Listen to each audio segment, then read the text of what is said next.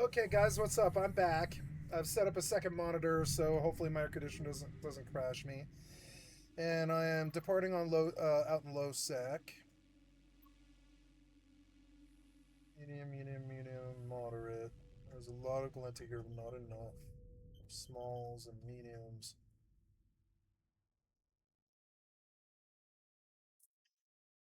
Jump.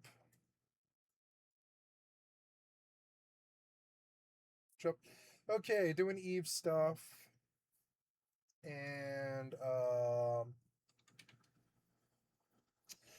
then I will launch FFXI to buy fire crystals and Mortal to chop wood. Mortal.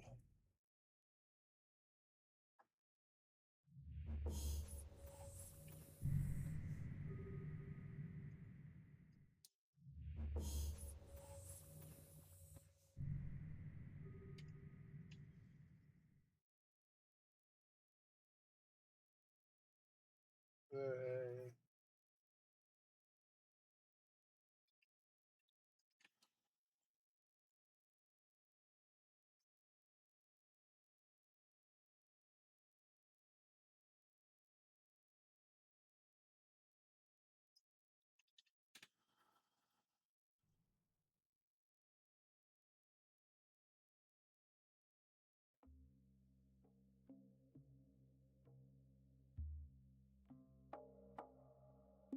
oh, we never left fleet. Oops. So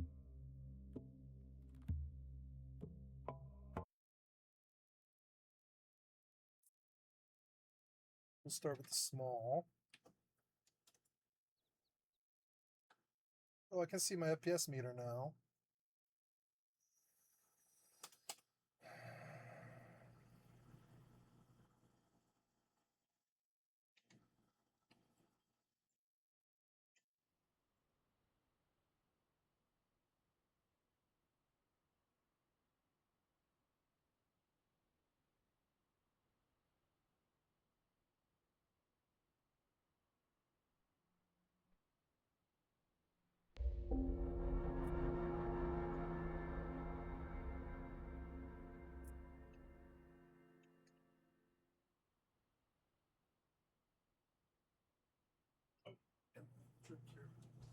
It's a hot summer day. Running the air conditioning today. It's one of those hot summer days where the only appropriate thing to do is mix a drink, play some video games, stay outside, maybe to barbecue, eat. That's about it. Went to a doctor's appointment today. I learned that I will have to get surgery, which is cute. So I got surgery coming up.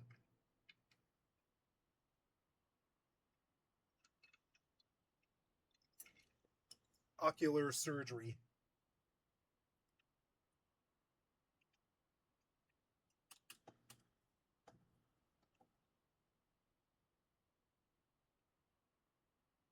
The fuck was that? Depleted.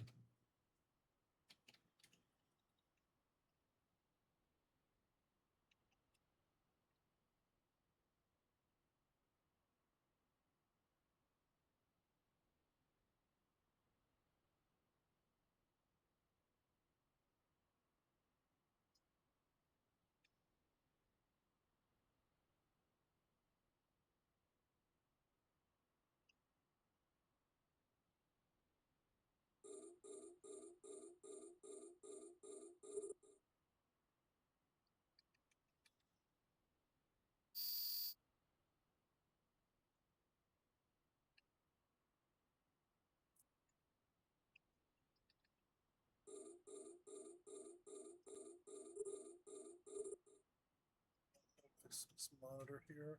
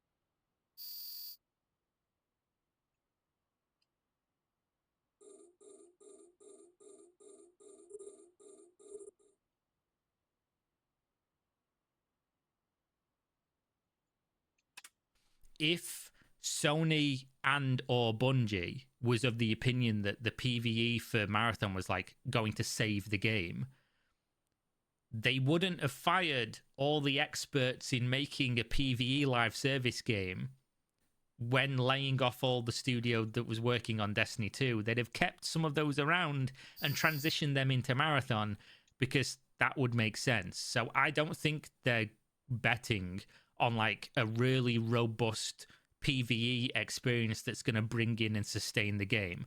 It just doesn't make sense to me that that would be like the angle they're going for. What's more likely is that short term they're releasing PvE as like a stopgap to try to get people in the door to pivot them into the PvP stuff. Because realistically, how you do PvE, player versus environment, player versus monster, whatever you want to call it, in a live service game is kind of... There's like two ways. You either do story content, which is really hard to maintain in a game like this, because you look at retail World of Warcraft, any of these like Destiny 2, whatever it's going to be, the amount of time it takes to develop like the set pieces and the story and stuff like that for a new version of the game is so long and so expensive that it has to be insanely popular and make so much money to recoup. And not just recoup. 24/5. What you've got to think about right now in the games industry, it is not enough to be to be popular. It is not enough to be profitable. You have to be the most popular, the most profitable, or you will get fired. Your game will be cancelled. Your studio will be axed. That is the games industry we're currently in. If you're owned by a big tech company, if you're owned by a big, if you're a subsidiary of one of these things, Sony, Microsoft, whatever it's going to be, Ubisoft, you will lose your job. You have to make the most money for them, or you are gone. And Destiny is evidence that Sony do not want just enough. If you are doing Destiny numbers on Bungie budget, you're gone. That's it. That's the line in the sand that they're drawing. And if they had these numbers for a game that has the history and the sunk cost and the recognition of Destiny, and they said, all that's not enough, we don't think you can pull this out and make money, it's done, then you look at Marathon's numbers and you start thinking, how long do they... I used to just cut off the work right here, but now I buy 8 more stacks of fire crystals, so I know that I have them for the next round, and I could just send them over. I don't have to worry about buying them. 24/1, 24/2, 24/3, 24/4, 24/5, 24/6, 24/7, 24/8, and so now I'm ready to send more just on a login. We'll log over. Really have. I can't believe Marathon's got 5,000. It launched 2 months ago. It's got 5,000 peak. People just don't want extraction anymore. They don't want the toxicity of feeling like they're worse than other people, because they aren't. Every gamer is of high value. All life is sacred. Every gamer is of high value. PvP reduces their value, and they know it. They're not stupid. Just like war. War reduces the value of your country too. Look at how the world is looking at us right now after Iran. If you can understand that war is this thing that people don't really respect either. It's the same thing. It's like PvP, war, they're the same thing. I used to idolize it because, there wasn't anything going on in the world, so who cared if you like a Terminator movie? But these days I don't idolize it anymore. I don't want war. I don't even fly large gang PvP anymore because it feels too much like war.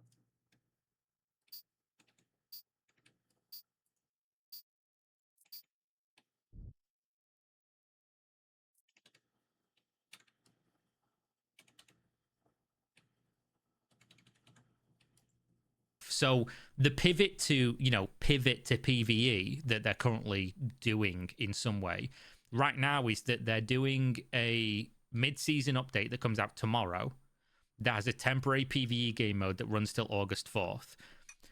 This is a test basically for a full PvE mode that they're going to launch in season 3. Now, there's a couple important things here, and that is Did you buy Marathon? If you didn't, why should I care? The other way, I forgot to mention the other way you can do PvE. So one way was Destiny, right? Big story content driven experiences. And the other is like a Helldivers live service style where it's, I don't want to say minimum investment in terms of like development, but it's way lower than doing like big story content set pieces and, you know, doing these big raids and things. It's basically like game modes that are very repetitive and fun so that people just play that mode over and over and over again, and you can develop them very quickly once you get like a foundation and a basis for doing so. The problem is that Marathon is not a game that was designed for that. A Marathon took, as many AAA games do, multiple years to make. So during a live service, while maintaining the PvP player base that's currently the only money coming in the door, they have to offload responsibility to people to try and make essentially an entirely new game loop with reward systems and ways to monetize the player base and bring in, acquire, and retain new players into this game at a time when you kind of fucked if you do, fucked if you don't. It's a double-edged sword in that with these player numbers on Steam, and again, console players are not going to supplement this very, very much. People are queuing for games, and queues in some regions are very difficult to get and low quality and missing players or just take ages to get into. You're then going to split an already small population into other game modes. And it's kind of like, okay, if that's very successful, that's good. If it's a little bit successful, but it drains the PvP side of stuff, more PvP people who are currently your only paying customers are going to go away. And there's no coming back from that, because there's very simple maths at play with anything that's about user numbers. And that is, you have one side, which is your retained veteran players, the people who are playing all the time, the people that are your bread and butter. And that is usually going to go down over time, as you can see with Marathon, unless the user retention goes up. User acquisition and user retention goes up, and then it sort of like offsets that, and the number hopefully maintains the same or goes up. With Marathon, what you've got is that the veteran players are leaving. Almost no new players are coming in, and the ones that do come in are not staying. So you've just got an objectively dying game. And if you bring in PvE and it doesn't bring in a massive number of people to offset like the potential of some of the PvP people going into PvP and never coming back, going into PvE and never coming back, you essentially could just kill the game outright. And for people that are of the opinion that like, oh, but then if the PvE is way more popular, they did this with Dark and Darker, and it did not fix it. Matter if the PvP it's that toxicity. Until the PvP community starts respecting others, they won't make friends, and they won't draw people to their games. They must start reacting with honor. PvP dies. I'm good at PvP. I've killed hundreds of thousands of people. I'm good at it across 20 different games. I don't think I've got thousands of Fortnite wins, you know, is what I always cite as my skill level or whatever. Or, I don't know, or Rust clans or whatever the fuck. It doesn't matter. 500v500 large clan and EVE Online, large fleet roams like published like on my channel and stuff. I'm good at PvP, but I don't like the toxicity of it. And I think it is eating itself like an Ouroboros. Bungie have just been forced to kill a game that was way more popular and costing more money, but it was costing more money for a game that had all of these like positives going for it. I guess that Marathon doesn't have. Died. I think at the time of when Destiny 2 was cancelled, I think they had like 400 or something people working on the game. They're all gone. I think right now there's something like 300 or 400 people still working at Bungie, and there's only Marathon in development. This is the only game that anyone's currently doing. They're trying to like shop new projects to Sony to start working on, but that's currently a massively bloated studio with this player count. And obviously, but Destiny was way more popular on console as well than I think Marathon is. So what you've got to think is when you look at all these factors, this new game mode from Bungie being a PvE mode, the It's only like way they it don't know makes how to sense to design do anymore. is as like a stopgap, have it be entertaining enough to like bring some old players back that quit because of the sweaty PvP, and hope Yeah. that the new one that is the permanent PvE mode is either some like savant level fucking lightning in a bottle best thing ever that just makes the game it wouldn't even need to be the game would have to be 10 times more popular than it currently is, 10x more popular overnight, essentially, with a game mode the game wasn't designed for, that they've spun up in a couple months time to just be on the cusp of like touching where Destiny is, and Destiny's just been cancelled. But what they really need to do, in my opinion, is make the PvE mode something that essentially allows people to learn the game and transition them into PvP players,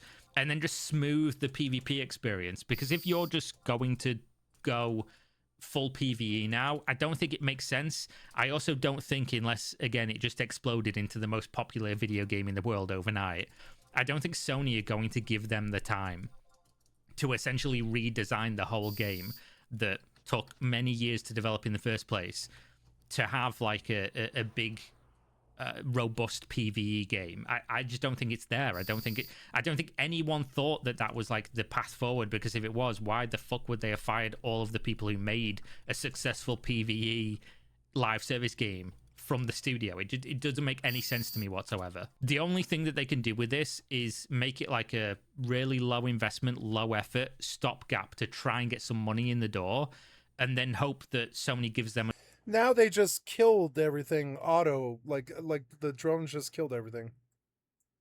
But I suppose I'm in a small where it's a lot faster. Yeah.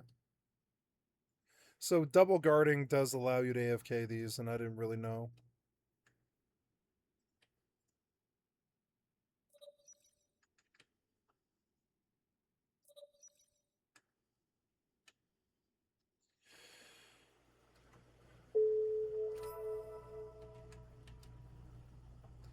Nice, 7,500. It's still like it's a dead server though, or dead. You know, it's like a dead system though, so it's worth it.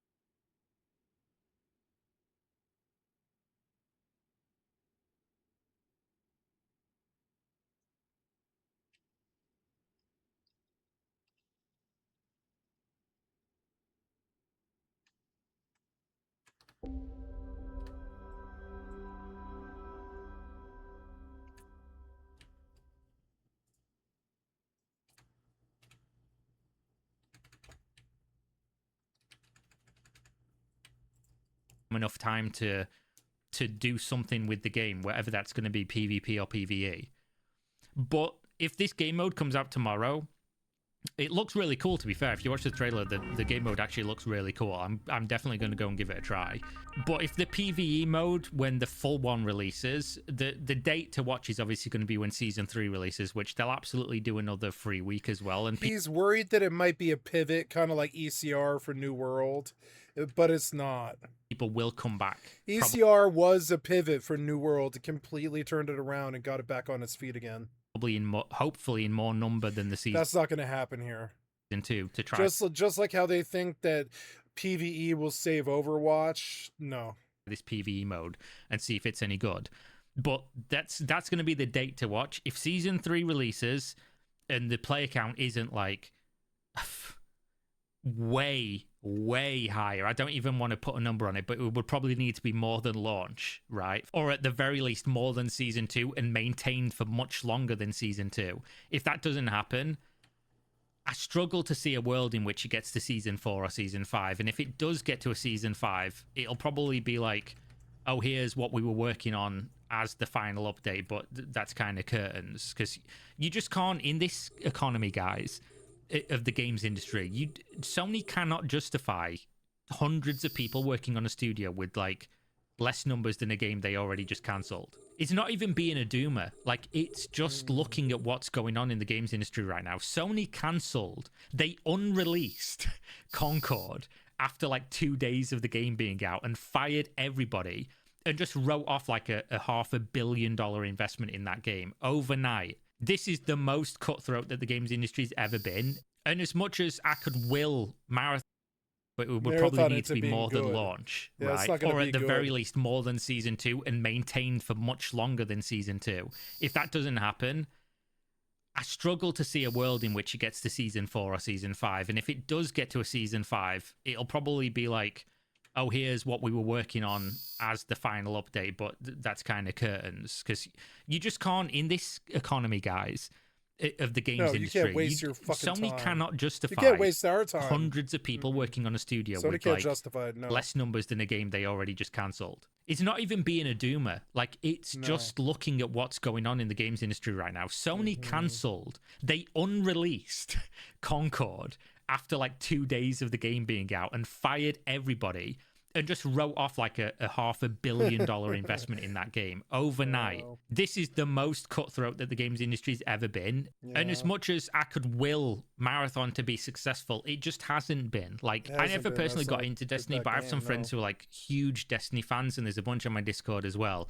And they're all watching Marathon, like, same sentiment I see on social media. Oh, you know, Marathon just needs to do PvE and it needs to, you know, transition into being like Destiny. That's never going to happen. That's not gonna that will happen. never, They didn't build ever a game happen. like that. The only PvE you're going to see with this is like I said, low investment, really easy to develop, really easy to maintain, hopefully easy to like add to the game mode, just repeatable, like Mythic plus Dungeons in WoW type thing, like a Helldivers, but without an actual game built around it. That's what you're going to get. And if that's not successful, I think this game's fucked, basically. But there we go. That's my take on currently what's going on with Marathon and Bungie. Could be completely wrong. Maybe they'll keep this running with no player base, or maybe it will be the Fortnite. Maybe this PvE game mode will be so good that everyone will stop playing the games they're already playing that do similar things like the Helldivers or the Deep Rock Galactic or whatever it's going to be, and they'll all come in and play Marathon and spend loads of money. That would be hilarious to see, considering how many people want Marathon to fail and want to see Bungie fail for whatever reason. But yeah, there we go. Thanks for watching. Hopefully you enjoyed. Check the links in the video description. GamerSups. Go use my code. You get a discount. I get a kickback of any money you spend. And yeah, see you on the next one. Stay safe. Peace.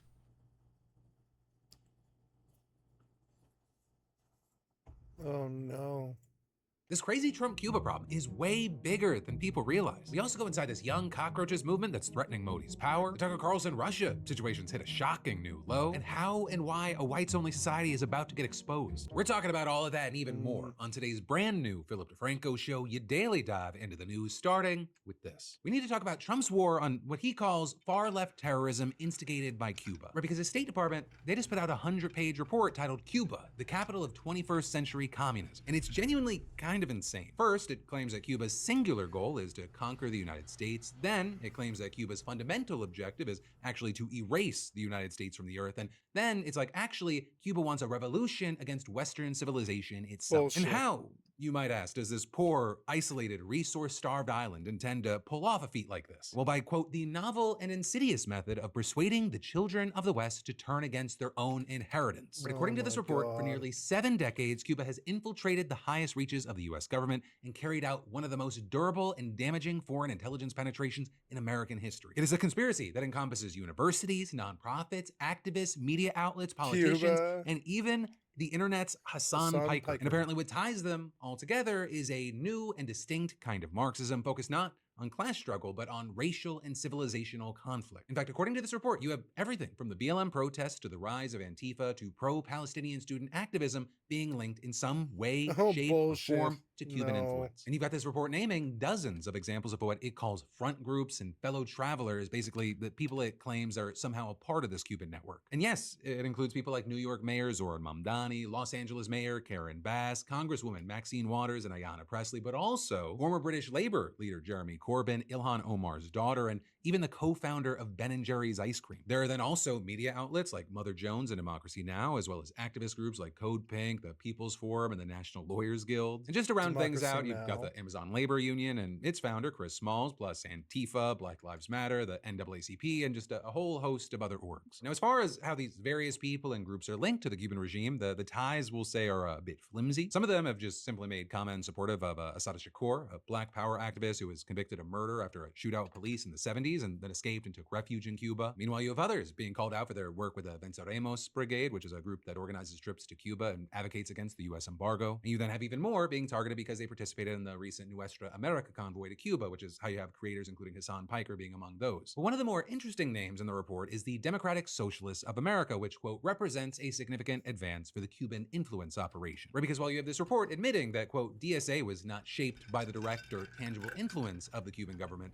it still insists that the group is part of this so-called network because it freely adopted the ideology. Which, if to you, that sounds like, hey, isn't that kind of like the criminalization? Son of a bitch, the fucking monitor, I guess. Oh. Son of a bitch. Son of a bitch. Son of a bitch. Gotta go trip the damn thing. It's 6 o'clock. I guess while I'm up there, I will get this.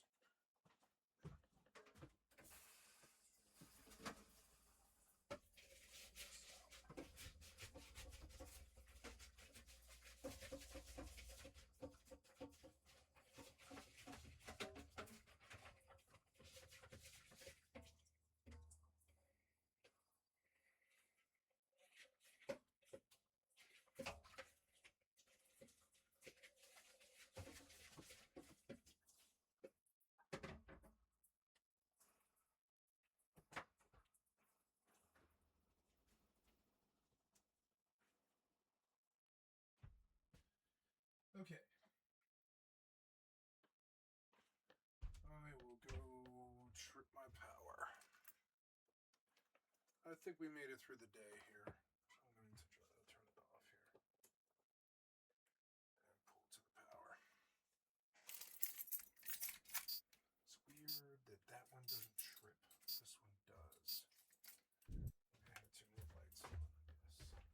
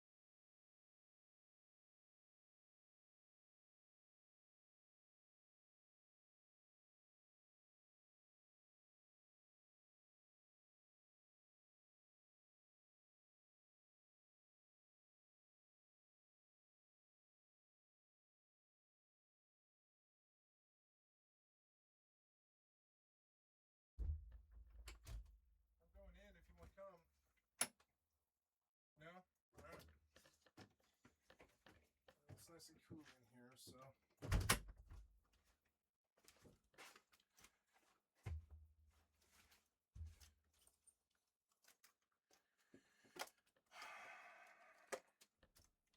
Oh, I need a fork.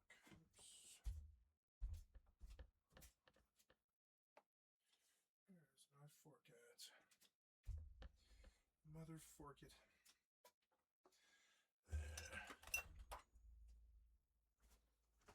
Okay. I have dinner. I am going to get my headphones in. Okay. Now.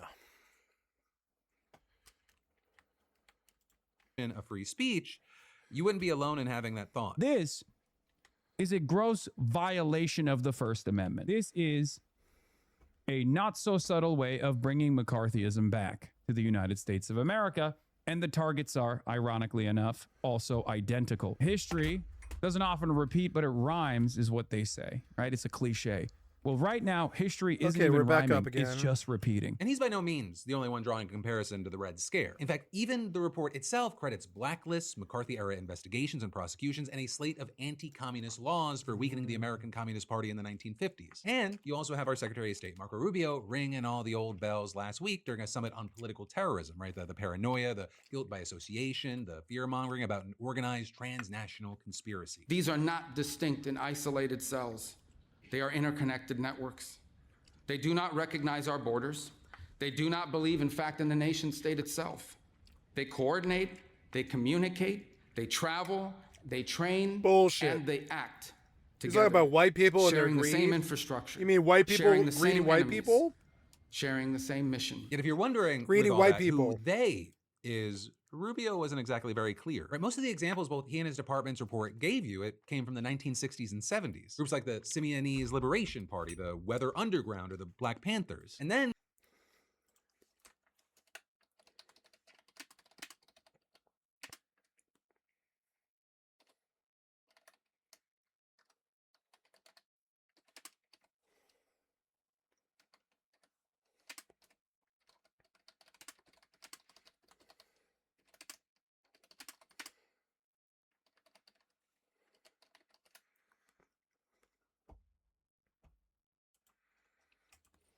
you have him just seemingly transitioning from there was left-wing terrorism to there is left-wing terrorism, and a sleight of hand that's kind of easy to miss if you're not listening for it. Between 1970 and 1980, 93% of terrorist attacks in the West came from the far extremist left. These are numbers that would shock most Americans today because we've been taught to believe that this kind of political violence, it simply on the doesn't right. exist, or it's No, being it's on the right. exaggerated. But it does exist. School shooters and all that. And we're actually underestimating it. And you had him just citing isolated cases today, like the assassination of Charlie Kirk or the attempts on Donald Trump's That life, wasn't and a then asserting that leftist. they're all somehow connected. And Cuba, What leftist do you it's know the has key. an But M16? then also, like a very You're key thing with stupid. this is that, you know, the report and the summit, they're not just empty propaganda, right? Because you have this Trump White House making very clear that its paranoid delusions, they're going to be translated into real policy, saying that the, quote, far left extremism will be treated with the same seriousness and ferocity the world has long reserved for jihadist terrorism. And that's as you had Treasury Secretary Scott Bessent explaining that includes literally using the same tools meant to disrupt funding to foreign terrorist groups for what it deems domestic left-wing ones. Violence requires money, and now we are mobilizing some of the same tools that we have deployed against terrorists abroad to confront this emerging threat here at home. At President Trump's direction, Treasury is expanding its efforts to identify organizations that abuse charitable and nonprofit structures as vehicles for illicit finance. We are examining where tax-exempt status has been exploited. And so you have the Trump administration's critics right now putting all this together and going, oh shit, there is a clear plan here. First, you have Trump and the White House establishing some kind of link, however flimsy, between its political enemies and the island of Cuba. Then it claims those enemies are, in Bessent's words, financial conduits for foreign influence activity. And then finally, it takes legal action against them, whether that means revoking their legal status, freezing their funds, or arresting their leaders. And you had Stephen Miller seemingly like preempting the criticisms, and he gave this kind of what felt like a evil movie villain speech at the summit with Rubio. When the leftist, who does not believe in freedom, who does not believe in civil rights, who What? does not believe in any ordered notion of justice, protest that we are violating his rights, understand that he is lying to try to persuade people who are not closely following the political scene that some injustice has been perpetrated against him. We must stay the course and be completely unflinching in the pursuit of justice against these enemies of civilization. Right, and that's as his supposed enemies of civilization often seem to just be people calling out the administration for their abuses of power. And while you're gonna have to wait to see how all this develops on just a number of fronts, we then also need to talk about these protests in India. Because there, you got this fake political party that started as a joke just a couple of months ago that's now behind one of the largest anti-government movements in years. And it's actually all thanks to this controversial exam that's been linked to dozens of suicides. And you got the people who are a part of this movement now being tear gassed and beaten in the street.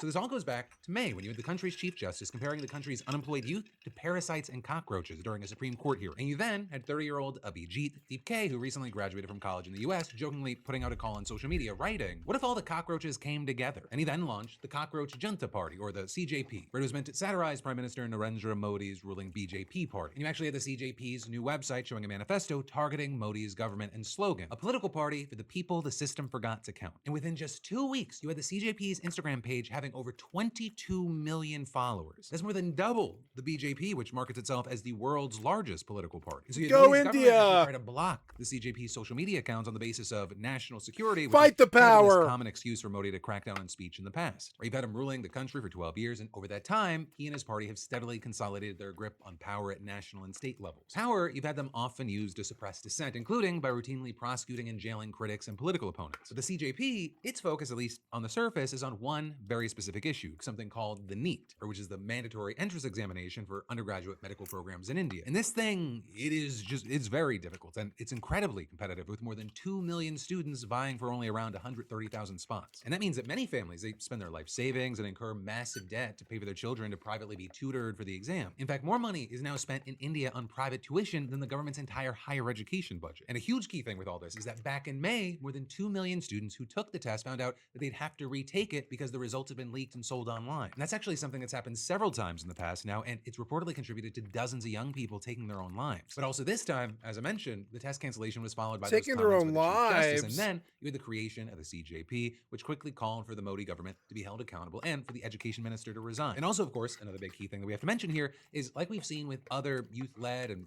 let's call it Gen Z protests around the world, many of these in Nepal, Madagascar, Bangladesh, these movements, they may start with a focus on a very specific issue, but they're really also about more. And in India's case, the exam controversy is just one reason one that of people fed up 20. with the education system. And those concerns, they're also tied to frustrations within the job market. Just last year, the unemployment rate for people between the ages of 15 and 29, The leadership is too greedy.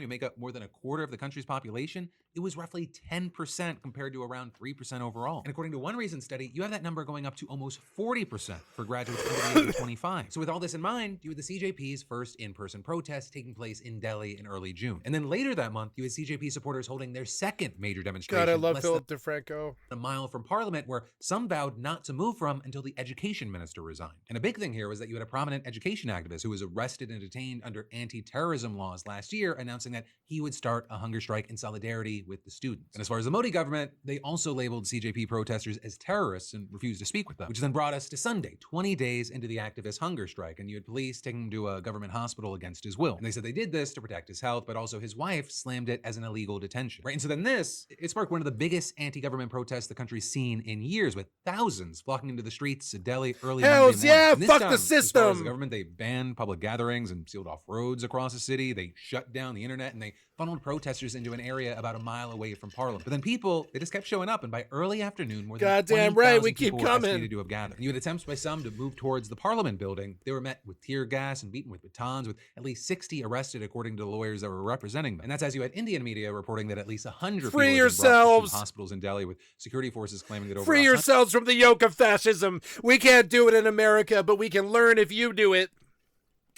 of their members were injured as well. And while Gandhi freed himself of the fascism. If one man can do it, we can all do it. The government did also finally agree to meet with the CJP. The two sides reportedly chatted for only about 10 minutes. And you had the CJP saying that they presented their demands and that no commitments were made. And you then later had the group claiming that the protests would continue, at least until the education minister stepped down, or with several hundred remaining camped out at the protest site into today. And they also weren't alone. You had an opposition lawmaker and several lawmakers from his party also staging a sit-in protest outside of Modi's home and calling on him to step down. And while very notable, I will say it is not clear right now if this movement, it poses an existential threat to Modi's power. But also with that, I'll say that that's kind of the situation with any spark or sparks. If and how and when they catch fire, that can be a hard thing to predict. But the fact that this has gotten so much attention, you have people jumping on board, at least online, it just becomes a question of, will we see more of it flood into the streets? And if so, what does that look like? And then I've got more for you to dive into in just a minute. But first, let me thank a sponsor and say, if whatever's closest has become your meal plan, some Doritos are doing way too much of the work,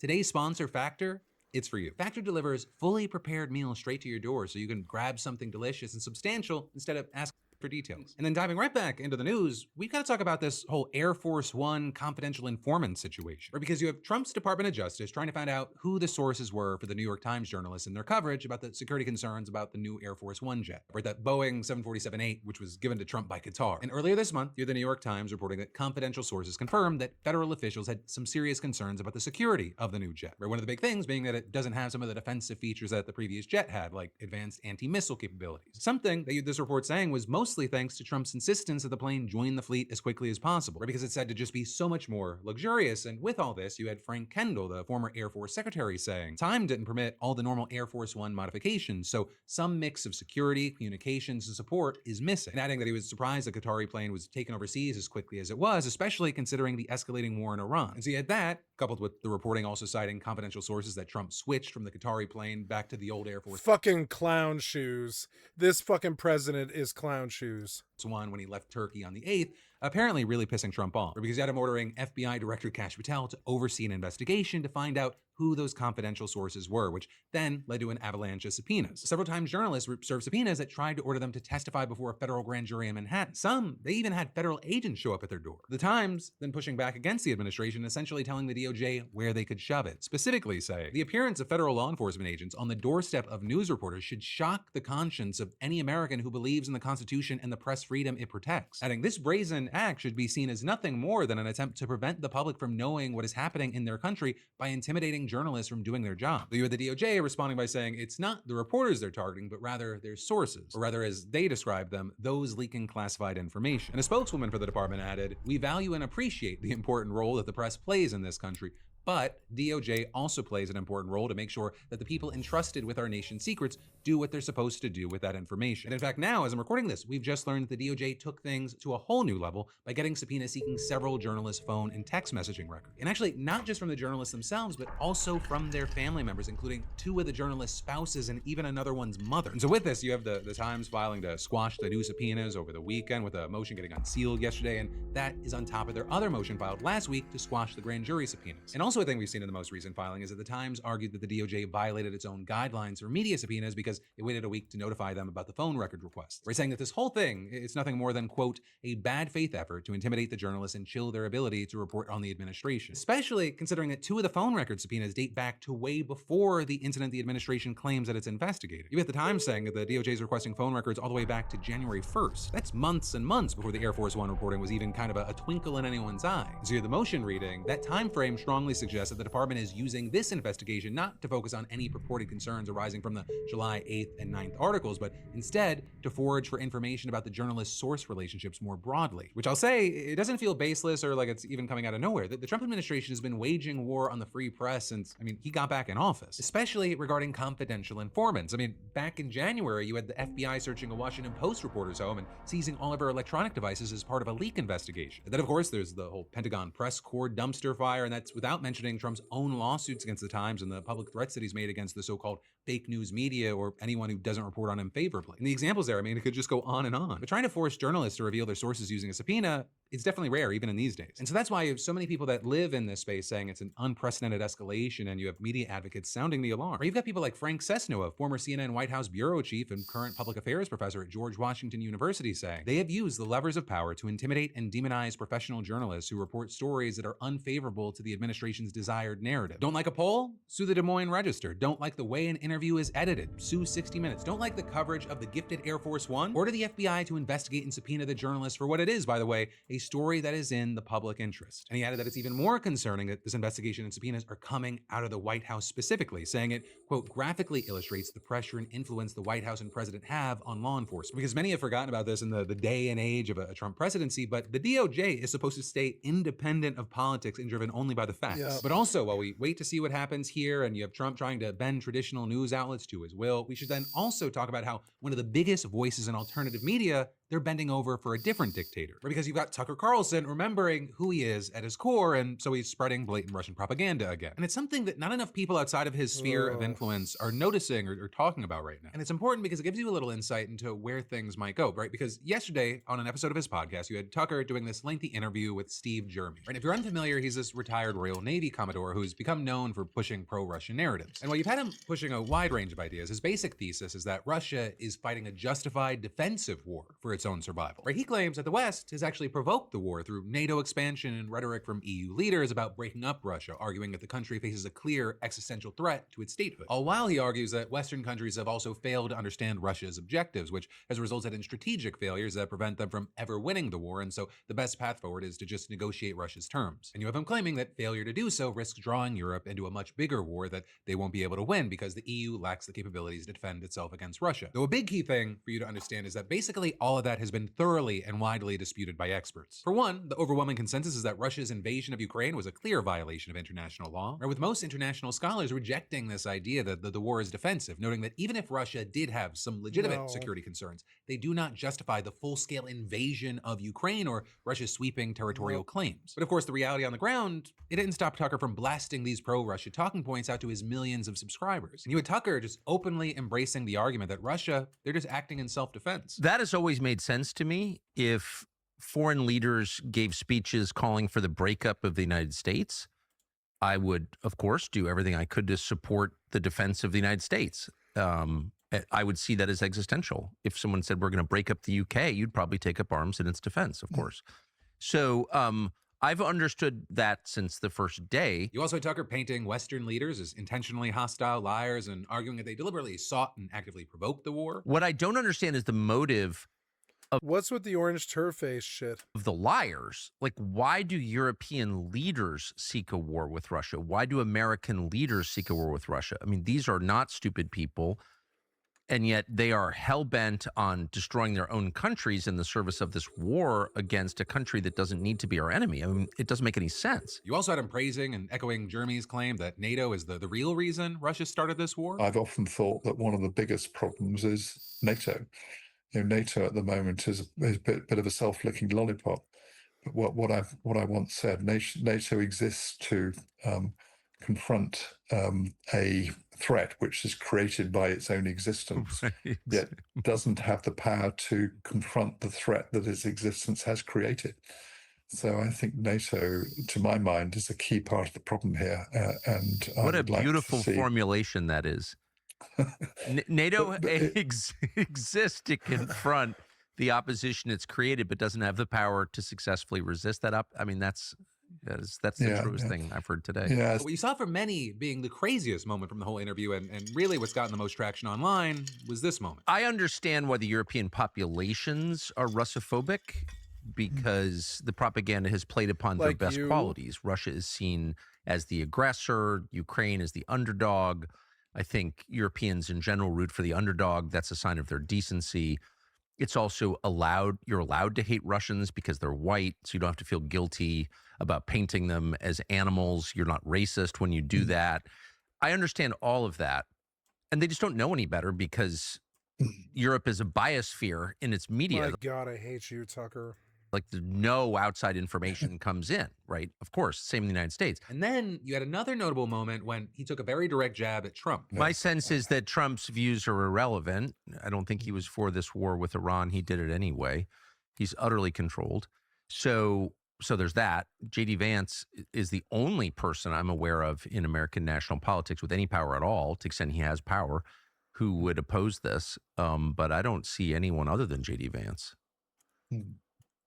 I mean, You're Hope insane. I'm wrong. And unsurprisingly, that episode got a ton of backlash online, with many people accusing Tucker of parroting pro-Russian talking points or just actively spreading propaganda. An allegation that wasn't exactly dissuaded by the fact that you had Russian state-controlled TV network RT reposting multiple clips from the podcast. But also, what was actually surprising is where some of that backlash came from. Right? Well, yes, you had a lot of people on the left slamming Tucker. You also had Laura Loomer absolutely crashing out over it, posting tons of different tweets, tearing into Tucker, accusing him of gaslighting, claiming he was spreading Russian propaganda, and arguing it's very important that MAGA opens their eyes to this. So that said, I'm not going to say you gotta hand it to Loomer or give her too much credit. This is at most broken clock being right twice a day territory, and a lot of her criticism actually appears to rest on just overt Islamophobia, or with her claiming that Putin is evil because he has embraced or at least supported Islam in Russia. And then at one point, she also argued that many people believe Carlson has converted to Islam, claiming he recently bought a house in Qatar and repeatedly refers to him as Tucker. What?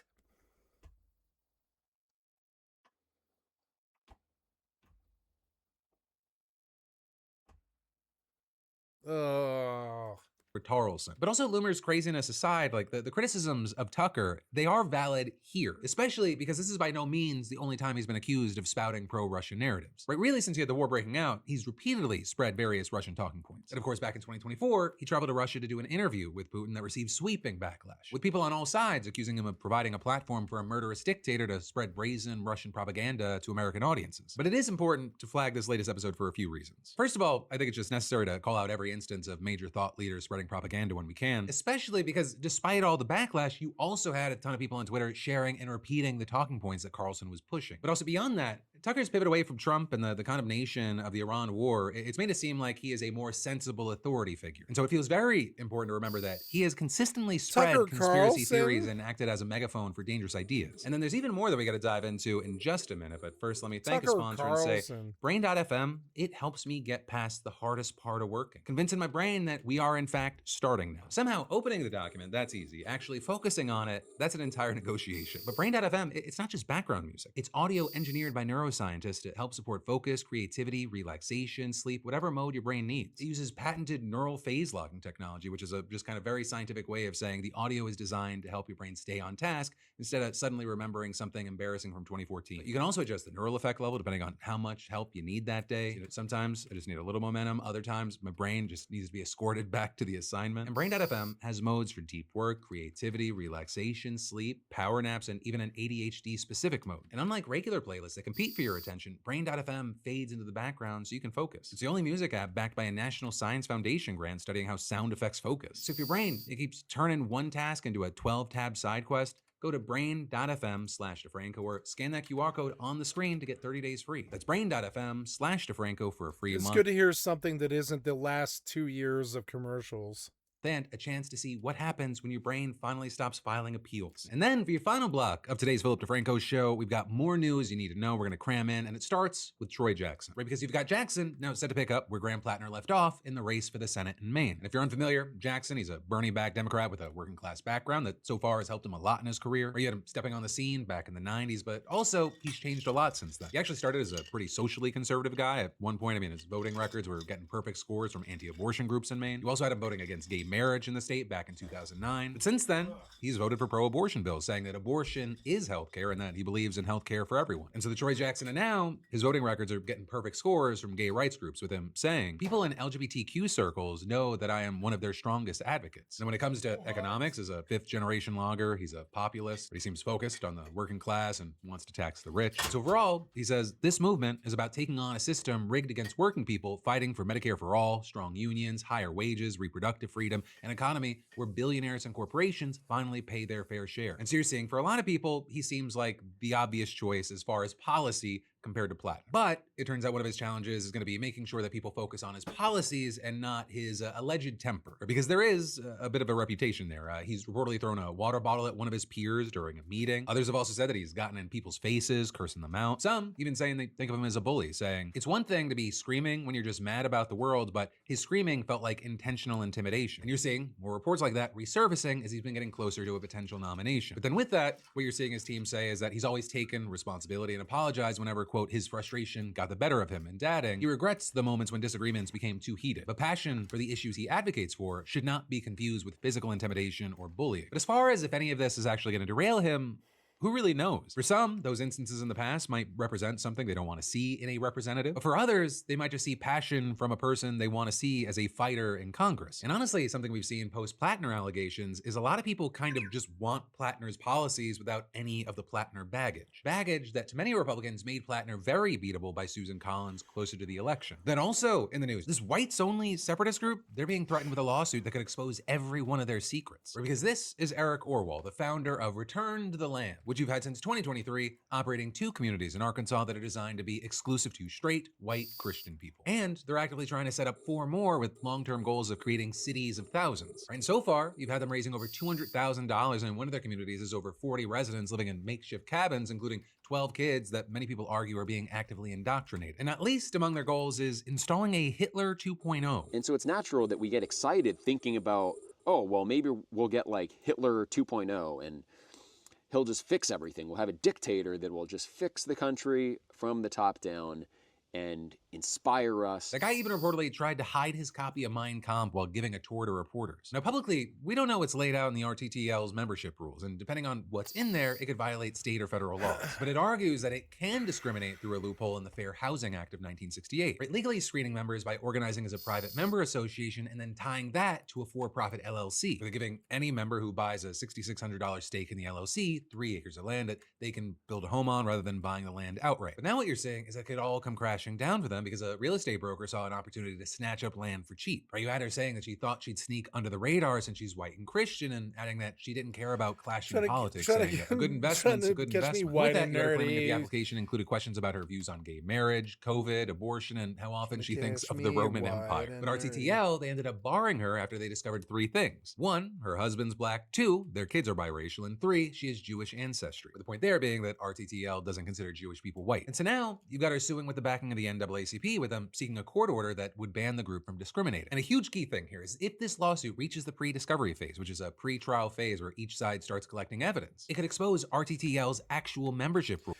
No, I think I have to pause the goddamn OBS and watch White and Nerdy. As dumb as that is.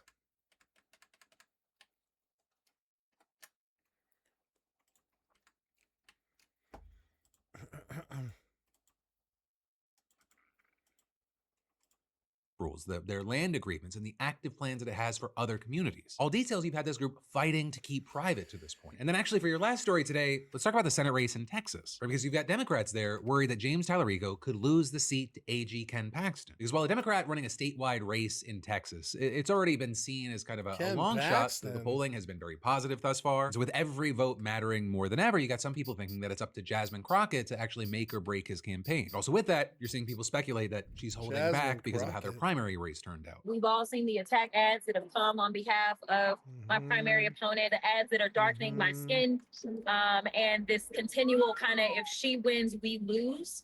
It's not even undertones right now. It is straight up racist. Are you goddamn fuck coming up there? People wondering if these are the same issues that are keeping her away from his campaign trail. Right, and reportedly, she's not going to be at their Democratic Party convention later this week, so you have some speculating even more. But there, I should note that she actually already endorsed Tallarico after conceding a few months back, and she said that she'd spend time on the road to the midterms trying to support down-ballot candidates. But still right now, you're seeing people worried that Black Texans aren't going to show up for Tallarico at the polls if she is not helping out his campaign to make sure of it. That's why you've seen some political experts saying not having Jasmine Crockett will be something that may come back to bite Tallarico and other Democrats. And you're seeing some voters agree, saying he'll have an uphill battle turning out the Black vote, and adding if he narrowly loses this race due to decreased Black turnout, then Jasmine Crockett is going to go down as an all-time villain in modern Dem politics. And then that's also where you're seeing some other voters pushing back, saying that Crockett doesn't decide what Black Texans do with their votes, arguing that any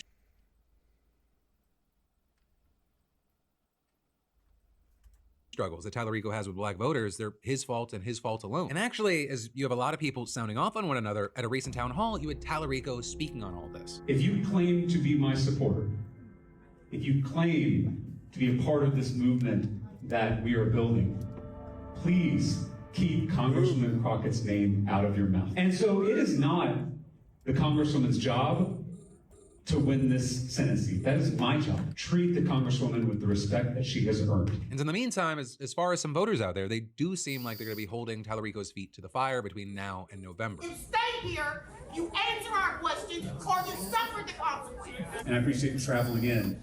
And I appreciate I did you. it for my people, not for you. But for now, we're going to have to wait to see what happens. And that, my friend, you beautiful bastard, is the end of your Tuesday Philip DeFranco show. But I've actually got a bonus news story that we need to dive into together around the Meta AI layoffs lawsuits. It's in my eyes insane, wild, worth your time. You can click on the screen here, or I got a link for you in the description. But whatever you do, my name's been Philip DeFranco. You've just been filled in. I love yo faces, and I'll see you right back here tomorrow.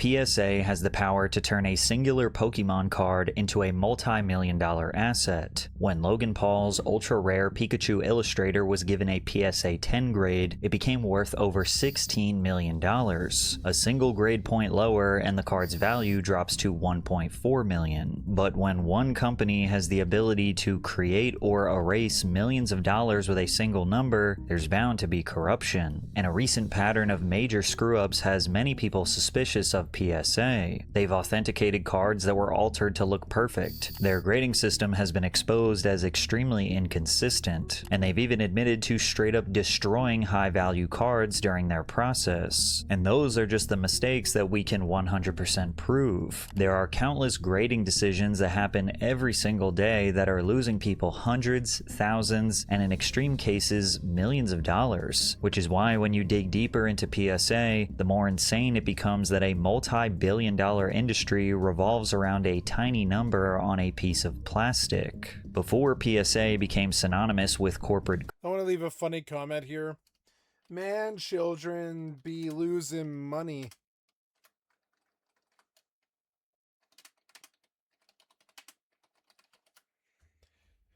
Man, children be losing monies.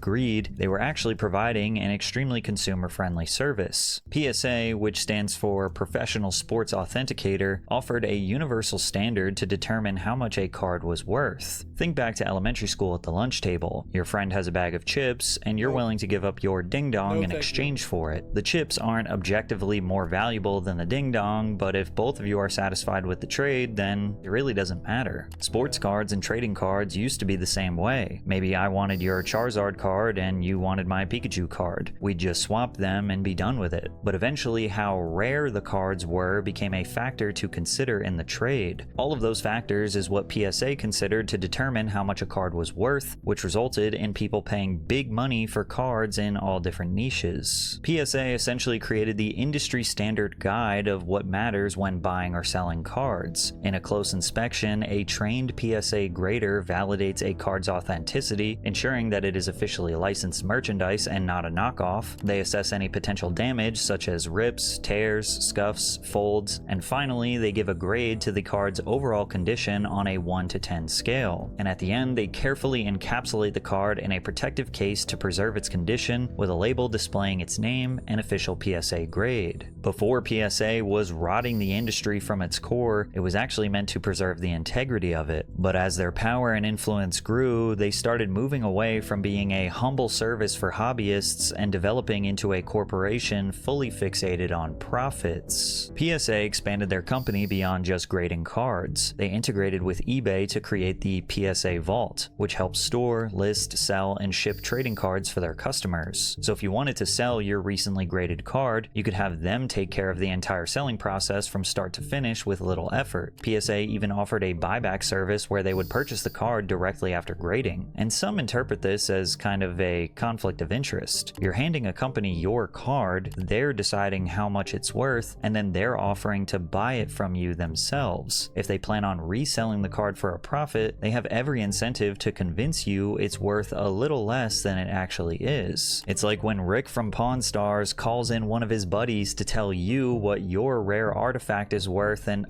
almost every time, it's worth way less than what you thought it was. From there, PSA's parent company, which is confusingly called Collectors, also acquired rival grading services Beckett and SGC, getting them closer to becoming a monopoly. Today, PSA and its sister companies take up 80% of the total market, with PSA accounting for a whopping 72%. And that dominance comes with an immense responsibility. The trading card market is now a multi-billion-dollar industry, and basically every collector on the planet relies on PSA's labels to determine that each card they received was authentic and in perfect condition. And when PSA makes mistakes, they aren't just minor disputes. They have the potential to be catastrophic errors that can bankrupt a collector. But before we get into that, we all live busy lives. There are so many things to do, and it never feels like there is enough time in the day. You should get off your to-do list.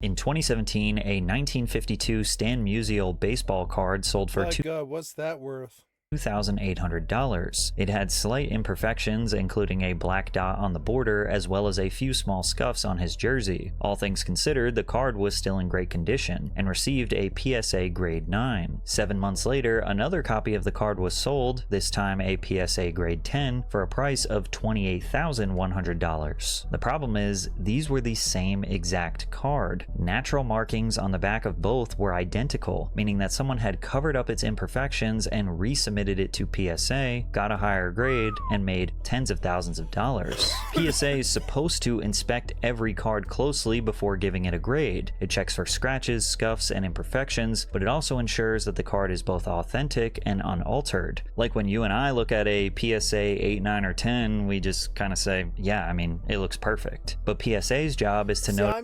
I remember the Magic of the Gathering thing. Notice the tiny things that we never would. Maybe someone repainted a tiny white chip on the edge, or they trimmed a fraction of a millimeter off the border, or they managed to fix a crease that used to be there. And even still, you might wonder what the big deal is. I mean, if a card can be restored to pristine condition, then why should it matter if it was original or not? Well, it's because the history of a card is a major factor in its value. To see a card preserved for almost 70 years without a single flaw doesn't just make it worth more money, it's also just objectively cool. And this is not just true for cards, it's really true for about anything that is rare. The flowing hair silver dollar sold for $10 million in 2013. That's because this coin was the first dollar coin issued by the United States federal government in 1794. Somehow, someway, this little coin was preserved for 220 years. If nobody cared about preserving anything that was rare, then we'd all just buy one-to-one bootlegs. Authenticity matters, and PSA was meant to ensure all aspects of a card were authentic, but they messed up too many times to count. A Billy Maloney card from the early 1900s was purchased for $81 before being altered, regraded, and sold for a $900 profit. A 1952 Mickey Mantle card was altered and resold for $14,800. Ironically, a separate Stan Musial card from 1948 had its edges trimmed and sold for a nearly $2,000 profit. By 2019, hundreds of examples of altered cards that PSA had improperly graded had piled up, culminating in a class action lawsuit. The lawsuit went further than accusing PSA of making a few mistakes. It argued that trained graders should have been able to recognize the alteration and alleged that PSA knowingly allowed them to enter the market regardless. The situation became too large for PSA to ignore, and they announced an internal investigation into the matter. Now, to be fair, PSA grades millions of cards every year, and these alterations were done specifically by the seller to deceive trained authenticators into getting a higher grade. It is possible that these specific instances were genuine mistakes and someone just figured out how to beat the authenticators. But whether PSA approved the cards knowingly or made a genuine mistake, the result for buyers was the same. Altered cards entered the market with legitimate grades that people thought were original and could be sold for far more money than they were worth, which made people start to wonder if that little number in the corner could could really be trusted. Sometimes customers are disappointed with the grade their card gets. Maybe they thought it was a perfect 10, but PSA found a small imperfection that bumped it down to a 9. The customer now has two choices. They can accept the result and sell the card, or they can resubmit it to PSA and hope for a better result. Pokemon card collector and YouTuber Pokemon Steven submitted approximately 10,000 cards to be graded by PSA over the past couple of years. A little under 200 of his cards received unsatisfactory gradings.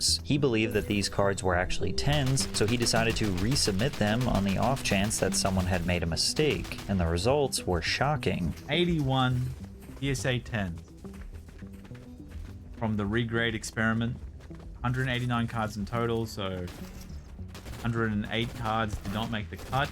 81 of the resubmitted cards were bumped up from a PSA 9 to a PSA 10. That's 42%. But he had not changed the card at all. The corners, the art, the surface were all exactly the same as when he submitted them the first time. The only thing that changed was the grade itself. And as discussed prior, the difference between these two grades can mean the difference of hundreds, thousands, and in extreme cases, millions of dollars. What one inspector views as a 9, the other may view as a 10. And it's starting to seem like the only difference is how lucky you are when your card is being reviewed. PSA's grading system is supposed to be an objective measurement of the card's condition, but as more controversies pile up, the grading seems subjective. Just goes to show that people are insane for paying such a massive premium for 10s. PSA is a huge scam. But resubmitting the card could also hurt its value. Another collector submitted over 100 cards to be regraded, 19 were given higher grades, but 34 of them were actually given a worse grade. But why does this happen? I mean, the rules are clear enough. 4 perfectly sharp corners, full original gloss, no stains or no scratches, with a slight allowance for printing imperfections. The problem is that a human grader still has to decide what counts as perfect. Maybe there's a small mark in the artwork that one grader notices while the other one doesn't. What one grader sees as a printing imperfection, another may view as an unnatural defect that bumps its grade down. So now, submitting to PSA is like gambling, especially when you consider the fees associated with this process. Submitting to PSA for grading costs $25 per card plus shipping, and they do offer slight discounts for bulk submissions. But think about it, if you get a low grade, your card could be worth less than $25, meaning it costs more to authenticate and grade than it's actually worth. However, if your card is worth more, PSA will charge you insane amounts of money to do the exact same grading as a worthless card, like Nico, who submitted his rare Mickey Mouse card that was worth $20,000 to PSA, only for them to charge him $1,000 for his perfect 10 grade.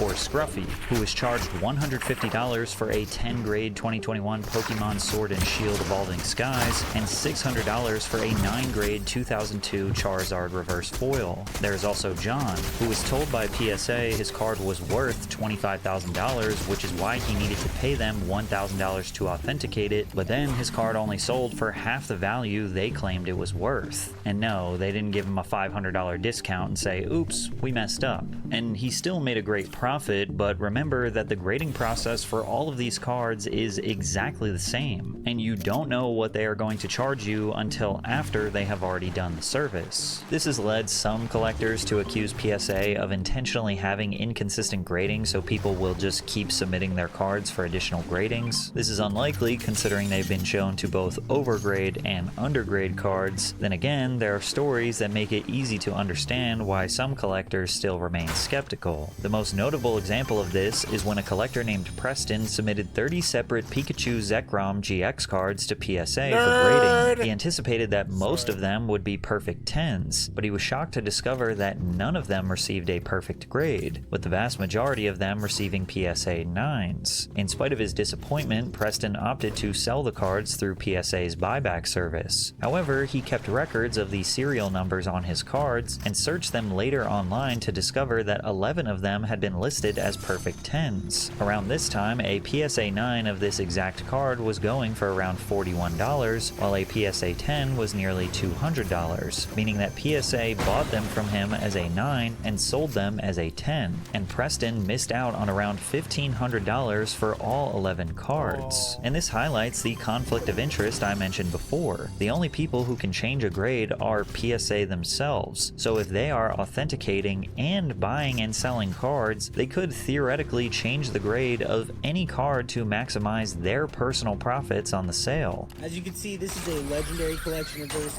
PSA 10 Mankey that's listed on eBay by PSA themselves. But if this card is a PSA 10, then why does the back look like this? Because how are they listing a card that looks like this as a PSA 10 on eBay through the PSA eBay account? They need to get sued more. It's all a scam. I hate that PSA is the one that got popular. However, PSA offered a different explanation. Supposedly, someone at PSA had seen Preston's original post on Twitter. They personally believed that the initial grading was too harsh and conducted a secondary manual review, resulting in updated gradings after Preston had already accepted their offer, which is shady. They conveniently realized that they messed up only after they already bought the cards from him and resold them for a profit. Luckily for Preston, his story got a lot of traction online, and he claims that they privately rectified the situation with him, which I would hope means that they gave him the money he deserves for the cards he unknowingly undersold to them. But that still doesn't feel like a satisfying conclusion, and it still didn't explain why the cards were undergraded in the first place. A fellow collector claimed that cards tend to be undergraded by PSA when they receive bulk quantities of the same card. I guess the logic is that when you look at the same card over and over again, you maybe start to see imperfections that aren't there. Or maybe the same person is just going over all of them and is like, surely they can't all be 10s, so here's a 9. But obviously that would be corrupt and unethical business practices. But most importantly, PSA did not make the situation right with Preston until after he went viral on social media and gave them bad publicity. Was Preston the only person this has ever happened to, or was he just lucky enough to get attention online and put pressure on PSA to pay him what they owed? But one of the most insane controversies that gained traction online was when PSA admitted they damaged someone's extremely rare card, and many saw this as the final nail in the coffin for their reputation. A man named Brian revealed that his PSA 10 Pokemon card was severely damaged while getting it reholdered by PSA, bumping it all the way down to a grade 6. The card was a sky-splitting Deoxys, an extremely rare card released in limited quantities in 2004 and never printed in English. There were very few copies like this and in his condition, making Brian's card almost impossible to replace. Now, Brian was getting his card reholdered. Basically what this means is he already submitted it before and it got a 10, but he was paying them to crack open the old plastic case and seal the exact same card into a brand new holder. Collectors do this all the time if the slab gets scratched, cracked, or it just looks old. A fresh holder can make an expensive card easier to sell because buyers know the case is brand new and the card had recently been inspected. The problem is that the moment PSA cracks the case open, they're handling one of the rarest cards in the world.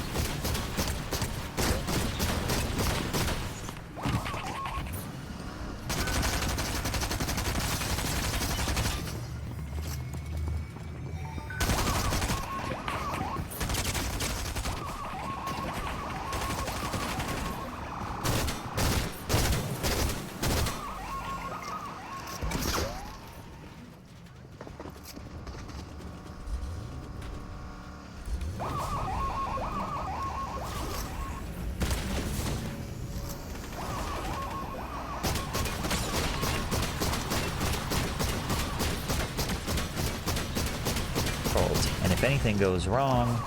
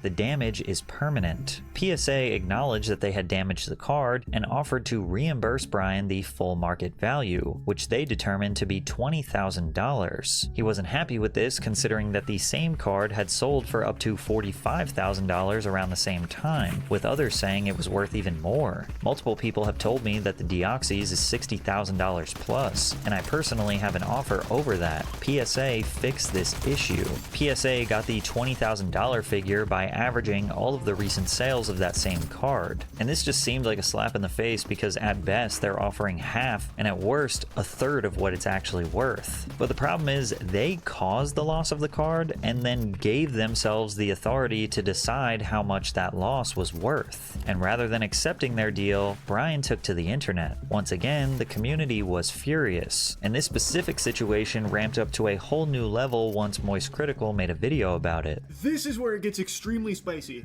That card sold only a couple of weeks ago by PSA.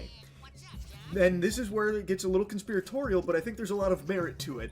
There are people that are speculating that they didn't actually damage his card when reholdering it. The encapsulation process, it's a psyop, it's not real. What they're thinking might have happened is PSA, when reholdering that PSA 10 Deoxys that was submitted, they took it and then sold it themselves, and then instead gave him a 6, saying that it was damaged and now it's down to a 6. I guess PSA now stands for Pro Scam Artists. Critical brought awareness to this dispute far outside the card collecting community, putting PSA under more pressure than ever before. Brian announced they had come to an agreement that he was satisfied with, indicating that he was compensated for the proper market value of his card. By this point, the pattern becomes a bit too familiar. PSA rejected a complaint, the collector went public on the internet, and then the company changed their mind after the story went viral. There are dozens of other examples of PSA destroying their customers' cards, and you have to wonder if these individuals were ever given proper compensation. Probably not, because a massive YouTuber didn't make a video about them. And now I'm just genuinely curious if anyone watching has ever had this happen to them. Like,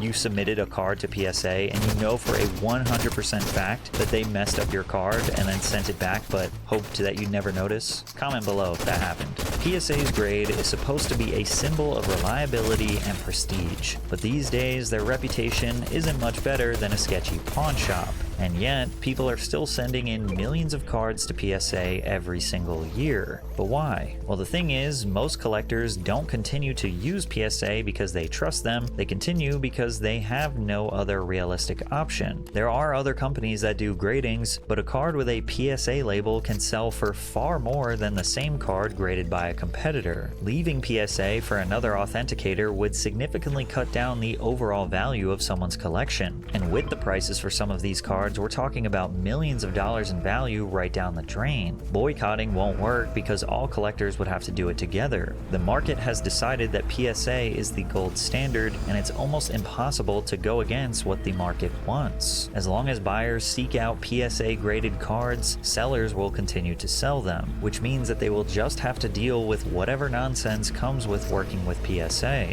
This is why monopolies are supposed to be illegal. But above all else, PSA is just another example of how any hobby or niche eventually gets hijacked and exploited by corporations. The same thing happened with sneakers. Any regular person who wants to occasionally, maybe once a year or every other year, buy a nice pair of sneakers has to deal with insane price gouging, unavailability of sizes because collectors or resellers pay thousands of dollars just to let a pair collect dust on a shelf. Shoes turned into a status symbol, and now it's trading cards. Actually playing with your Pokemon card could scratch the artwork, and wearing your sneakers could scuff them up, which will devalue them. Which is ironic because most people buy nice things because they want to actually use nice things, but the only way to protect the value is to avoid enjoying it for what it is. And unfortunately, no hobby is safe from this. It's only going to get worse. Once people begin to put a price on their favorite pastime, they make way for opportunists to take advantage of the hobby and get rich. PSA isn't just a tragic story of an innocent hobby being corrupted, it is a reminder that nothing you love is safe or sacred anymore. And PSA isn't the only business that's built an empire by telling people what their collectibles are worth. Pawn Stars made a fortune with these same questionable tactics. But check out this video to hear that story.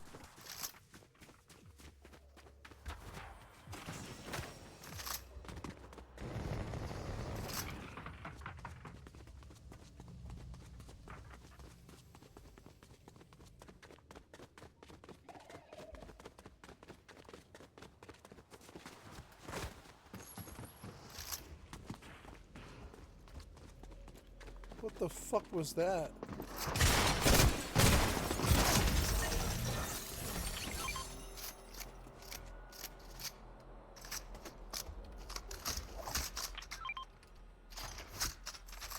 What was that?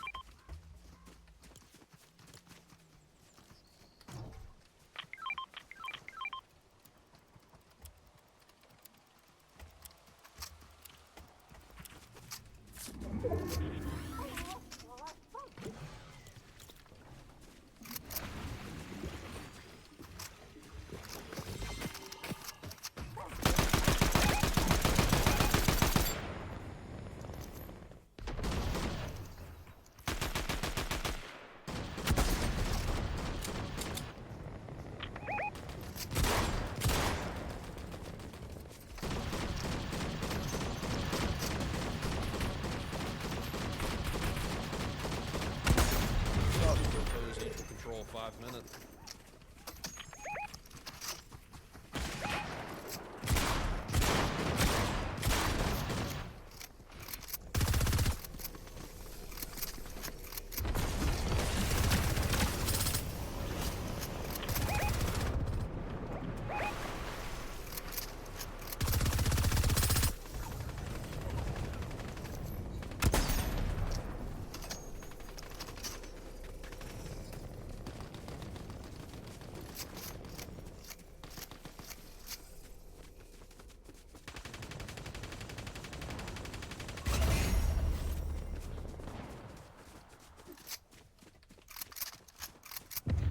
Oh, yeah! 2 in a row, baby! Let's go! Gotta call my cat in. I'm gonna queue with this team again. 2 in a row, baby. Stay with team. Win.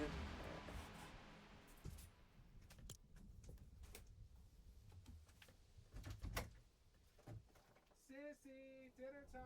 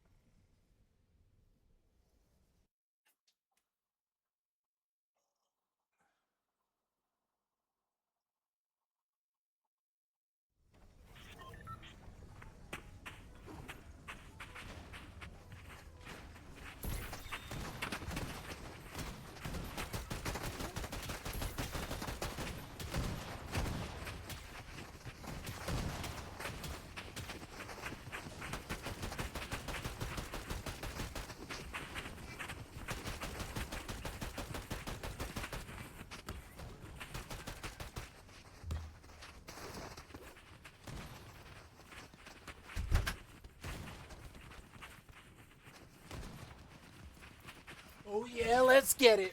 One more before I got to take a break and go water the garden before the sun gets too low. But I got another game in me before I got to go. I still have the Batman. I am the Batman. Do you see I am the Batman? Okay, we're going to the Battlewoods. Boom.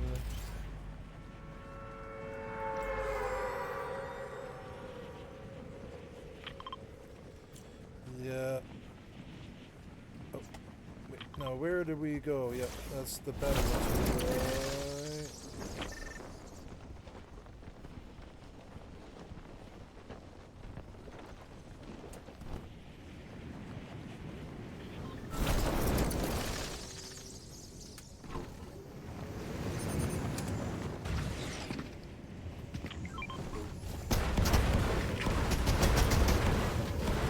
What about me?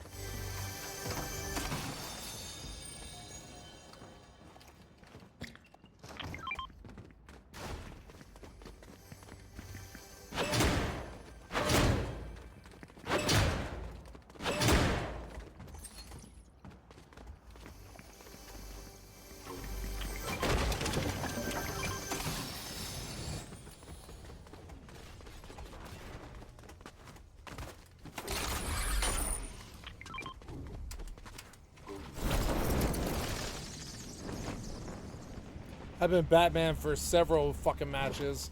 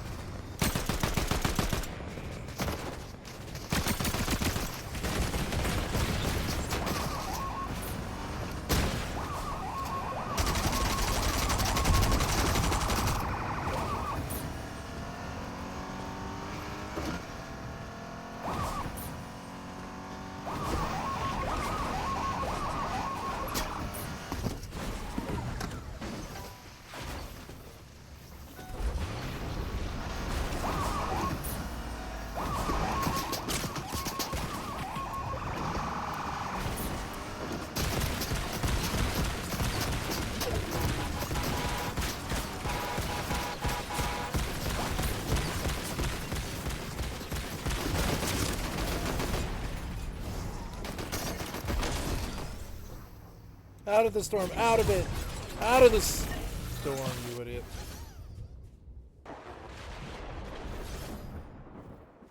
Nice try. Okay, guys, I've got to pause here. I'm sorry. To go. Oh, yeah, never mind. Yeah, we're still fighting this thing. Jesus Christ, we're still fighting this. Okay, well, let's go to Nenamela.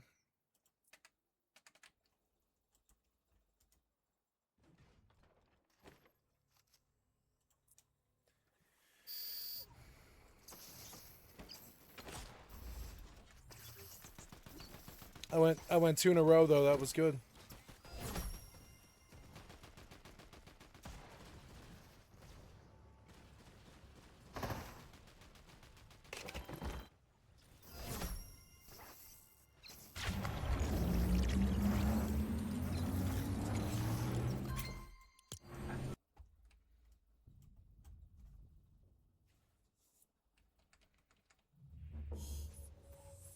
Okay, guys, I'm going to stop this recording for about half an hour while I go and water the garden, and I'll be back here in like half an hour. Sorry for the interrupts, but, you know, it's like my daily stuff.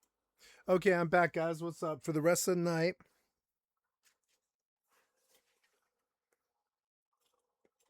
I want to turn it back on. Sorry about that. At the time of his passing, I on paused this October recording. 19th, 2010, Fallout New Vegas was released, and with it, Vault 11. For some more context, Eric's Vault 11 stood west of Boulder City in the Mojave Wasteland, and its walls held decades of dark history. After the vault door closed, the residents had...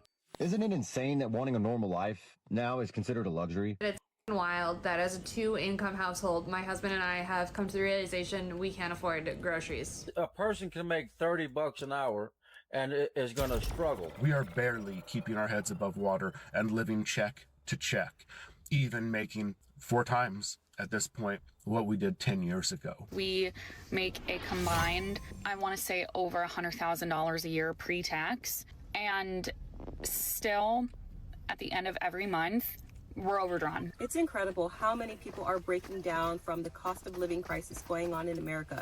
People are sharing testimony after testimony, basically realizing that the pot is boiling and they don't know what to do. They're really struggling. In fact, I've actually received feedback thanking me for sharing these videos because a lot of people have been feeling alone. They think that it's just them, but in reality, it's so many people all around us. Bro, how are people making it? If you making $30 an hour, it's weird to ask that, but how are you making it?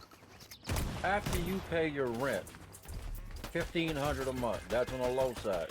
Car note, $500 a month. Phone bill, $100 a month. Insurance, gas, food, electricity, health insurance, all these day-to-day expenses. How are people making it? You do the math, and you come back and tell me what the numbers look like for you. Because a person can make $30 an hour and is going to struggle. I can only imagine making $30 an hour. You cannot live on that. No, you cannot. You cannot convince me otherwise. Nope. You cannot live on $15 or $30 an hour, or you're going to stay broke. So what's the end up on the streets in the Walmart parking lot and go fucking crazy like me. And everything is absolutely too expensive to just exist. Because right now, it's almost impossible to be able to afford an apartment, to afford car insurance, to afford gas. Like $100 for your cell phone every month, $80 just for internet service. Like, what happens when we just can't afford to live? Because as a single income household, this shit is damn near impossible right now. Okay. Serious question real quick. How are we supposed to afford life? I have 3 kids. And my husband and I both have full-time incomes.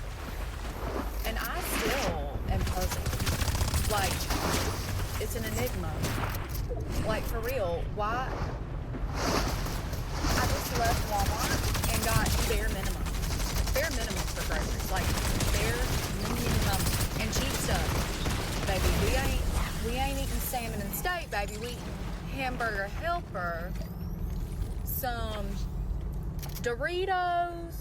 Like, we getting like the Dino Nuggies, okay? Great value brand. Now, I did get 3 pairs of kids' shoes because my kids are starting back to school and they need some new sneakers. But tell me why I got the bare minimum in groceries and 3 pairs of sneakers, and I'm coming out just shy of $300.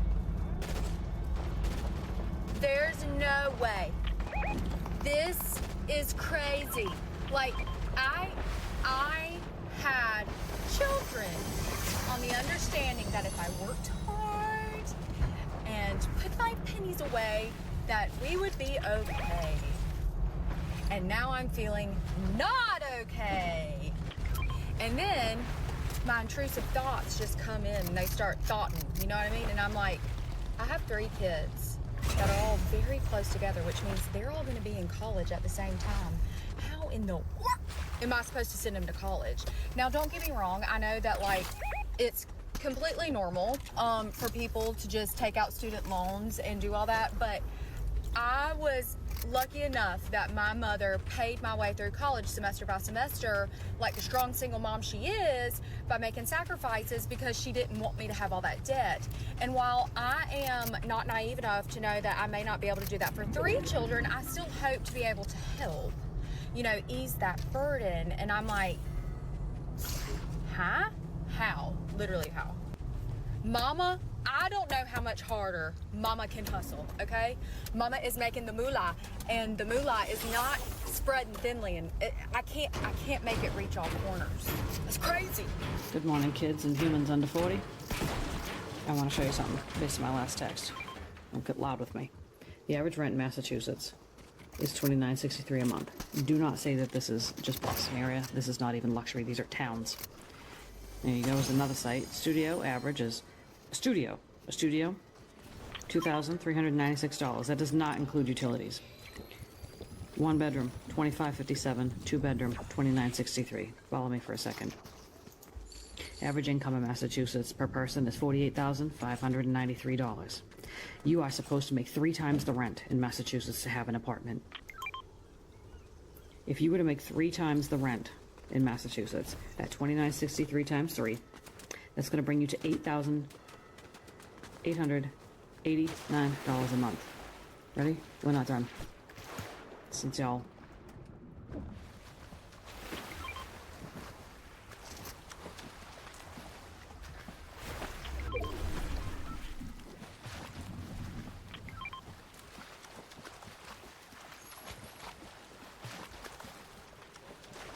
like to do math or yell at me for not doing math.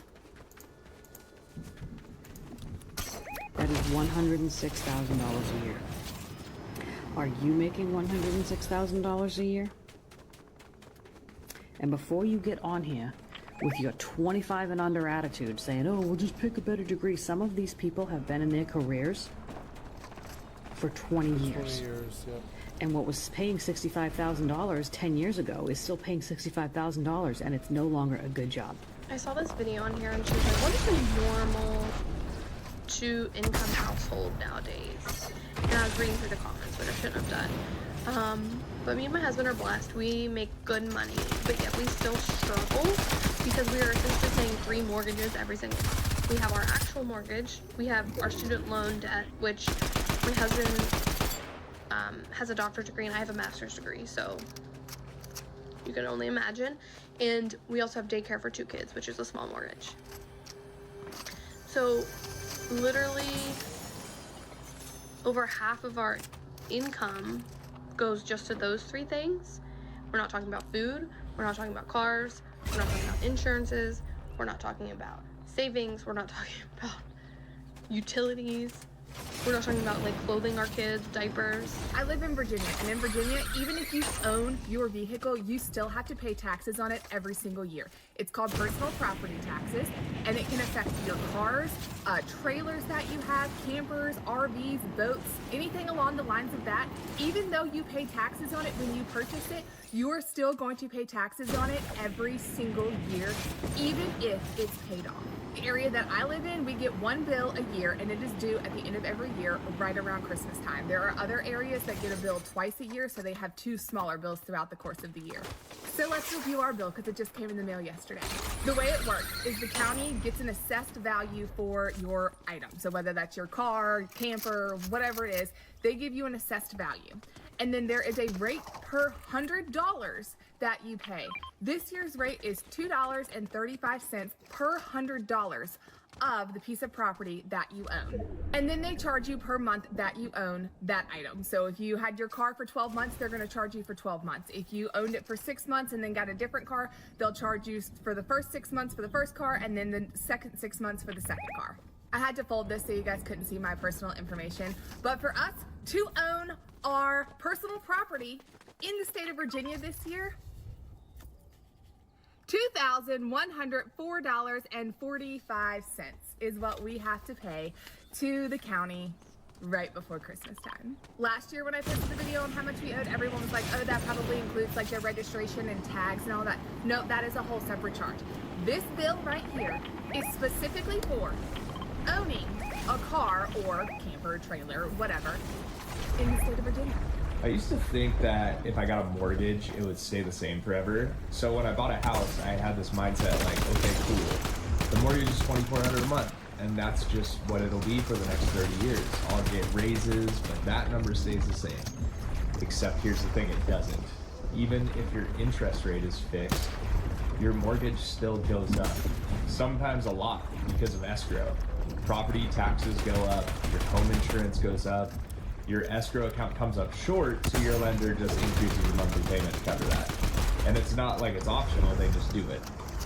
So yeah, technically your loan is fixed or your rate is fixed, but your payment isn't. Nobody really explains that part until it hits your bank account. How are we all living right now? In 2025, how are we all getting by? And this is no way political, so please leave that behind at the door. But in reality, friends, fellow Americans, how are we living? How are you getting by? I don't believe there's a middle class anymore. I believe middle class is now low income, and low income is now just not surviving. So what brings me to this today is, well, a few things. One thing, for example, our town has been building these apartments, and every town is required to give so much percentage to affordable housing. And so they've announced that the lottery is beginning for the low-income section of this apartment building at $2,300 a month for a 2-bedroom. A 1-bedroom was like $2,100. That's how much you would have to make basically a week. And that's low income. Our state senator on Facebook announced that. Very exciting news. I called it out. Many people agreed. Some didn't. You can kind of see where we're going with that. Who's not struggling right now and who is and understands. Another example, groceries. Is there anyone that can afford to buy groceries at this day and time? Everyone, I'm sure, has cut back. I can be honest, I no longer eat 3 meals a day, maybe 1. I mean, I do have an eating issue anyway, but so it's easy for me to do that. But what about the people that don't? Like, you can't afford to eat anymore. I remember when things were normal, I have a Market Basket as our local grocery store, and I could get a full week's of groceries, full week's worth of groceries for $100 or less. Eggs were 99 cents. It was just the affordable grocery store. It is still the most affordable grocery store, but that $100 is now $300. My son buys the same groceries every week when he was buying himself before he had his son. And it used to be between 40 and 50 bucks. He was a single guy. But then it went to 100 bucks for the same exact grocery list, like the same exact things. It's just not sustainable for anybody. And then if God forbid, like that, what has just happened to us, you run into any kind of crisis, because we have very recently, we're in it right now. What do you do? What do you do? Because there's no money to put away anymore. There's no money. Every ounce of what we had was going into the bills that we started back when things were more affordable. But as costs were rising, those same bills are now double, but with the same income. But I mean, what do people do? I know, like, side hustles, everyone's doing side hustles now, but then it's harder to get side hustles because everybody needs them. And when you have a full-time job where you're working 40, 50, I don't even think full-time is 40 anymore, like say 50, 60 hours. My son works 60 hours a week and still can't afford anything after caring for his son. He can't afford anything. And I just don't know how people are doing it. And like I said, I don't know when crisis hits, what are people supposed to do? The only people making out right now are people that have the money and can afford this kind of economy. And that being said, the only other thing I see that is so frustrating to me is there's people out there that don't work, but yet somehow they're still thriving. They're still, like, I see it on the daily around my town where they don't work.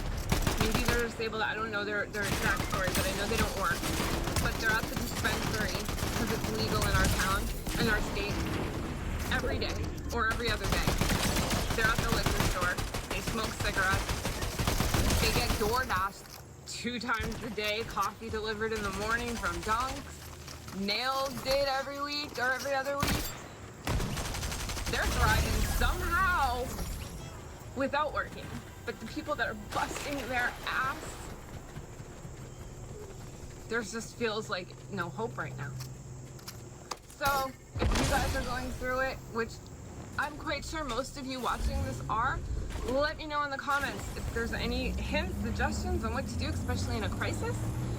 And if you just want to vent it out, leave it in the comments below. And I don't have any answers to this, obviously, but I need to find and say something. I've been careful on here, you know, because it can be just kind of maybe perceived as political, and this isn't by any means. So I've just been frustrated today, so it's time to speak out.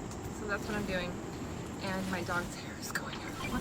Say hi, Piper. She doesn't have to worry about the economy. We'll always take care of her. I'll starve before I don't take care of her. Huh. I'm going to try and make it through this video without breaking down. Today is my son's 17th birthday. Happy birthday, my boy. He is 1 year away from the point that he is supposed to be leaving the house, going out into the world on his own, becoming an adult, and there's just absolutely no way.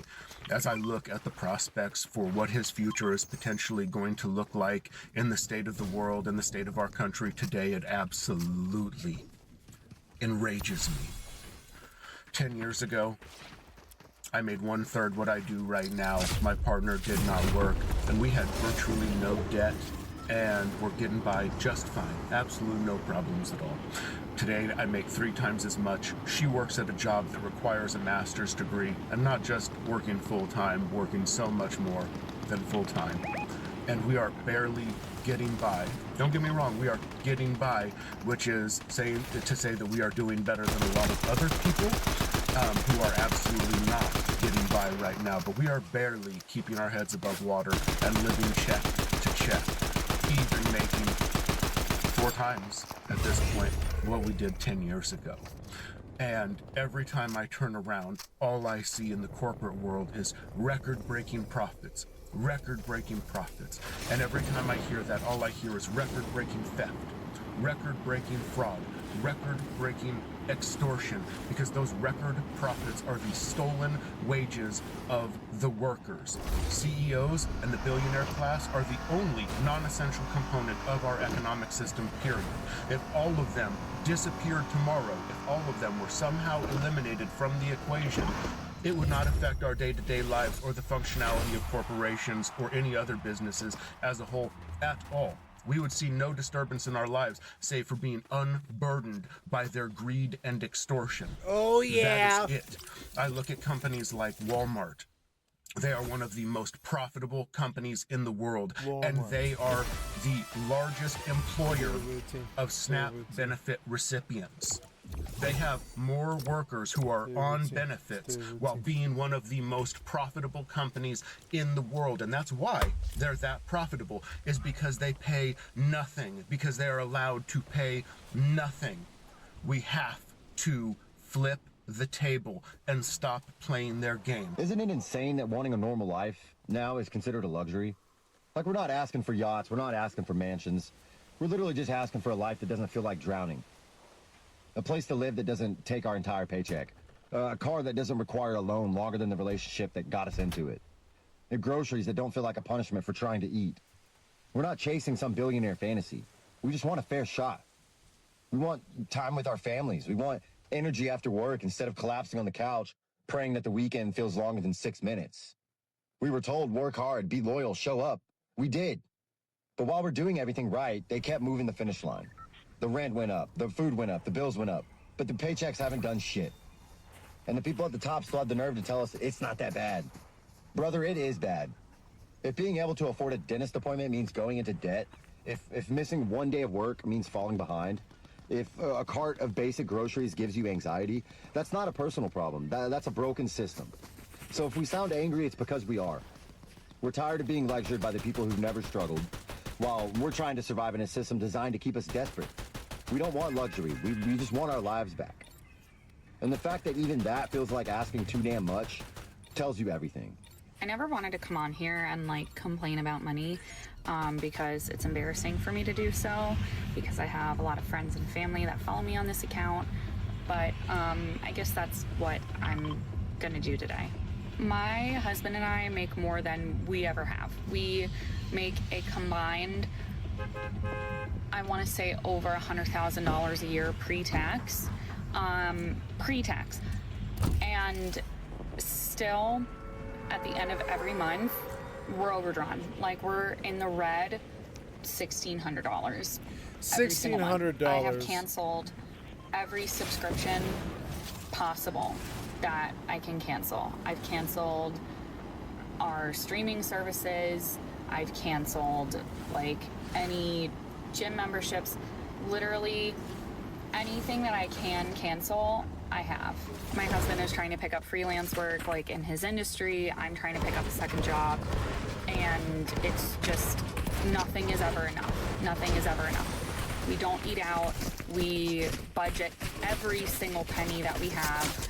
We shop at Walmart or Aldi for groceries.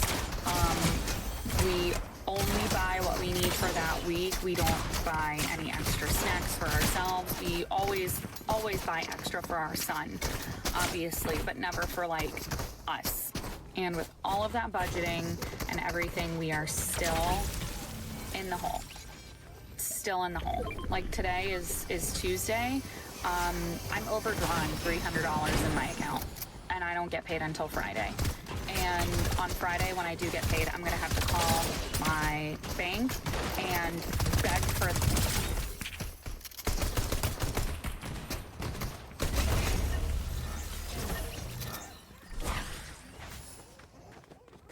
them to reverse the overdraft charges, and just beg that they will. And they probably won't. I don't know what else to do. Like, we are doing everything right and still coming up short. And I don't understand how people are supposed to live like this I don't understand how this is sustainable much longer. It feels like I'm on a really shitty treadmill and I'm running in place, and I am running at a speed that is too fast for me, too fast for us, and I don't know when I'm gonna fall off, and I'm just trying so hard to stay on, but I keep feeling like I'm slipping. I'm happy to know that I'm not alone in this struggle, but it's just very hard. I just logged in to our health insurance provider, and I can't even.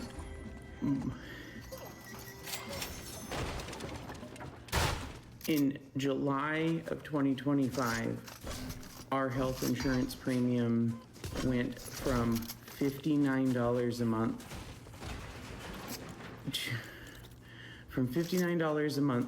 to $798 a month. And since it is now open enrollment, I just logged in to our health insurance to see what, if we stay on the same plan, what our premium is going to be for 2026. $1,208.91 a month. Our family deductible has gone from $0 to $11,900. Our primary care copays have doubled. Our urgent care copay went from $10 to $60. Our generic prescription copay has doubled. And this is coming off of the fact that my husband just had to have a prescription filled that is supposed to be covered by insurance. And you want to know what the copay was on that after insurance? $1,200 for a prescription. On top of the $798 health insurance premium that we just paid. And this doesn't have to do, this is separate from everyone else's rising costs in health insurance, but we are self-employed. We are real estate agents. And this is just in addition to the next time somebody wants to devalue or question how much their real estate agent is getting paid and wants them to take a reduction in their commission, just remember that your real estate agent is going through the same things as you, paying this out of pocket if they even have health insurance, withholding their own taxes, if they can even afford to do so.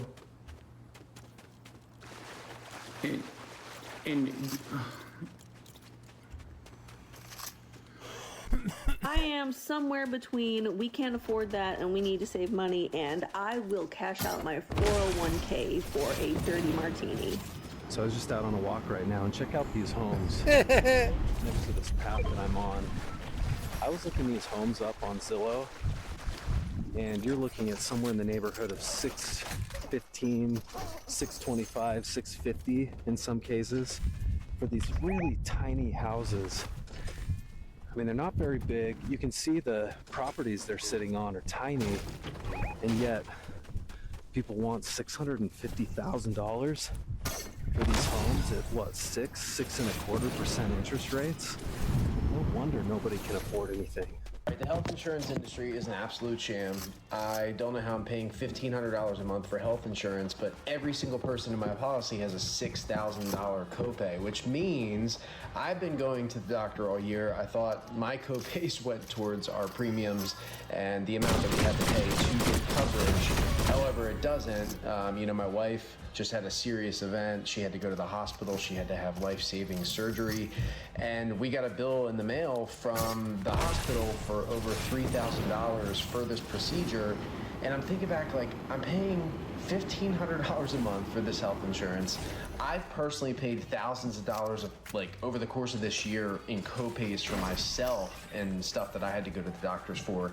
So I'm sitting here thinking, like, I'm gonna spend $1,500 a month for the next 12 months. What is that, like 18 grand? And then I have to spend $6,000 a person just to get them to cover things. So you're looking at, we have 5 people in our family. If all of us have to go to the hospital, that's $30,000 in copays that we have to pay on top of the $18,000 in monthly charges to actually get coverage. As a father of 3, I'm strongly considering canceling our health insurance policy, which feels very irresponsible and wrong, but I can't remember the last time I spent over $48,000 in a year in health costs between copays and health insurance and all of this stuff.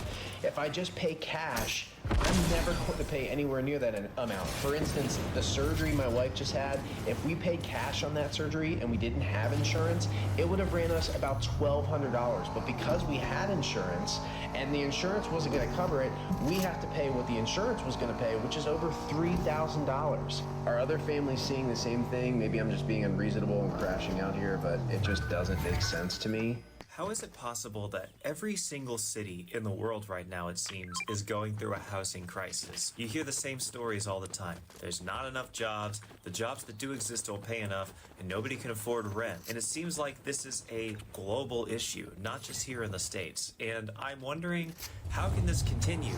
I mean, is it going to be the same 5 years from now? It just seems like we are on this trend, like we're going off the cliff of affordability.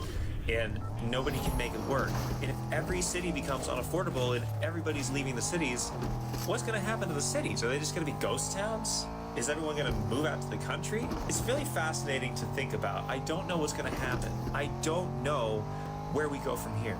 You know, I say a lot, it feels like we're in the end game of capitalism. Of course, right as we're all, getting out of college and getting out into the world is when everything becomes unaffordable. It's like we're in an everything bubble. It feels like we're right around the corner of something happening, and nobody quite knows what, and it's kind of scary. But it's also kind of like we're all in this together. You know what I mean? We're all in this boat of nobody can afford anything together. I just want to say that it's wild that as a 2-income household, my husband and I have come to the realization we can't afford groceries right now. Like, straight up can't afford groceries. Because if we buy groceries, then we either won't be able to pay our rent or our electric bill, because both of those come out of this pay cycle and they will take the entire pay cycle. And that's bonkers. That's so wild. We have 2 incomes and we cannot afford to eat, and we don't even have kids. Like, it's literally just the 2 of us, and we can't afford to eat with 2 incomes. That is just, but I mean, I guess, that means we won't have to wash dishes because our dishwasher is still broken, as it has been for 2 months at the place that we pay so much in rent. Wild. I'm about to shit a literal brick right now. I'm at Food Lion. These prices are insane. Food Lion. Boneless beef chuck steak, $82.99. 0.83, $99.99 a pound. Look at this. Look at this. This is crazy. That's f***ing insane. Hey, I got a question. Is this for real? Like, me and my husband are arguing over it to see if that's a legit price or is it messed up.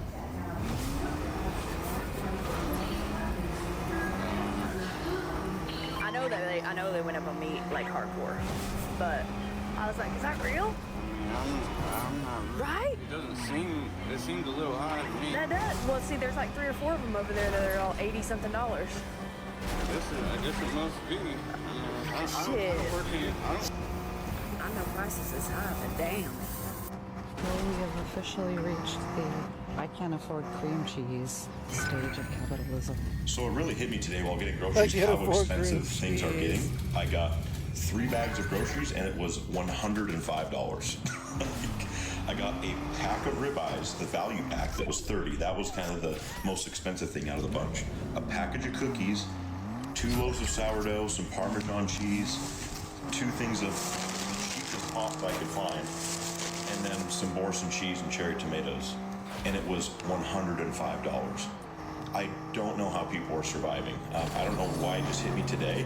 I live by myself, so maybe it just doesn't really hit me as often as people with families, but I really feel for you. I don't know how people are getting by other than just going into credit card debt and debt in general.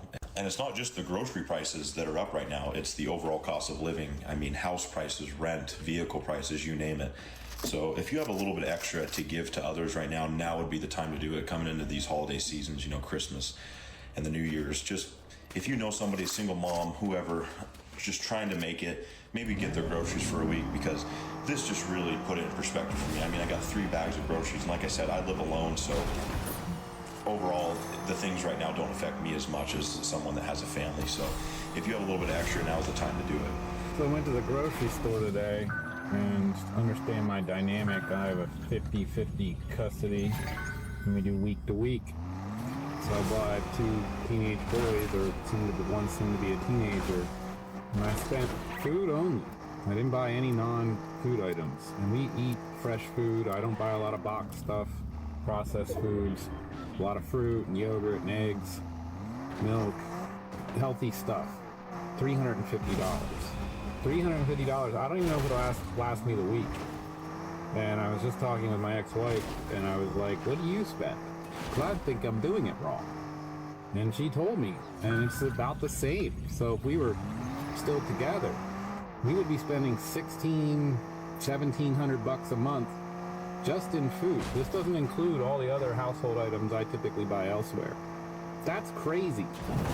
I usually don't do a TikTok in a grocery store, but it's after church and everybody's shopping. So I said, well, I'll make some, ground meat and pasta later today.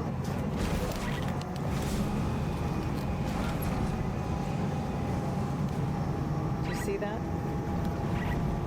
$27.76 for 3 pounds of ground meat. Oh my God. Looks like we're going to have to start eating a lot more carbs. Maybe going vegan.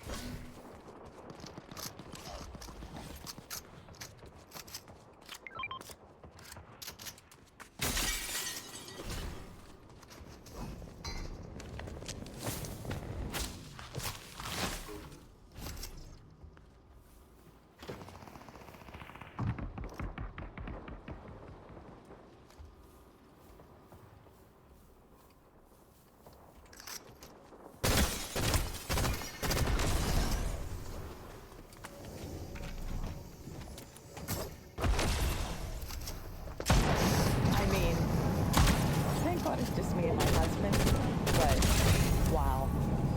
These are like 30.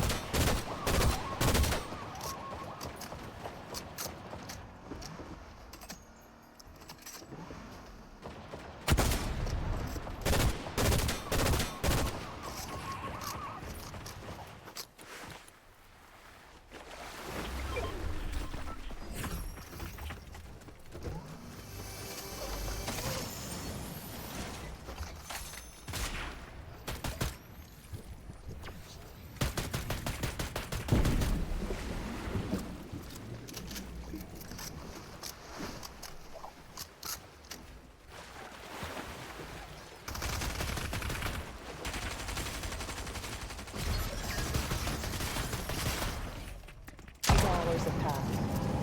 Unbelievable. Gotta be effing kidding me. This is what I used to pay for my medium-sized coffee. This is the small can now. This is my... Are you serious? If my household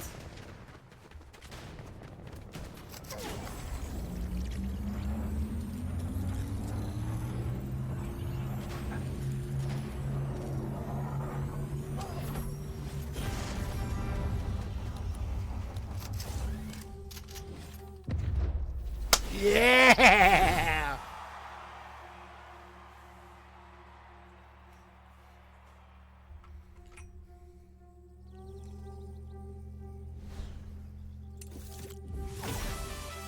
Stay with team, bitch. Win, win, win. Win, win, win. Go again. is struggling to budget for groceries and then stay within that budget, and I'm telling you that I didn't go to the grocery store and buy a bunch of lobster tails and name brand foods and throw them in the cart.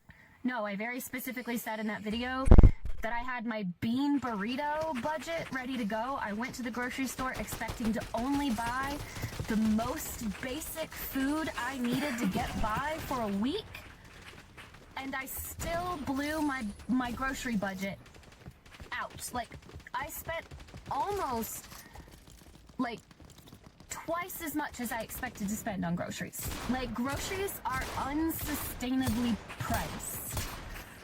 If I am struggling to buy groceries with 2 full-time adult incomes at my disposal, and I'm struggling with the rising cost of food and being able to balance my budget, being able to save the money that I need to save for emergencies, for retirement, for my health, right? Save the money that I need to save, and also live today, that they're not like, those things are not compatible, they're not sustainable. And if I'm struggling, what is a senior on fixed income doing?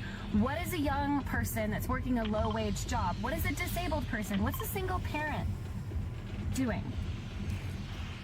If 2 adult incomes are causing me to struggle, and your advice is that I should go to a food pantry with 2 full adult incomes at my disposal, what about everybody else?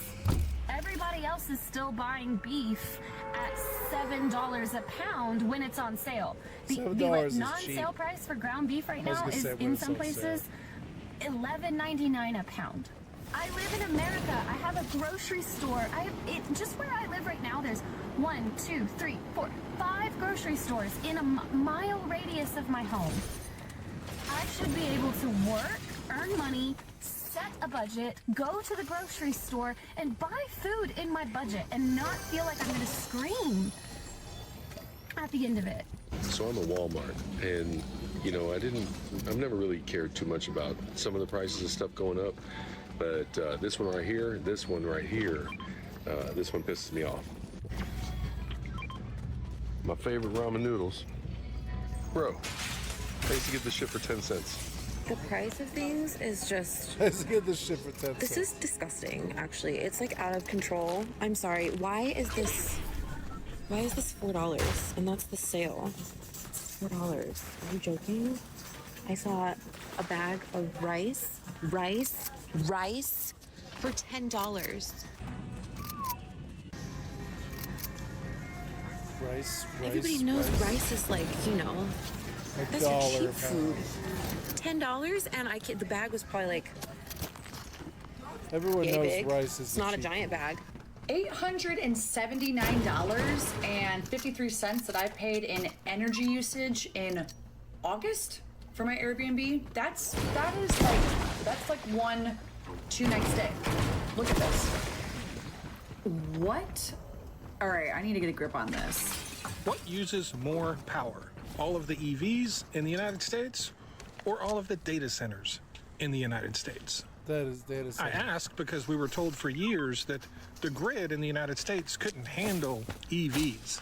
So right now in the United States, data centers consume 126 terawatt hours of electricity a year, which is roughly 17 or 18 times more power than EVs. As a matter of fact, data centers in the United States use about the same amount of power as all of the EVs on the entire planet.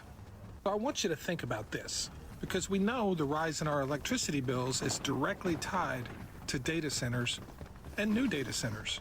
By 2030, we expect the amount of power that data centers consume just in the United States will nearly triple. And to put that in perspective, by 2030, data centers in the United States will use more power than the power that is consumed by 120 countries around the world, including Saudi Arabia, Australia, the United Kingdom, Mexico, Indonesia. Just our data centers will use more power than those entire countries. Now consider this, to meet all of that electricity demand, we need to add about 7,500 miles of high voltage transmission lines in the United States per year between now and 2030. In 2024, we added 350. In 2023, we added like 310. This year will probably be in the threes again. Yes, all of that means is that our grid cannot support the data centers we are building. But they're going to build it anyway. Yeah. The only question is, how much is it going to cost you on your electric bill? Especially by 2030. Anybody else feel the same way, where you're like overwhelmed and stressing out about everything, but at the same time, you just feel defeated and you don't care?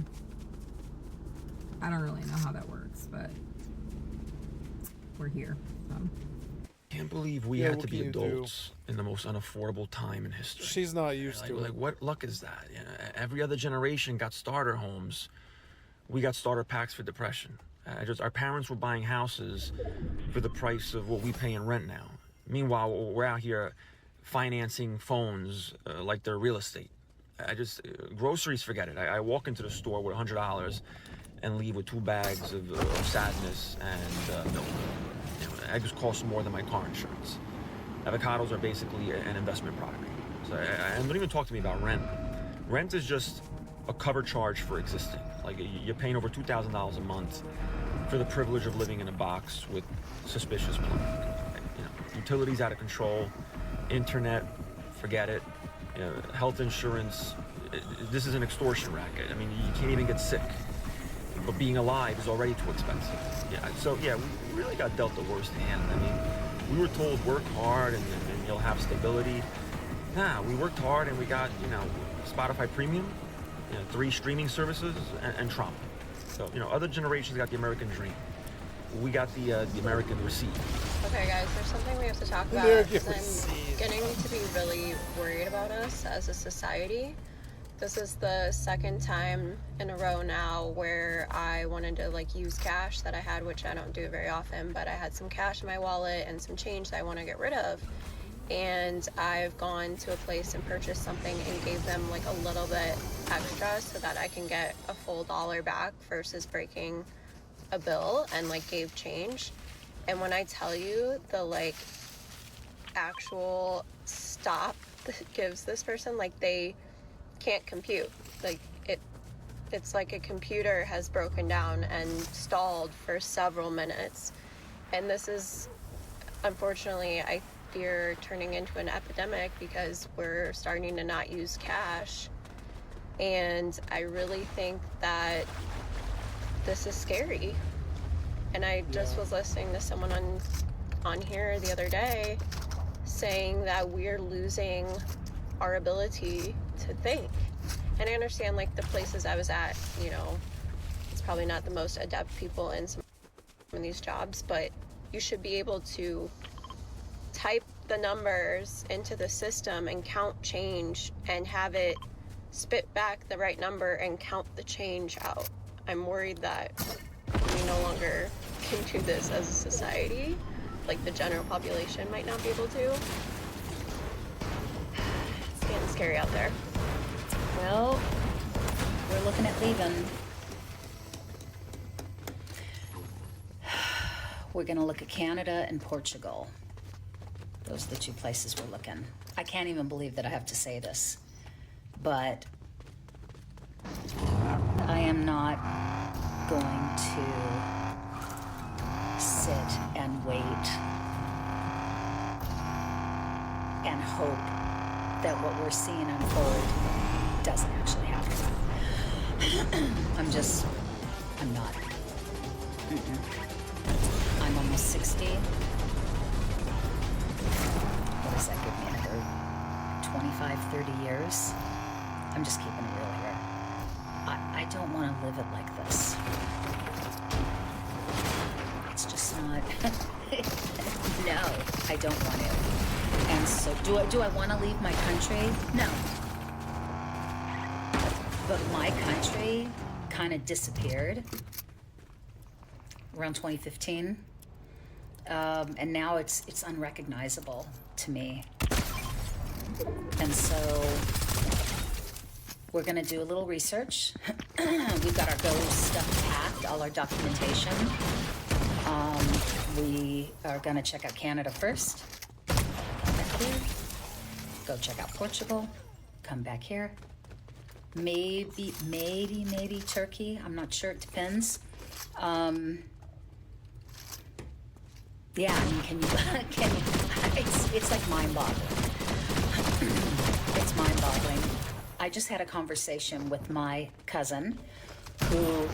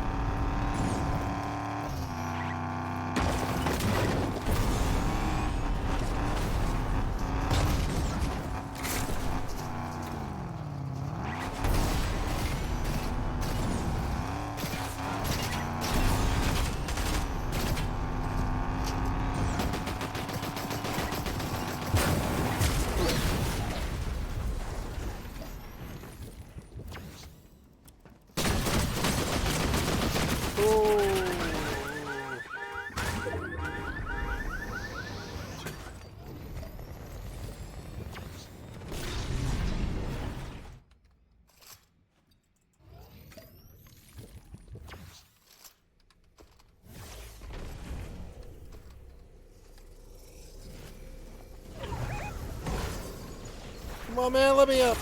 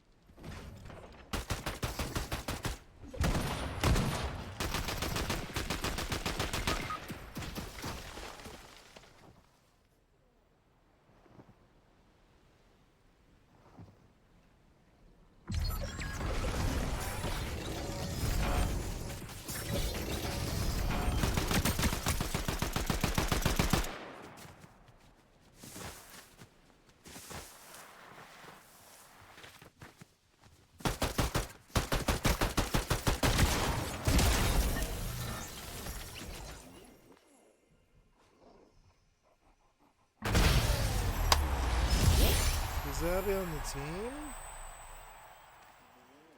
Go Abby 222.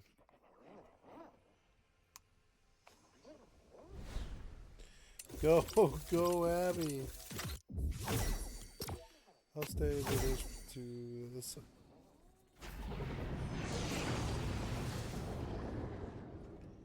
No? Okay. Well, it was fun. I love her. I'm probably closer to her than anyone in my entire family except my sister, who's closest to me in age. and she's a Republican. Whoa. And she has no idea about what's going on.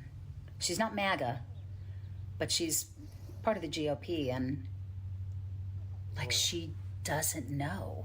She doesn't know? I mentioned a few things to her, and she's like, I mean, it's just, and she is a brilliant woman, but she doesn't know. She doesn't know. And it was funny because I started to feel, I was talking to her and I started to feel like I probably sound crazy to her. Like, I bet I sound like Fucking I'm making crazy. a bigger deal out of things than what they are. So I had to really explain in detail just a small, like, smudgen of some of the things that are going on, specifically that would impact her personally. Yeah, I don't understand how people are unaware of what's happening, other than where they're getting their news from, if they're even getting news. I know there's a lot of people in the country right now that have just turned off their TV. They just turn off their TV, they don't want to know. That is very dangerous. That's incredibly dangerous, in my humble opinion. So, yeah, we're gonna start looking. Crazy times.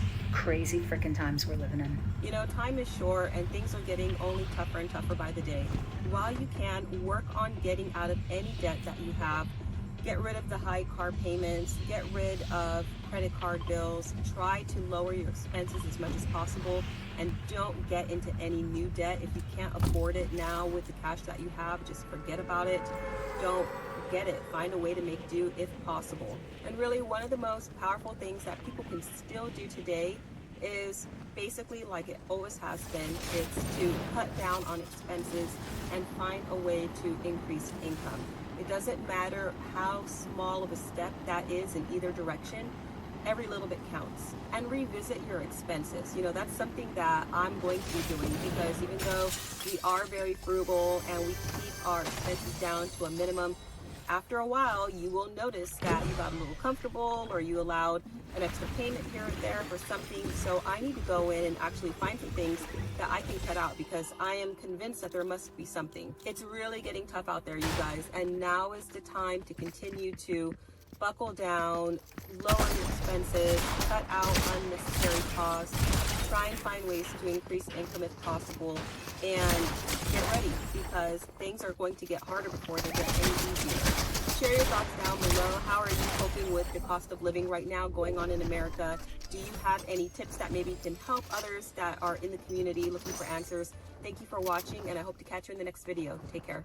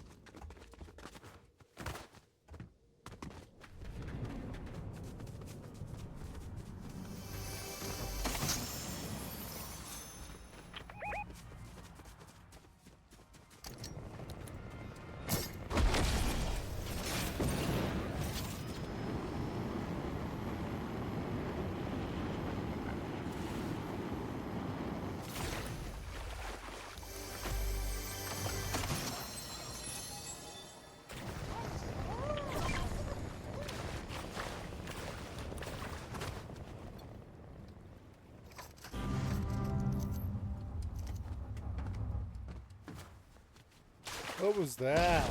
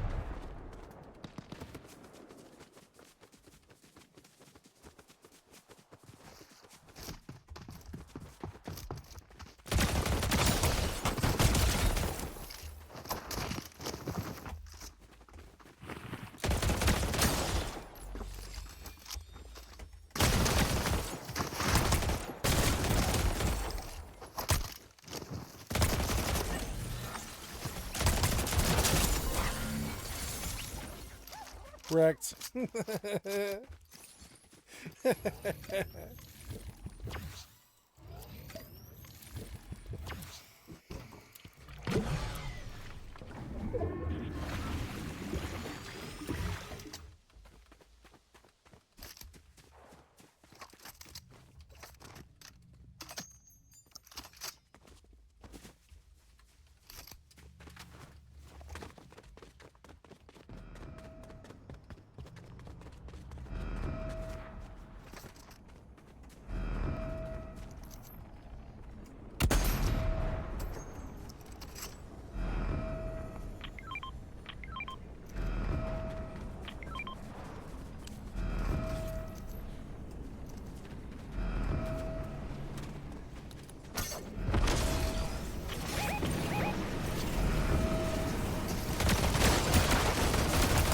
What? Come on, motherfucker. Whatever.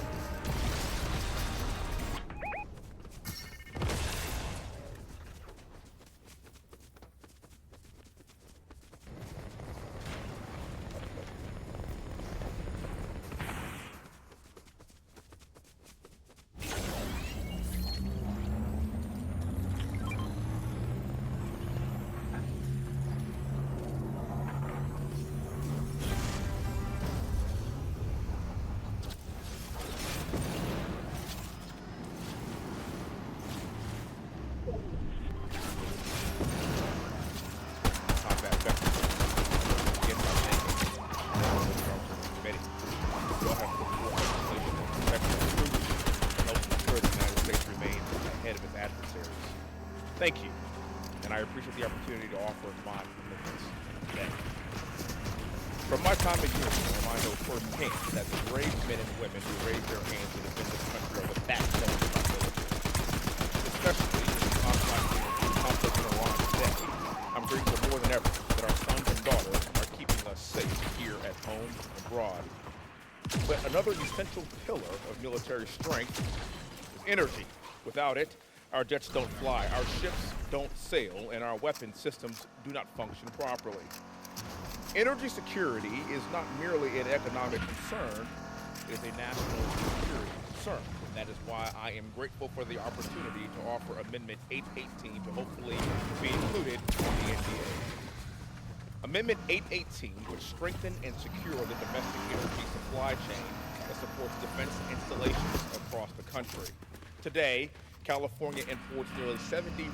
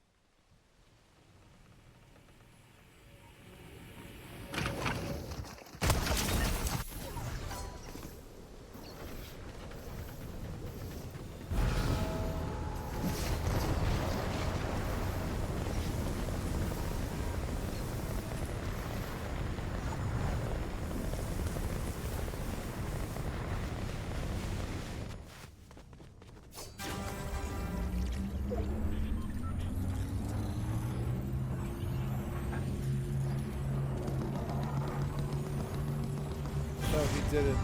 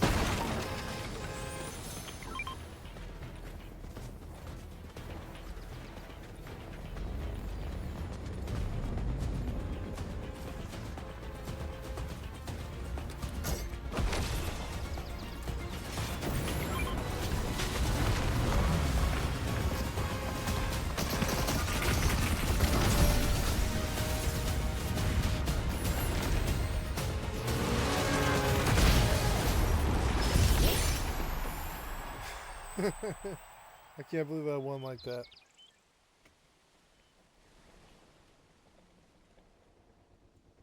What if I told you the drummer for Pantera spent 18 months hiding in his Texas mansion because he refused to touch a drumstick, only for a group of heavy-drinking metal singers to drag him back in the studio with endless cases of Crown Royal? These guys thought they were building a brothers-in-arms supergroup, but by 2014 the whole thing fell apart in a toxic studio fight that ended with half the band getting booted out before the record even dropped. Here's how Hell Yeah went straight to hell in the handbasket. So by 2006, Vinnie Paul Abbott was living like a hermit inside his massive home in Arlington, Texas. His brother Dimebag Darrell was taken out in front of him in the most tragic, horrendous way on stage at the Alrosa Villa nightclub in Columbus, Ohio, on December 8, 2004.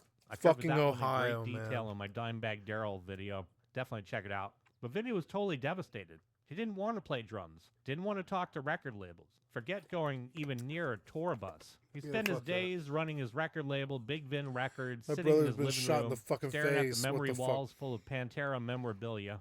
Out in the metal world, Chad Gray and Greg Tribbett from Mudvayne were getting bored. Mudvayne was a huge band, but the studio sessions were getting technical, stressful. Chad was just going for the whole simple, heavy rock and roll vibe without wearing face paint or counting crazy time signatures. Tom Maxwell, the guitarist from Nothing Face, was feeling the exact same way. His band was breaking down due to bad record deals, internal arguments. Tom and Chad had talked about forming a supergroup all the way back to during the 2001 Tattoo the Earth tour. Nothing really came of it, though, because the main bands were too busy. So in early 2006, Chad and Greg decided to push the idea again. They bring in Tom Maxwell, bassist Jerry Montano from Nothing Face, but they needed a drummer.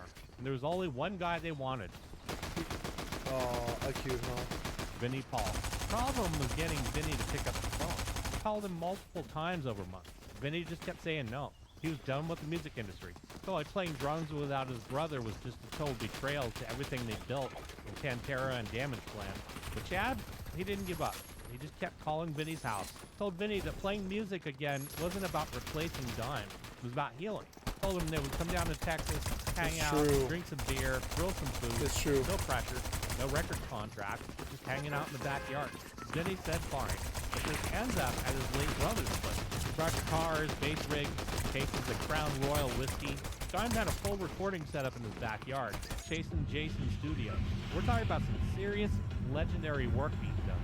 The Great Southern Trim Kill, which I actually did a Great separate Southern video Trim Kill. on here on my Guitar Meets Science YouTube channel. Look at the channel name. Is it Guitar Meets Science? No? Well, then they friggin' stole this video. Give them hell. But now Trend Kill was music only because, you know, Phil was having his moment, so he had to record his vocals elsewhere. The first night, nobody even touched an instrument. Sat on leather couches, drank whiskey, ate barbecue, listened to classic rock records, talked about old tours, relationships, and commiserated on how much they hated the corporate side of the music business. The next afternoon, Vinny walked out to his drum kit. Hadn't been behind a set of drums in over a year and a half. Tom Maxwell plugs his guitar into the stack of the tracking room. Greg and Jerry pick up their instruments to plug in, and it was on. The sound inside was loud and heavy. Within a few hours, they kicked out their first song, a track called Hell Yeah. It wasn't complex like Mudvayne or aggressive like Nothing Face. Talking straight up southern groove metal, heavy riffs, just lyrics about drinking and racing. Vinny was digging. Told the guys that playing drums felt good again. And that helped the healing process really kick in, but nobody realized that the party atmosphere they used to bring Vinny back would eventually tear the band apart. They finished their self-titled debut album right there in Dime's backyard. The vibe? Total freedom. They got absolutely smashed during recording sessions. Had strippers, friends, roadies hanging out in the control room while tracking vocals. When the album came out in April 2007, it debuted at number 9 in the Billboard 200. The metal media hyped them as the ultimate groove metal supergroup. And the first big press tour was wild. In April, right as the album was blowing up, the band held an album release party at the clubhouse. A famous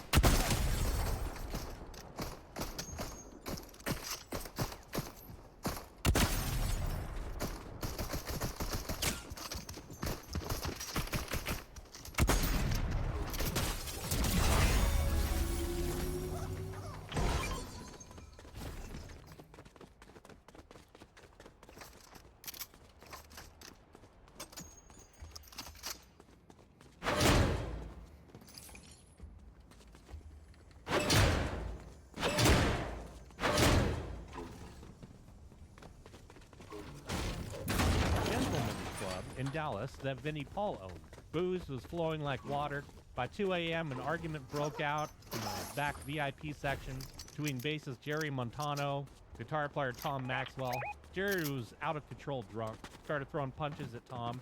Security jumped in and dragged Jerry out of the building. And the very next morning, Jerry Montano was kicked out of Hell Yeah. He's like, hell no. Didn't even make it to the first official tour. Well, they call up Bob Zilla, who played bass with Vinny and Damage Plan. Told him to learn the set list in 24 hours. Bob hops a plane to Dallas, joins the band, and they hit the road. The band moved forward, but the pattern was already set. Heavy drinking, sudden fights, instant fire.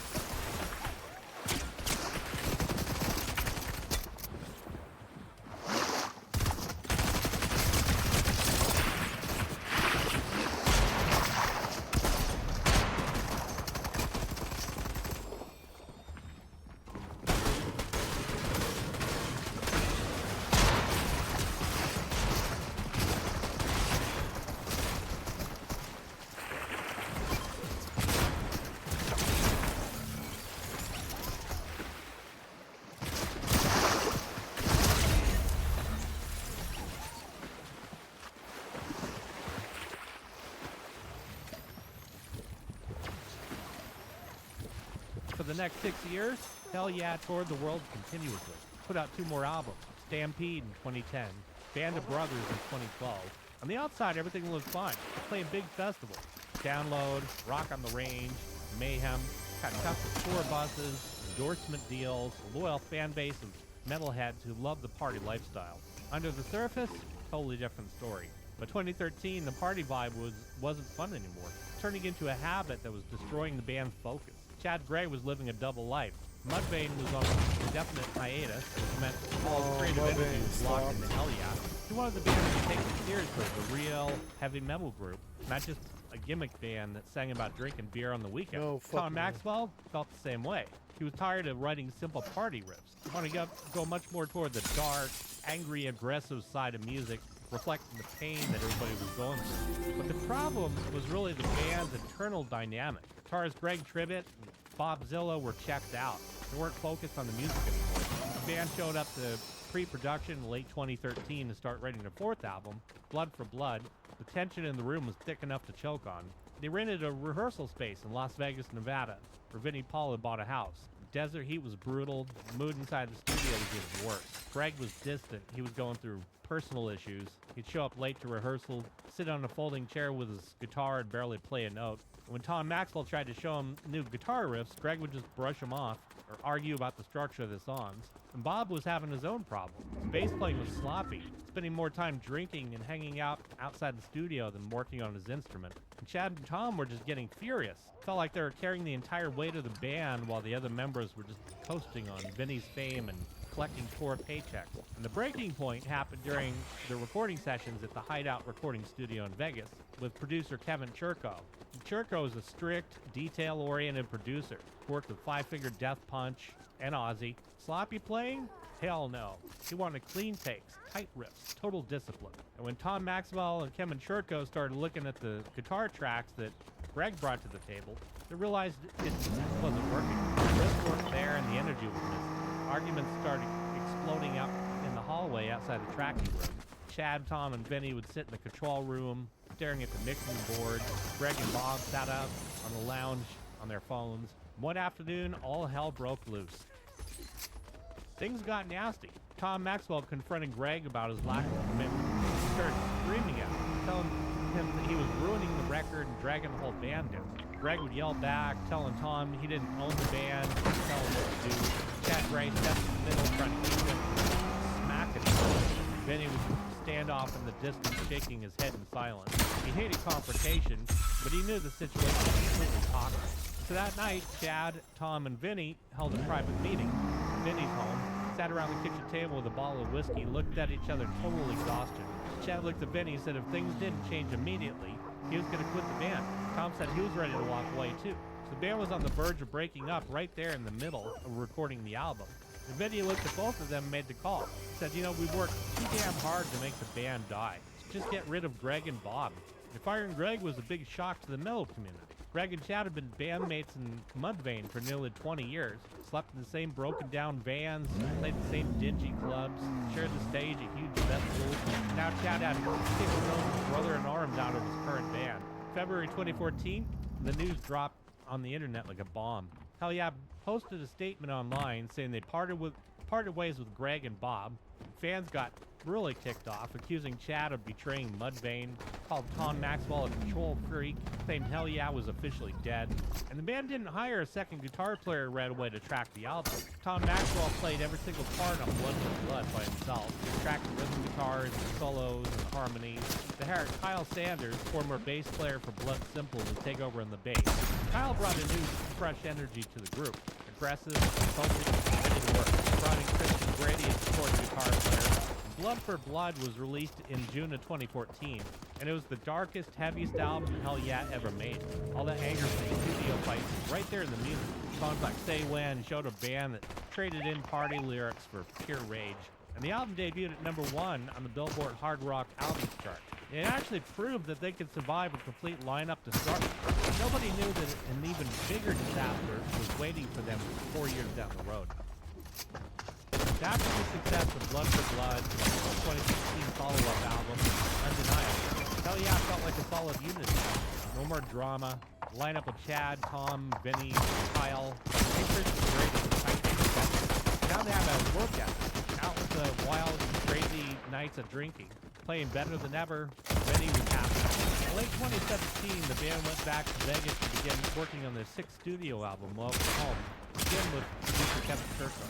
The sessions were going smooth.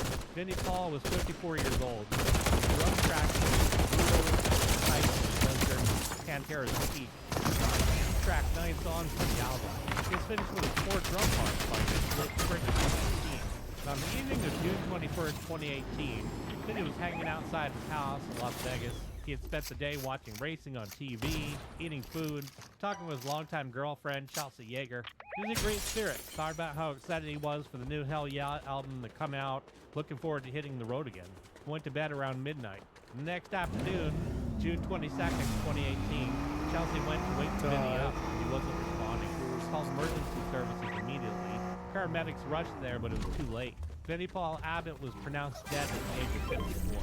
The official coroner's report later revealed that he had died from dilated cardiomyopathy and a large heart. He also had severe coronary artery disease. He died quietly in the street. The news pretty much devastated the metal world. Chad Gray was at his home when his phone started ringing off the hook. He picked up and heard Vinny was gone. He was lost. Couldn't speak, couldn't breathe. Tom Maxwell was so shaken up that he locked himself in his room for days. And the recording sessions for Welcome Home came to an instant halt. What was Master tapes sat on that? the hard drive in the Hideout recording studio untouched for months. The mixing console stayed dark. Chad, Tom, Kyle, Christian didn't even meet up or rehearse, talk to the media. For almost 6 months, the remaining members of the band didn't know if they'd ever play again. The idea of continuing without Vinny Paul felt completely wrong. He was the anchor of the band, the guy who owned the band name, the guy who drove the groove, the father figure who kept everybody grounded. In early 2019, Chad, Tom, Kyle finally met up in Vegas, walked in the studio where Vinny's drum kit was still set up in the tracking room, exactly where he left it, drumsticks sitting on top of the snare drum, custom crown royal hand towel still hanging off the cymbal stand. And they went back and listened to the unmixed drum tracks Vinny had recorded before he had died. Drums sounded amazing. Chad looked at Tom and said, "We can't just bury these songs on a hard drive." Vinny loved those tracks. He was proud of how heavy the new record was sounding. Leaving the album unfinished felt like a slap in the face to Vinny's memory. Next time they're going to finish this record, no matter how hard it was to sit in the studio and track vocals over this now departed drummer's drum. Chad went to the vocal booth to track his lyrics. Most emotionally brutal experience for him. Every time you put on the headphones, you hear those stick clicks counting off the tempo in his ears. You could hear it on the title track, Welcome Home, his voice cracked with real pain. Kevin Churchill kept the raw and then his vocal tracks on the final mix because the genuine grief made the songs cut deep. When they finished the album, they faced an even bigger problem. How are they going to play these songs live without a drummer? Can't use a drum machine, backing tracks. That'd be terrible. Not only an insult to Vinny's legacy, but it would just plain suck. Let's go further than that's all the thing. They needed a real human kind of kit when it was gravity. Texas to play Vinny's complex part. So they call up Roy Mayorga, drummer of Stone Sour, who had been a close friend of Vinnie Paul for many years. Roy didn't hesitate. He agreed to step in and handle drum duties for the upcoming tribute. So on May 11, 2019, Hell Yeah walked out onto the stage at the House of Blues in Vegas for the first live performance of Vinny's death. Vinny was packed wall to wall with metal fans, most wearing Pantera and Damage Plan shirts. Inside, the atmosphere was heavy, also emotional, electric. Before the band played a single note, Clark County officials declared May 11th as Vinnie Paul Day. Memorial video played on a huge LED screen behind the drum kit, showing footage of Vinny laughing, playing the drums, hanging out with his brother Don. Roy took a seat behind a custom drum kit designed as an exact replica of Vinnie Paul's iconic setup. When the band launched into the opening track, the crowd exploded into a massive mosh pit. Chad Gray gave it his all, and the band was in full tilt. During the middle of the set, the band paused. Chad Gray stood at the front of the stage holding a mic in one hand, shot a Crown Royal in the other, looked at the audience, gave a short speech thanking the fans for supporting the band through the absolute worst period of their lives, poured a shot onto the stage floor, memory of Vinny and Dime, down one of his own. The band finished the show with a heavy cover of Pantera's Walk. The crowd sang every word so loudly that it drowned out the venue's main PA system.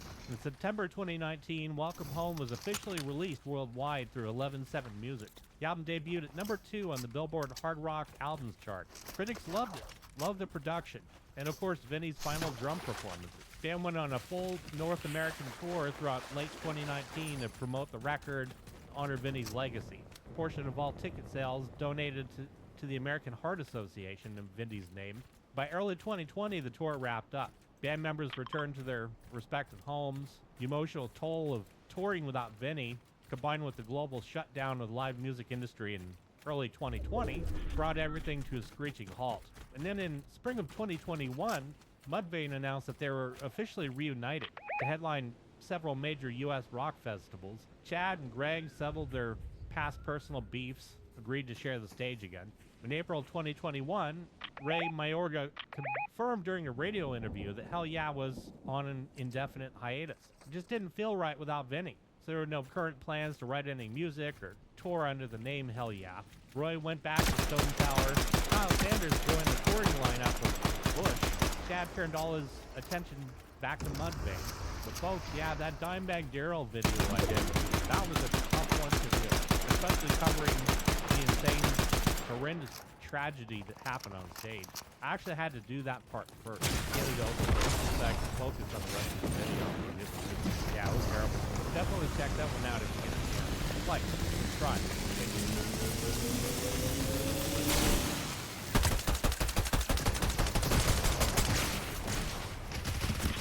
What kind of slide was that? I did nothing at all.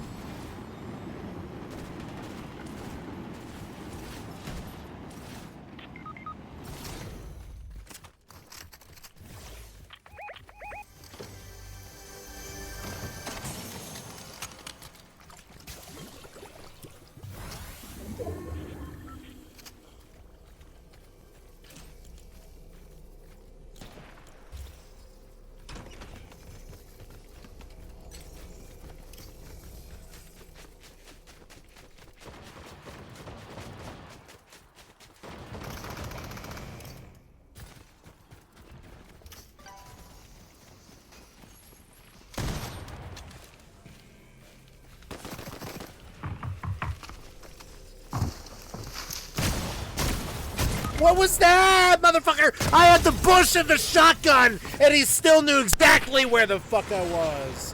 What the fuck was that? Oh, he's here. Fight. He's here. Fight. Yep, he's right there.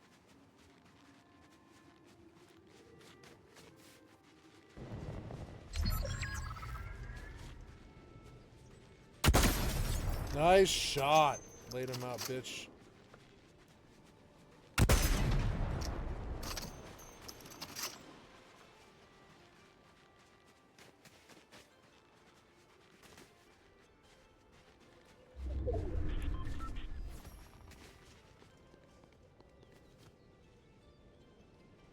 Well, go Guerra Torres 21.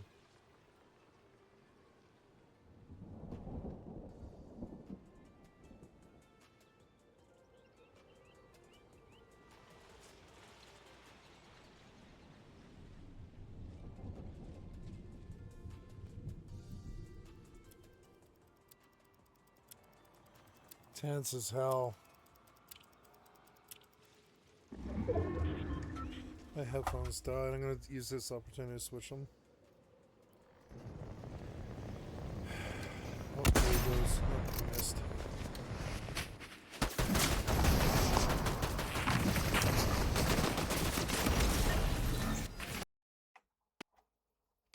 Nice try, buddy.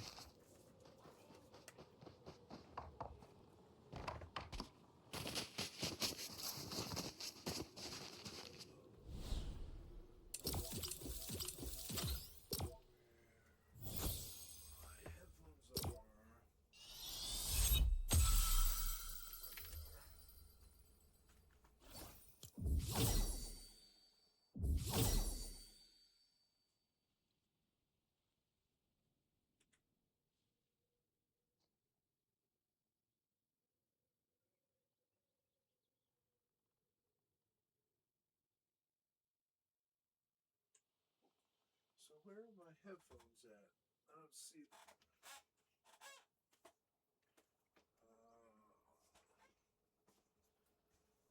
So odd. Oh, they're there. Okay.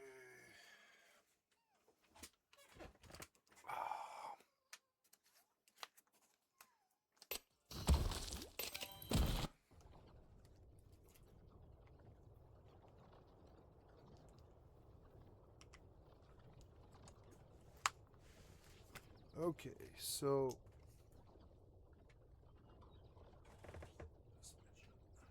hi, kitty. How you doing? Good?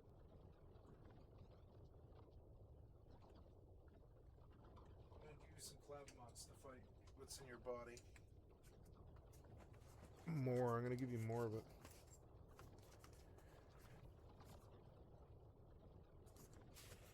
Okay. Yeah, he fought and stood together for a long time.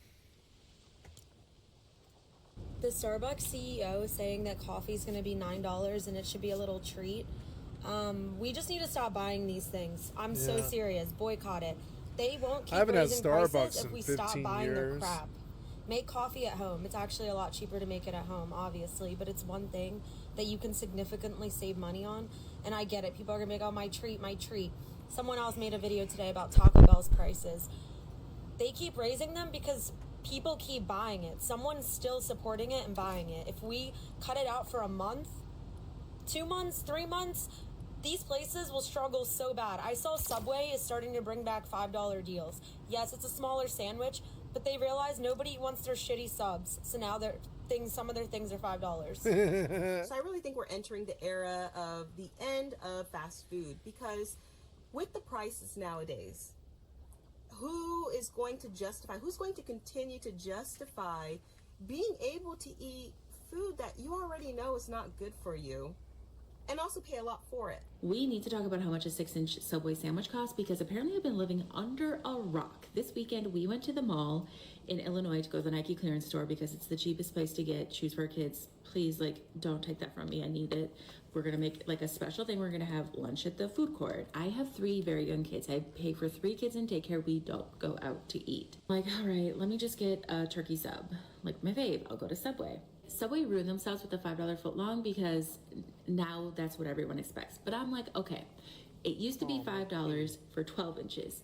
So surely it's going to be $5 for 6 inches, right? Inflation can't be that bad. I'm gonna feed my cat. That's 6-inch You want sub. some food? I just got a Shall we sub. feed you, No kitty? drink, no chips, Yeah? nothing. Feed A turkey sub. Okay, let's feed you. kitty. Turkey, cheese, lettuce, tomatoes, pickles, onions, mayo.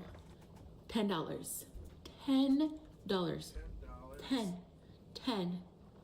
10. I'm choking up just thinking about it now. See ya never, Subway. See ya never. I'm never coming back. 1, because it's not even that good.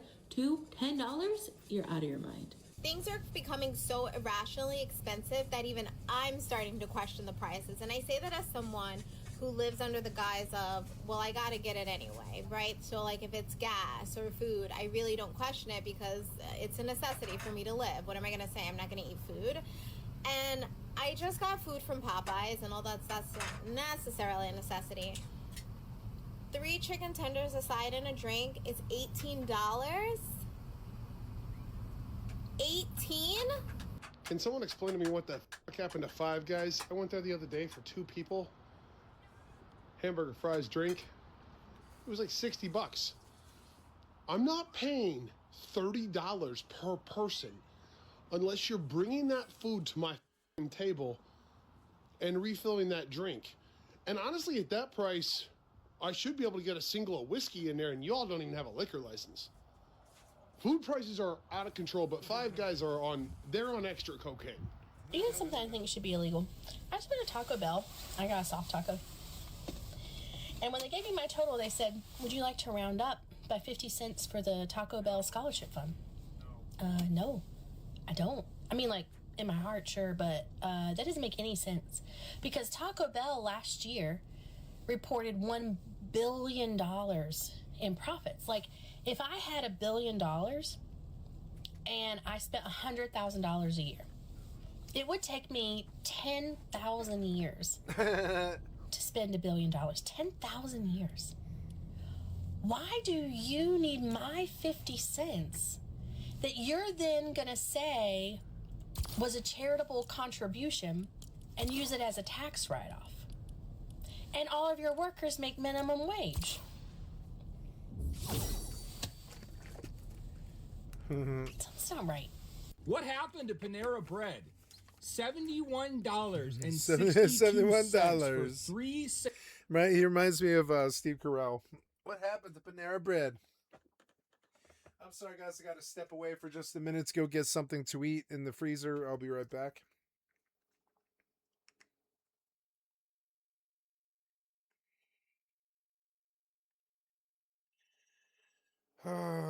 Okay, now double click and I get a light. Okay, I'll be right back.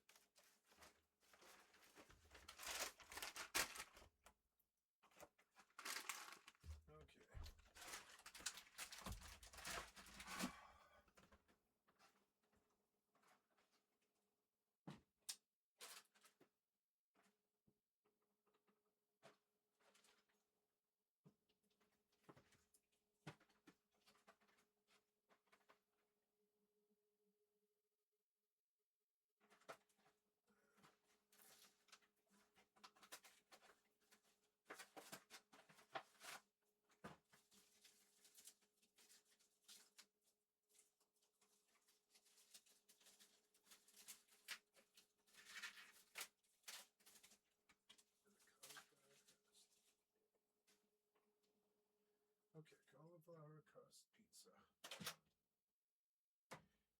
So here, 3-sheet card.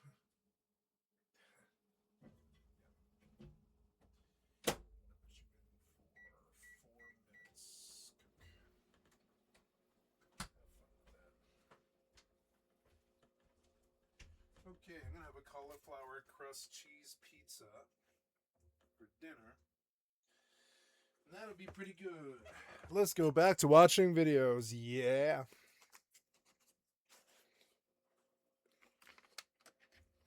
Sandwiches, 2 of them that were grilled cheese and 2 soups. $71.62. Are you kidding me? Like, I know, guys, the Chipotle video, the McDonald's video, all these other videos of these places going crazy, but like Panera Bread was something where you could go and get like a half a sandwich, a little cup of soup, and a drink for like under $20. Is this how completely out of touch these companies have gotten when it comes to pricing this stuff? Have these fast food restaurants lost their damn minds? We're out running errands, door dashing, doing some things today. We pull into Burger King and I get a Junior Whopper. My husband gets a Whopper. Why is just a Whopper, not the meal, just a Whopper, $9? I can go to a damn restaurant, get a better quality hamburger with French fries for probably $9.99. Why the hell is anybody eating at fast food restaurants right now? I mean, we don't eat out at fast food restaurants very often, so I had no idea that a Whopper was $9 by itself. By itself! Never again. We will not be coming back to Burger King. $9 for a flipping Whopper. That's just insane. Chipotle is saying, if you're broke, then Chipotle is not the place for you. I mean, that's what he's saying in so many words. Basically, he's saying that their core customer base, 60% of their core customer base are people who make over $100,000 a year. Yeah. So basically, they're saying that the majority of their customers, 60%, make over $100,000 a year. Therefore, they won't mind the 1% to 2% price increase because they can basically afford it. And those are the people they are targeting for as their core audience regarding their new price increase. So basically, if you're broke, Chipotle is not the spot for you. Do not go to Chipotle. Their core customers are at $100,000 a year. They're confident that they can lean into that group a more meaningful way. This is the craziest shit ever. So I'm here at Chipotle, and I just want to show you guys what I ordered. This is literally all that I ordered. That should be like $10.50. Just this. And this shit cost me $20. Yep. 19, but that's basically 20. The American dream is dead. They've all got their hands out now. $19 for one person. Yep. That's literally an hour of work for a lot of people in the world. I don't eat out a lot, and when I do, it's like $2 burgers at the local thing at the local grocery store, or like, you know, a $5 order at Taco Bell for like 3 cheesy bean and rice burritos. I don't eat out, and if I do, it's like for like $5 to $8. Whoa, this is crazy, and I'm only here. I like fast food. It's one of the things I liked about being an American is you could get fast food for cheap. Because I'm starving, but it's on both. When I went to Europe the first time, I had my mind blown by their corner bakery. They're like corner bakeries in France and like, you know, even Britain kind of had this. Their corner bakeries had amazing meals for like $5. You could just pick like 5 things and it was all really filling. Of course, a lot of it is bread, but I mean, like you could get a lot from the local deli and stuff. Here, we don't have a culture like that anymore. There's nothing that's cheap except Costco hot dogs. I just paid $19 for this sad little sack of Taco Bell. Now, the only thing I want to order anymore is Costco hot dogs and just like, you know, live off that or whatever. And if they ever like, you know, change their pricing, maybe I'll go back. But like these people are saying, I feel the same way. Never again, bitch. Never again am I going to pay their prices. Who remembers the glory days? Okay, Kitty, I gotta get up. With Gotta your car get my full food. of Sorry. all of your friends, get the entire menu practically for like $7. I got Starbucks last week for the first time in a while and was absolutely floored by how much money it was. to the point where I think I finally reached my threshold of Starbucks actually being worth the money anymore. And over the past 5 years or so, there have been quite a few things that have reached that threshold for me and my husband, where we're trying to save money to do things that actually matter to us. So we've been really cutting back on the things that don't matter. And I've created certain rules for myself when it comes to spending money on things I don't necessarily need. So for one thing now, I am literally just getting McDonald's iced coffee for $1, or I'm going to support a local business if I want coffee. I'm not spending $6 on a medium iced coffee anymore at Starbucks. A long time ago, Panera reached this threshold for me. It is just so expensive to eat there, and I feel like they give you less and less food every single time. I cannot remember the last time I went into a Panera. They are highway robbery. A couple summers ago, my husband and I went to a restaurant, a pretty standard restaurant. I'll say mediocre. And it was literally $60 for us to get lunch, no alcohol.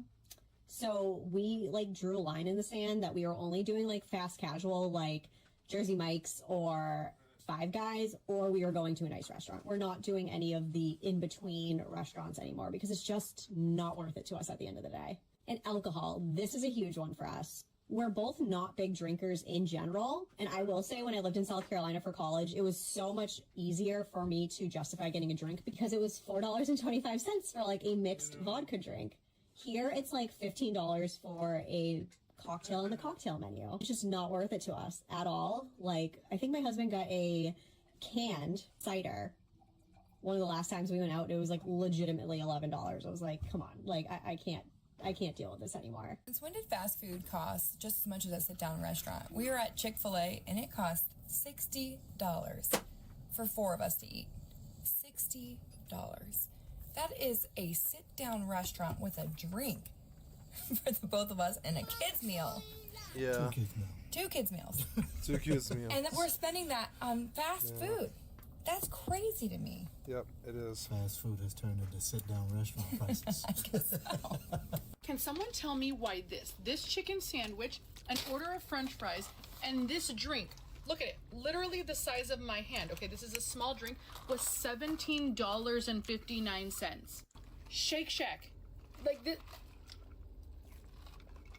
That tastes like it came out of a machine, one of those stupid freestyle machines that has 17,000 flavors in it. It sure isn't for the branding on the bag, because there is none. Okay, I guess the presentation and eating it in your car is kind of cute, but not $17 cute. What? And the $17. I'm sure there's a reason, right? There has to be a reason why Shake Shack was just $17. Domino's Pizza is closing 250 plus locations and filing for Chapter 11 bankruptcy. Wendy's is closing 300 to 600 locations in 2026. Wendy's is closing. Popeye's Chicken is closing 136 plus locations and also filing bankruptcy, mostly in Florida and Georgia. Papa John's is closing over 300 locations in 2026. Denny's is closing over 150 locations in 2026. Red Lobster is closing over 100 locations in 2026. Red Robin is closing 70 plus locations in 2026. Pizza Hut is closing 250 locations in the U.S. in 2026. Smoky Bones is closing 120 locations in 2026.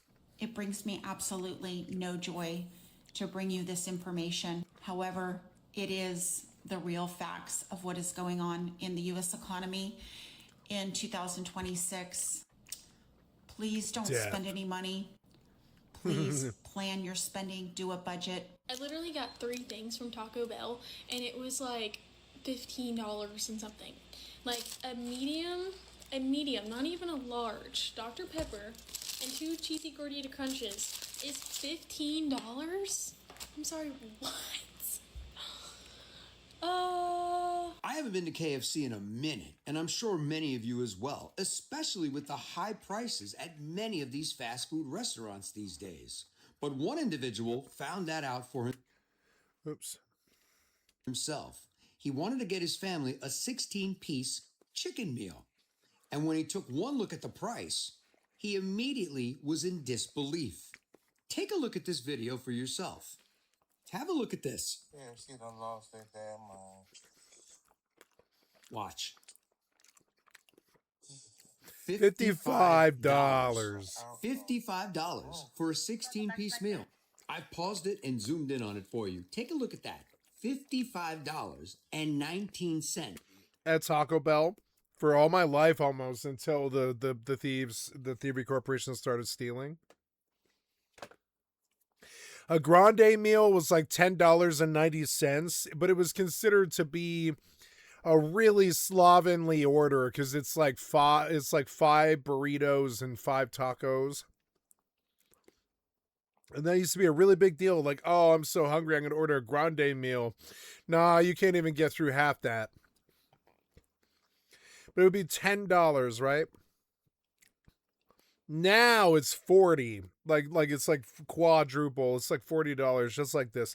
And it's weird for for $55, you should be able to get like 4 grande meals, which is like 40 tacos or 40, crappy Taco Bell burritos. Now, if you have now this might not matter to a solo buyer, but to a family or a group of friends trying to feed like 5 or 6 people, a grande meal might be a really elegant solution to that. Like $10.90, and you get you get 10 burritos, and you got 6 people, so almost everybody gets 2, right? Or something. Or you order 2 of them for $22. Now it's like 2 of them is probably $55, which is just insane. Yep. For fast food, Kentucky Fried Yeah, Chicken. and the food is not worth this. It's crappy food that you would get from a Safeway, basically. If you didn't get a chance to look at the rest of the menu because he panned so fast, take a look for a 12-piece. That's $43. An 8-piece, $33. And for tenders, $33.29. 12-piece, $43.19. And as you see, Who the fuck has $50 for a KFC meal? Nobody. I love how fucking white trash and lowbrow it is, but that is the death of America. If you can't get a KFC meal for less than $28, you've lost. You've lost.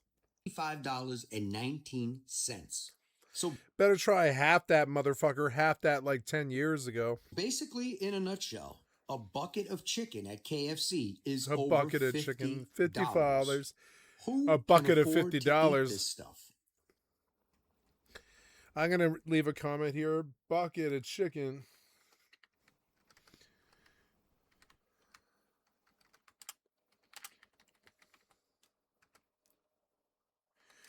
Bucket of chicken, nah.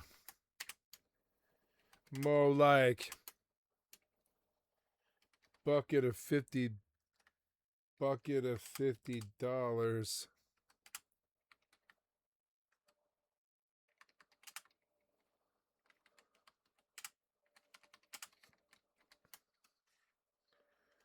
Never again.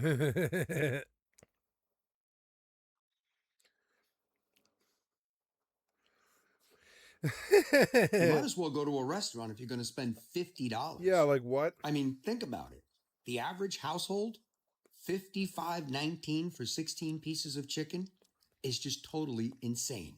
Do you know what pisses me off? Back in 2005, this $20 bill could buy you 11 Crunchwrap Supremes from Taco Bell. 11? Do you know how many you could buy now in 2025 with this $20 Two. bill? Two. Let me show you. It's like 2. 1. 2. 2? Only 2. I got it. I nailed it. I was like 2.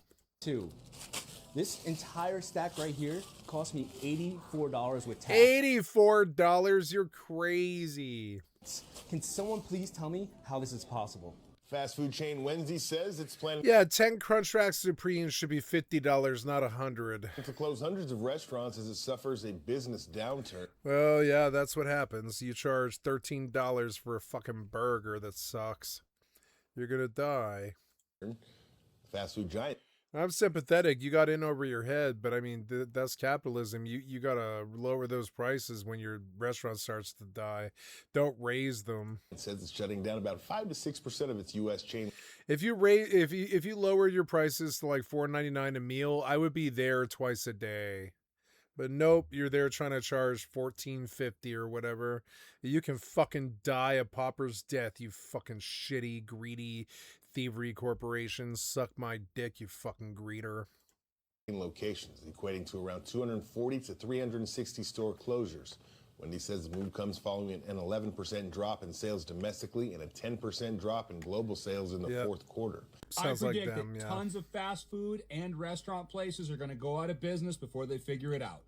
What am I talking about? The fact that it's so damn much money to go out to eat right now that people just aren't doing it anymore. And if they do it, they're going to places that have actually gotten it. What do I mean by gotten it? Okay, so I can go to In-N-Out for half the price of every other fast food place, and the food is better. I can go to Chili's, BJ's, or Red Lobster and get a meal for lunch for under $20 or happy hour $5 margaritas.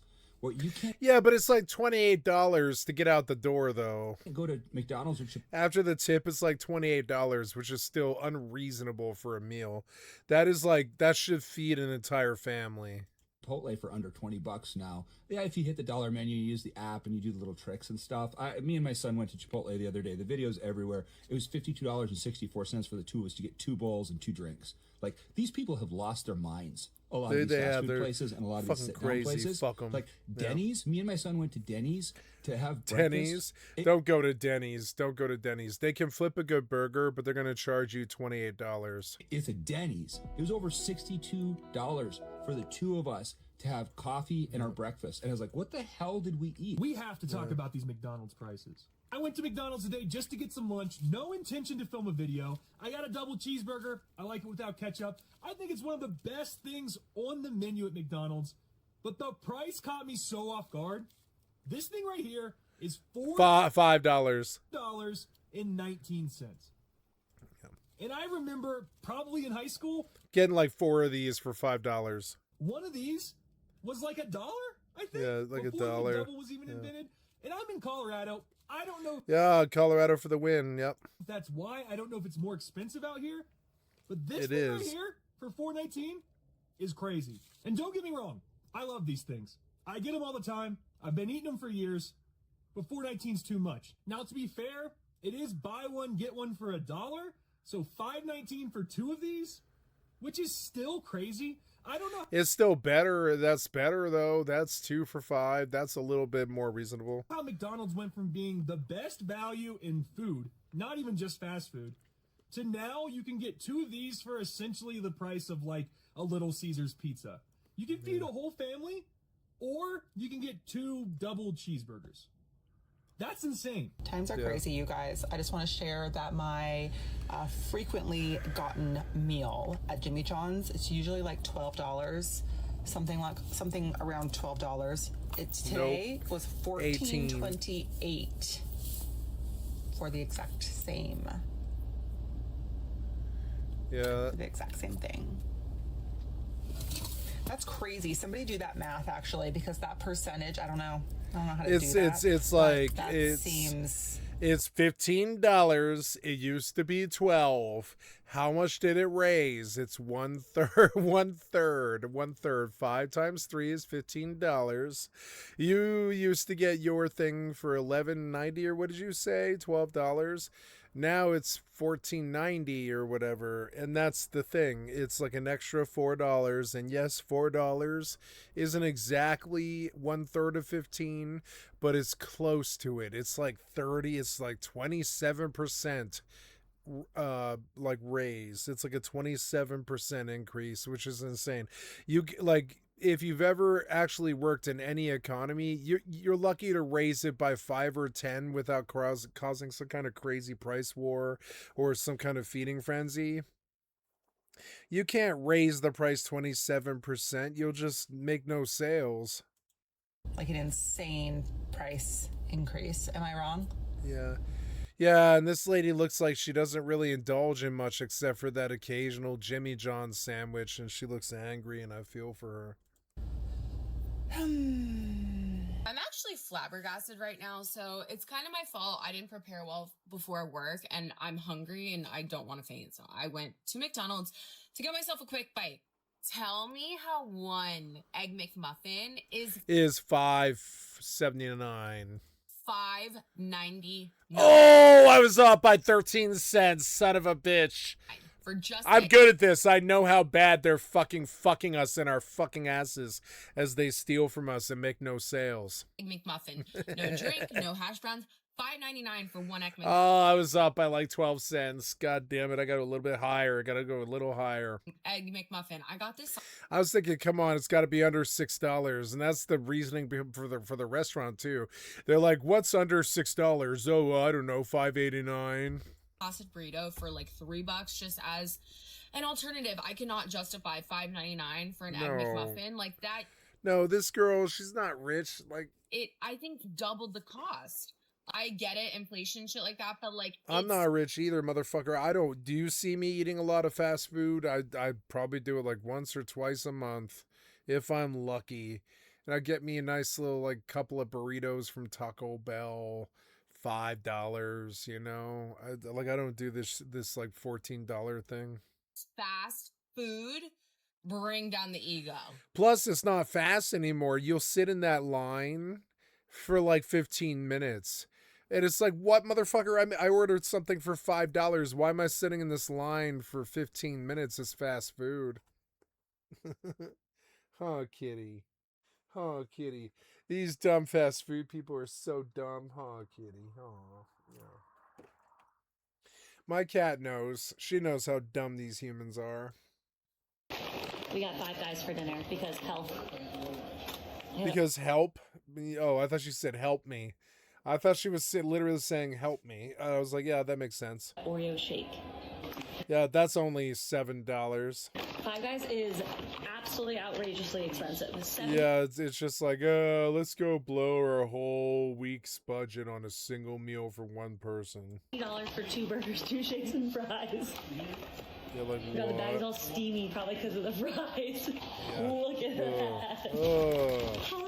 Which one do you think looks bigger? I mean, at least the food looks like it's edible. Some of this food that they sell for like $24, you're like, oh, I'm not really looking forward to eating this. But that, frankly, does look good to me. But it would be good for about $12, $20 is what I think is a good price for what she bought. 2 burgers and 2 fries. That'd be a little bit higher, $14.99, I think. It'd be, for 2 burgers and 2 fries and 2 drinks, it'd catch you about $16.50. She paid $38, I guarantee you. You got a single? Yeah. Kind of look the same. Mm-hmm. I love how they kind of look the same because they are the same. They just like put all the fries in here on top of this. Are they good? Yeah, they better be. Okay, so I actually just left a drive-thru without buying anything because I went to get because you're like, I'm sorry, I can't actually afford anything on your menu. Bye. I've done that so many times in my life. Have you guys done that? You go to the Taco Bell with like $7 and you're like, wow, I'm better off going to the grocery store across the street, buying fucking tortillas and refried beans and cheese and actually cooking something. I'm going to get 5 or I don't know 10 times the amount of food for a quarter of the price or something like that. And at that point you're like, oh man, I don't think these Taco Bell burritos are that fancy. It's just some refried beans, some fucking cheese, and a little bit of folding. I can get good at folding. I make a good burrito, you know. And now I just don't really pay them. I'm okay with a burger if it's like $3. I'm okay with a burrito if it's like $2, $3. Beyond that, no. Something Taco Bell did. I gotta put the nod to them. They put crack sauce, and I literally think of it as crack sauce because I literally wake up at night thinking about that tangy kick of that crack sauce that they put in the cheesy bean and rice burrito. There's some kind of kicky chipotle sauce that they put in that fucking chipotle burrito. And I'm sorry, what is it? It's cheesy bean and rice burrito. Shit is like $1.50 or something. So you can get 3 of them for like $4.90 or something. And yeah, they do put a nice little chipotle kick cheese sauce in what is otherwise basically just beans and cheese on a tortilla. And that little bit of like 10, 20 cents of sauce that they use immediately jumps the value in my mind of the burrito to like $3. And the same is true of everything else. Whoppers and fucking Big Macs and all that. They've all got that secret sauce that we all like remember as a child, that if you're like a meat eater and you're fat and you're a piggy American like me, you just like think about how good that fucking, man, the Big Macs when I was like 10 years old, they were worth going to the fucking Big Mac, to the McDonald's and waiting like 15 minutes in line or whatever. They were worth it, and the shit would be like $5.50 or something. Even when I was a kid, and you would bitch about how expensive it was at $5.50. You'd be like, "Oh my god, $5.50 is so much fucking money. What the fuck? This shit is like $1. What the fuck? We ordered 3 things and it's like $5.90, $6.70, and you're like, God damn, that's so expensive. But now it's like $15.50, and they give you the same meal that you used to really feel that $5.90 was too much money for. Okay, I hate to admit this, but when Taco Bell got their fucking chalupas for $1, Yo quiero Taco Bell. It was that whole thing. They brought on their stupid ass dog, and they were like, Yo quiero Taco Bell. And it was totally racist and it was fucking stupid, but it did affect all of America. We were like, oh my god, a fucking chalupa for $1 is God's vagina juice. It's so fucking good. And we would buy like 5. We were so fat. No, we weren't fat yet. We were young American kids. We weren't fat yet. But yeah, by the age of 25, everybody that I knew was like 270 pounds because they were just wolfing down fucking chalupas and fucking Whoppers, two for two. Or whatever. And so, yeah, I think they got kind of a bad reputation for selling us cheap food. So they just started charging a lot of money for it. But I rather liked their whole cheap food era. It really fit the whole thing about fast food and cheap, you know? And so, like, you know, and so you could work like a crappy $10 an hour job for like 8 hours, and then, you know, the G takes its like $12.50 out of that, so you're looking at like $78 cleared after like an 8-hour work shift at the fucking, you know, the labor place. And it used to be you could go to the fucking big, you know, so you could go to the fucking Wendy's or like the Burger King, and for $9 you could eat for a fucking king. You could get like the largest number 3, the biggest sandwich they've got, like a 3/4 of a pound, like stop your heart motherfucking, you know, wad of beef with some bread included, and that shit was like, you know, fucking triple or whatever. Triple stack or whatever, and that shit would be like maybe $9. Now it's like $18. They just full-blown started charging twice what it was, and I actually really miss being able to get cheap burgers at the fucking Burger King, you know. Fried chicken. Sure, you can coupon, they're not totally lost, but I mean, it's still like, it's like $13.50 to get out the door, which is insane. That's insane. $13.50. You can almost buy a gram of dope for that. If you're actually in the scene and you have friends and stuff, you could get a gram of dope for that and smoke all day long for 3 solid days. I mean, no, it's a little bit more now. It's like 60, 70 something. But it used to be, if you were an enterprising motherfucker and you have friends in the scene and stuff, you could get a gram of dope for like $30, and then you're high for like 3 solid fucking days for like $30 and shit. Now they want $90 for the gram and $2.80 for the fucking ball. And I'm sorry, son, but I've been a drug dealer, a successful one. And you know what my business hustle is? I've said it on stream before, and I'm not scared to say it now. And I've got so many thousands of people I've dealt with who know exactly who the fuck I am when I say 50G, 70T, 90B. And if you're a fucking dope head, you know what the fuck I'm saying. If you don't, you have no idea what the fuck I'm saying. But I'm saying $50 for a gram, $70 for a teener, which is 1.3 1.75 grams. It's almost 2, right? But, you know, if you buy almost 2 of them, you get it for 70. It's not 100, it's 70, motherfucker. And then $90 for the ball, which is 3.5 grams, motherfucker. You can go waste your money on $50 a gram, but I suggest you buy an 8-ball. And I did. I sold 8 balls all day long, 15, 20 of them a day or something like that. I was a good dealer, better than McDonald's, you know what I'm saying? And I never raised the price in 5 years. I got bum dope, and I went back to the supplier, and I'd be like, motherfucker, I can't use this. Like, give me something real, or you know, our situation here is done. And they would hand you like a bigger bag of dope. They'd be like, yeah, I'm sorry, sir. I'm sorry. Sorry for the inconvenience and stuff. You know, it was like that. It was insane. It was just like, no, man, I'm actually moving weight, motherfucker. Like, I know what I'm up against. Like, you know, I'm moving fucking weight. So after 4 years of not raising the price, they would call me on the phone. I'd be like, look, you know what the fucking deal is. They'd be like, what's the price on a blah, blah? I'd be like, don't talk about money on the fucking phone.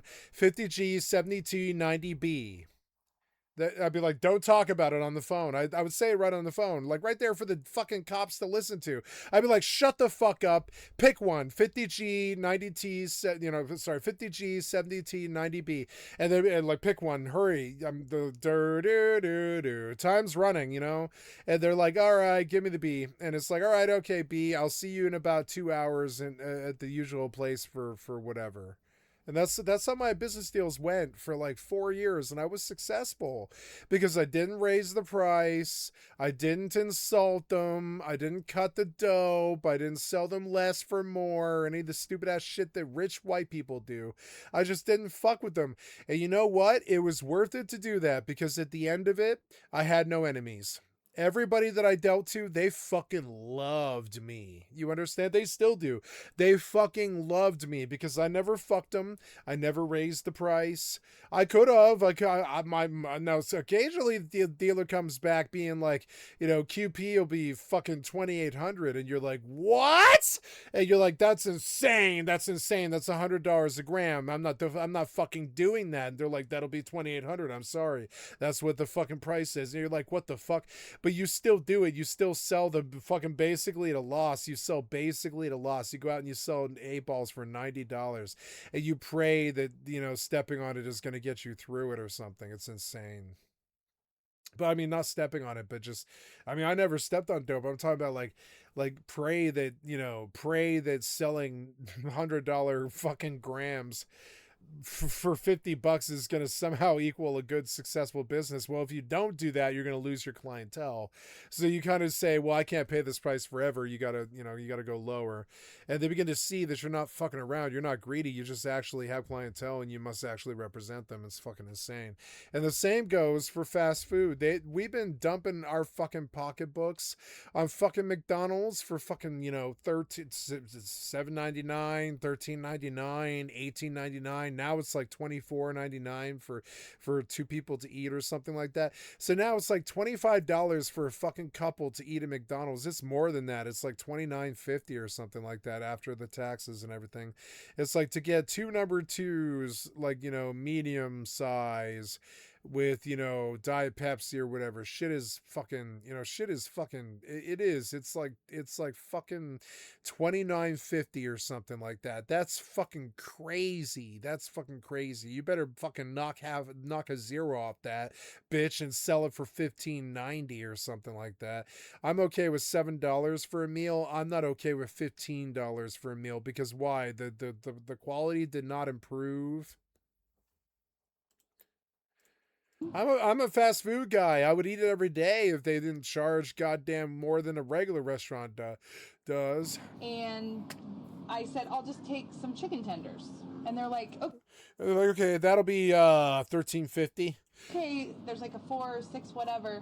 I was gonna get, I think it was 6 chicken tenders, and they're like, that'll be $22.50. And I was like, I didn't even get fries or a drink. Literally just the meat or the sandwich. Yep. Chicken tenders, and I was like, this isn't worth it. That is the most insane thing I've ever seen in my life. I was like, I'm so sorry, but I can't do that. I'm not doing that. That's bonkers. Yeah. So I had to say, no, thank you. I think I'll just starve. No, thank you. I'll just starve I'm gonna actually today. go get a taco at Taco Bell because it's not $20 for one taco. I know that. Yeah, it's $4. Like, so if you order 4, you're right up there at $20 again. For a few chicken tenders is $20 with no sides, no drink at a drive-thru? That's bonkers. What's the most expensive fast food that you've bought lately?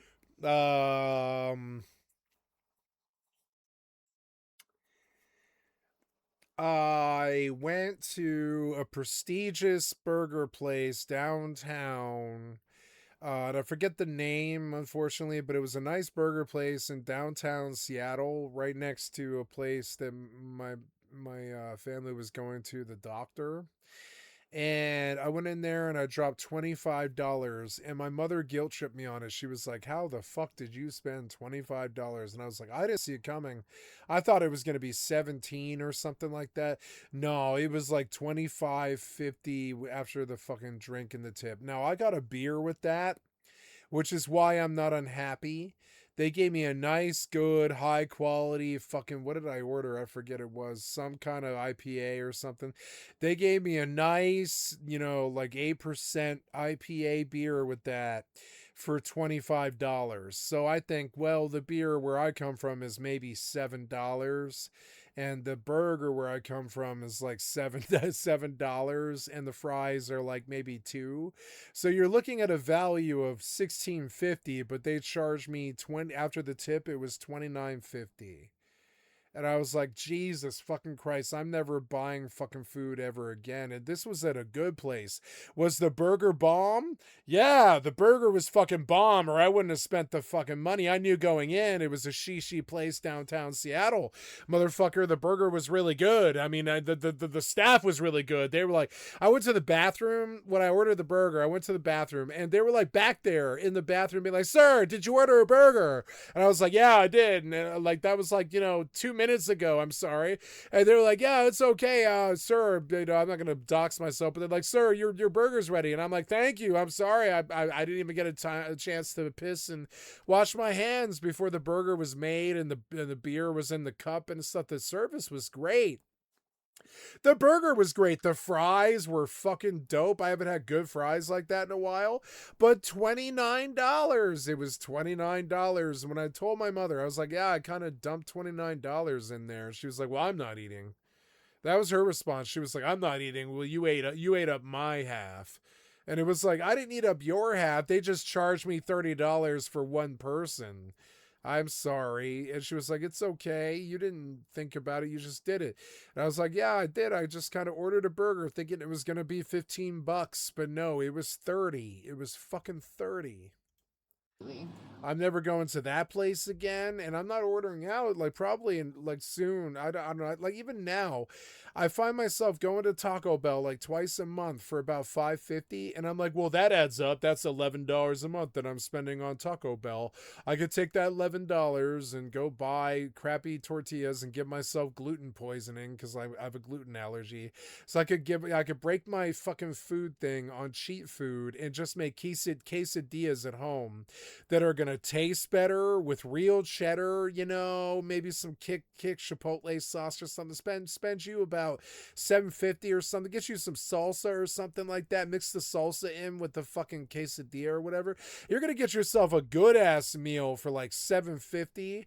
Fucking Taco Bell, $7.50 gets you 2 cheesy bean and rice burritos, maybe 3. I'm officially It's like 3. too poor for KFC. I am making. Yeah, like, it's weird. Like, why do you guys still buy KFC? It's been like that since I was a child. They started wanting $28 for a bucket of chicken when I was like 20 years old. I'm 40 now. Pork sandwiches for dinner tonight, and my family wanted 40 something.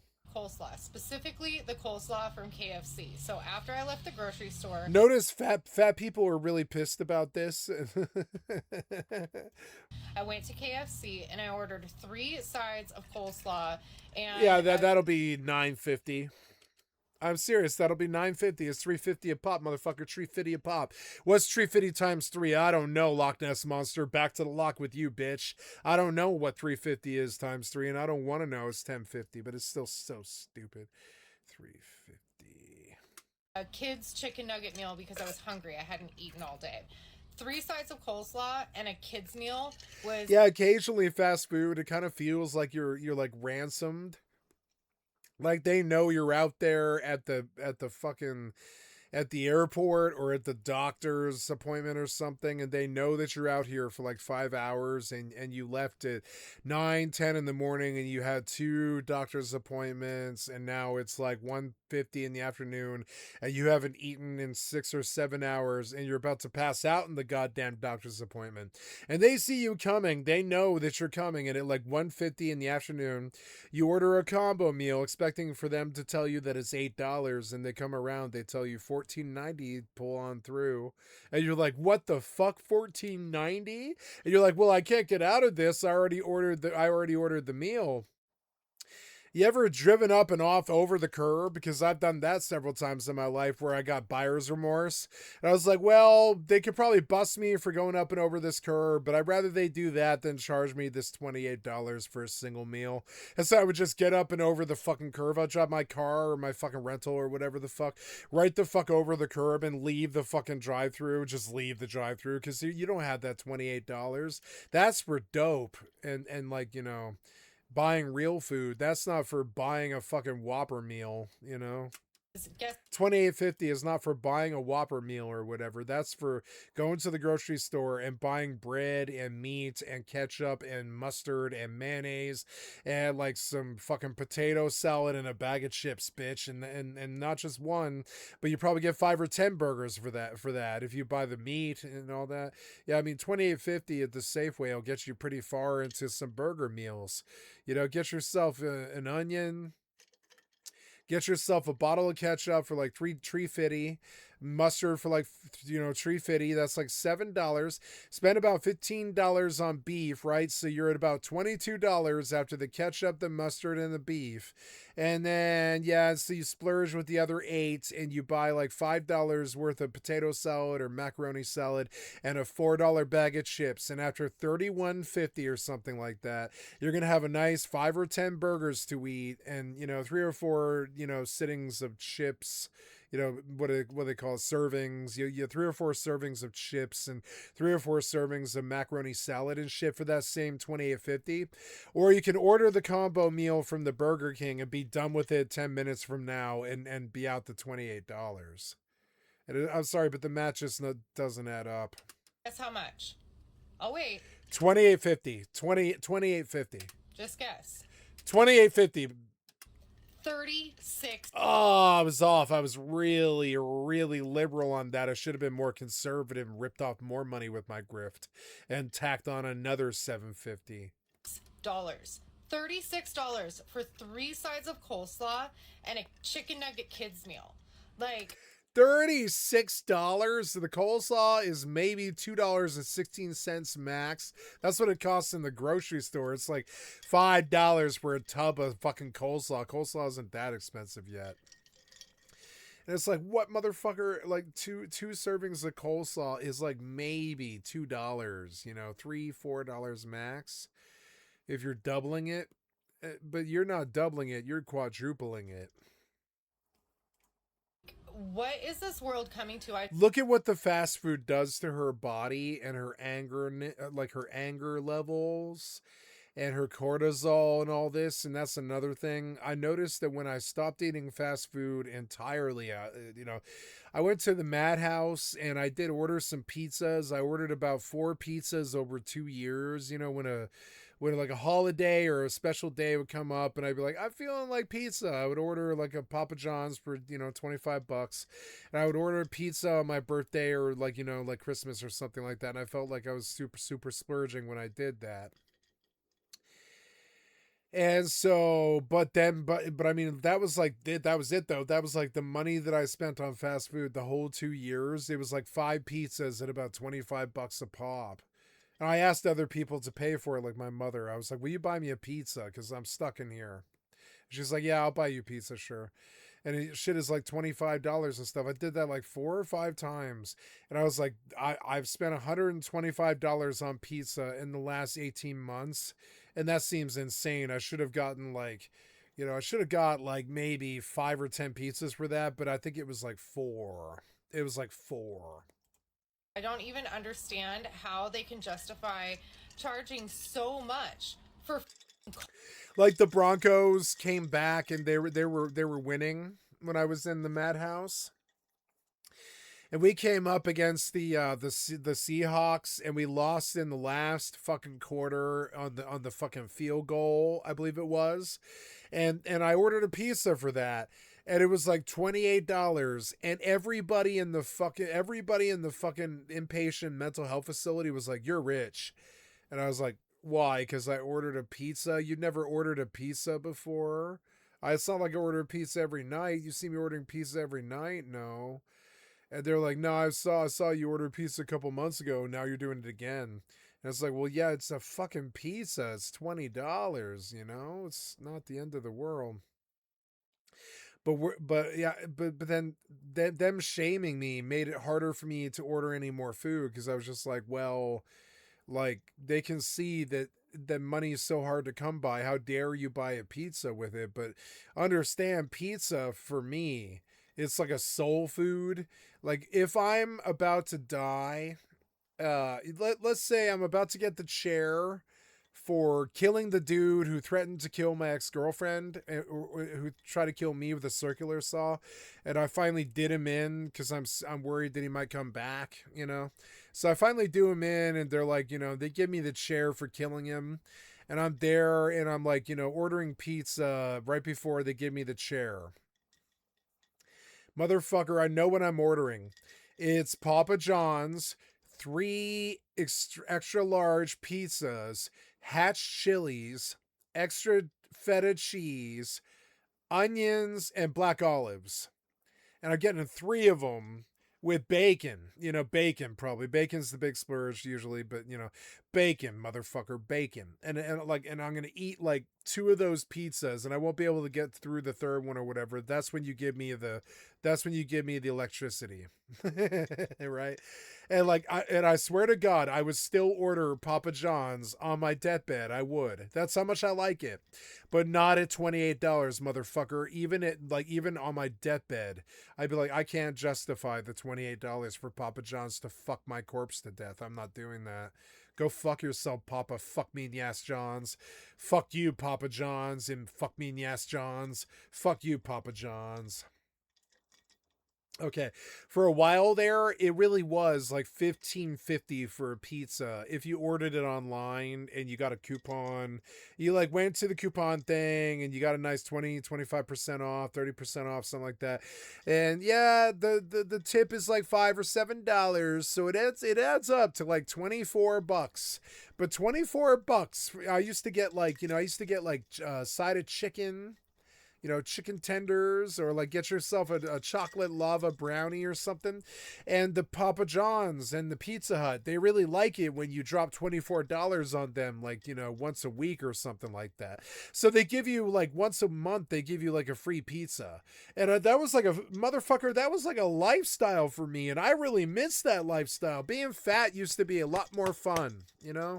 It used to be a lot more fun. You could get like, you know, you could get yourself like a couple of blue cheese dipping sauces, you know, with your corpulent death of like artery blockage. You could get bacon on that for $1. It's not that much, you know, but now it's like $3.50. Coleslaw and. But I don't know what it was, but after a while, I was like, I can't eat fast food anymore. I believe it's killing my soul and my body. You can see it. She's proof of it. She's still eating fast food because she works all the time to make her money. So she thinks, give me a fast meal because I work, so I can just hand over my money to some fast meal. But you can see what it does to her skin, her happiness, her anger levels, her cortisol. Probably if she's doing any dope, which she probably is. If she's eating Burger King, she's probably smoking dope too. You know what I'm saying? If she's smoking dope, she's not getting as high because the fucking food, it's like toxic and it brings your entire system down. And I swear to God, if you know the look, this is the look. It looks almost fat.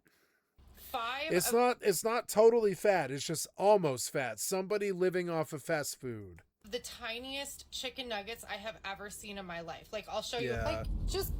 Look at that. Yeah, that's not that much. That should be maybe $1.30, but they charged her $4.50. The tiniest little nuggets For all my life, that was like $1. I have ever seen in my life. Yeah, 5-piece chicken nuggets. I don't think it's ever been less than $1, and I don't think it's ever been more than $1 up until 5 or 10 years ago. But all the rich white people like fucking Ray Kroc or whatever fucking stupid ass McDonald's fucking thievery corporation fucking asshole started fucking us in the ass for to charge you about $3.50 for a motherfucking chicken tender meal. I got a chicken tender meal for $3.50 in your fucking mouth, bitch. And then I got like a half order of fries. I swear to God, the bad food, it makes you angry. When I stopped doing it, I got so much better. I stopped being so angry. I swear to God, like if you go to fast food every day, something about it makes you really want to scream. I don't know what it is, but it's something about eating fast food every day. Like if you're living the drug deal lifestyle or the taxi driver lifestyle, or you're traveling across the country, or you're getting stoned every day and you just, all you can handle is eating chalupas or whatever. So you're just eating Torchy's tacos or something. But I swear to God, it makes your skin pallid like this. See her pallid skin? It makes you want to put on makeup because you're not actually attractive anymore. You're just this fat American. You're not ugly, but you're not like attractive anymore because the fast food, the bad food, it's like robbed you of your tumescence or whatever you want to call it. Your inner power, your inner vision. And the bad food, after I quit it, I just full blown quit it. Like I feel very lucky to order like 2 cheesy bean and rice burritos like once every couple weeks or something like that. I quit the bad food, and when I did, it took like a mental asylum, and it took like not spending money and then just changing my views on it and changing my health and all this. And I look a little bit better. I'm not as angry as her. I'm not as unhappy as her.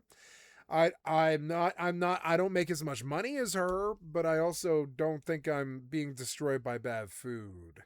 And then eventually, another thing about this is when you buy all this food, you begin to realize how much of it is wheat and bread, and how much of it you're filling up on breaded or fried bread. That's all it really is. Most of it. That's what a burger is. It's 2 pieces of really big bread with a pickle, a ketchup, and a fucking mustard over like a fucking, wad of beef. And it's good, but it's also mostly filler. It's mostly filler. So if you eat mostly filler all the time, you're going to get what I got, which is a gluten allergy or celiac disease. And I swear to God, that's another thing that happens to people who eat this food every day. They get allergic to bread. I don't think they're aware of it either. I think they would need what I got, which is a diagnosis from a doctor before they would even know. But the bread that they eat every day, from that Big Mac meal or that Taco Bell or that whatever the fuck it is, that bread that they eat in every meal, that shit kills you. It full blown kills you. You can't eat bread every single day. You can eat meat and veggies and fruit and even sugar. Like every day, fat every day. You can't eat bread every single day. It makes you very sick. It was the smallest kids meal I've ever seen. Cold fries. I didn't get my drink. I didn't even realize that I didn't get my drink because it was a Capri Sun. I didn't even realize I didn't get it until like I'd already driven away, and it's just a Capri Sun, so like whatever. But you're charging $36 and you're not even giving people their complete order. Yeah, 3 like sides what? of coleslaw. And Yeah. a kid's meal, $36 For bucks. That is just $36? crazy. When the hell did Dunkin' Donuts get so expensive? Oh, I don't know, 20 years ago. I remember, wow, I hit my Dunkin' Donuts limit, like, I don't know, way back when I was like 20 or something. I was like, I can't afford $5.70 for 2 donuts and a coffee. I'm sorry, I just can't do that. Like, donuts are and have always been like 50 cents. A baker's dozen is like $7. That's like 50 cents a donut or something like that. So to do the math on that motherfucker, a coffee, even if it's $3, and donuts, even if they're 50 cents, 2 donuts and a fucking $3 coffee is still only $4, but Dunkin' Donuts would be like $9.50. We have this thing in our office where, like, if you have a day where you're running late or something, you have to go get donuts. Bring in donuts, and then like you're good. And I'm running a little late, so I was like, all right, I'll do it. I don't usually run late, but I'll get donuts. So I get to the checkout counter, and I'm like, yeah, 2 dozen and a coffee. That'll be $29.50. Please, thinking like $1 a donut. Nope. Try $4. $4, $3 coffee, 27 plus tax, $30 max.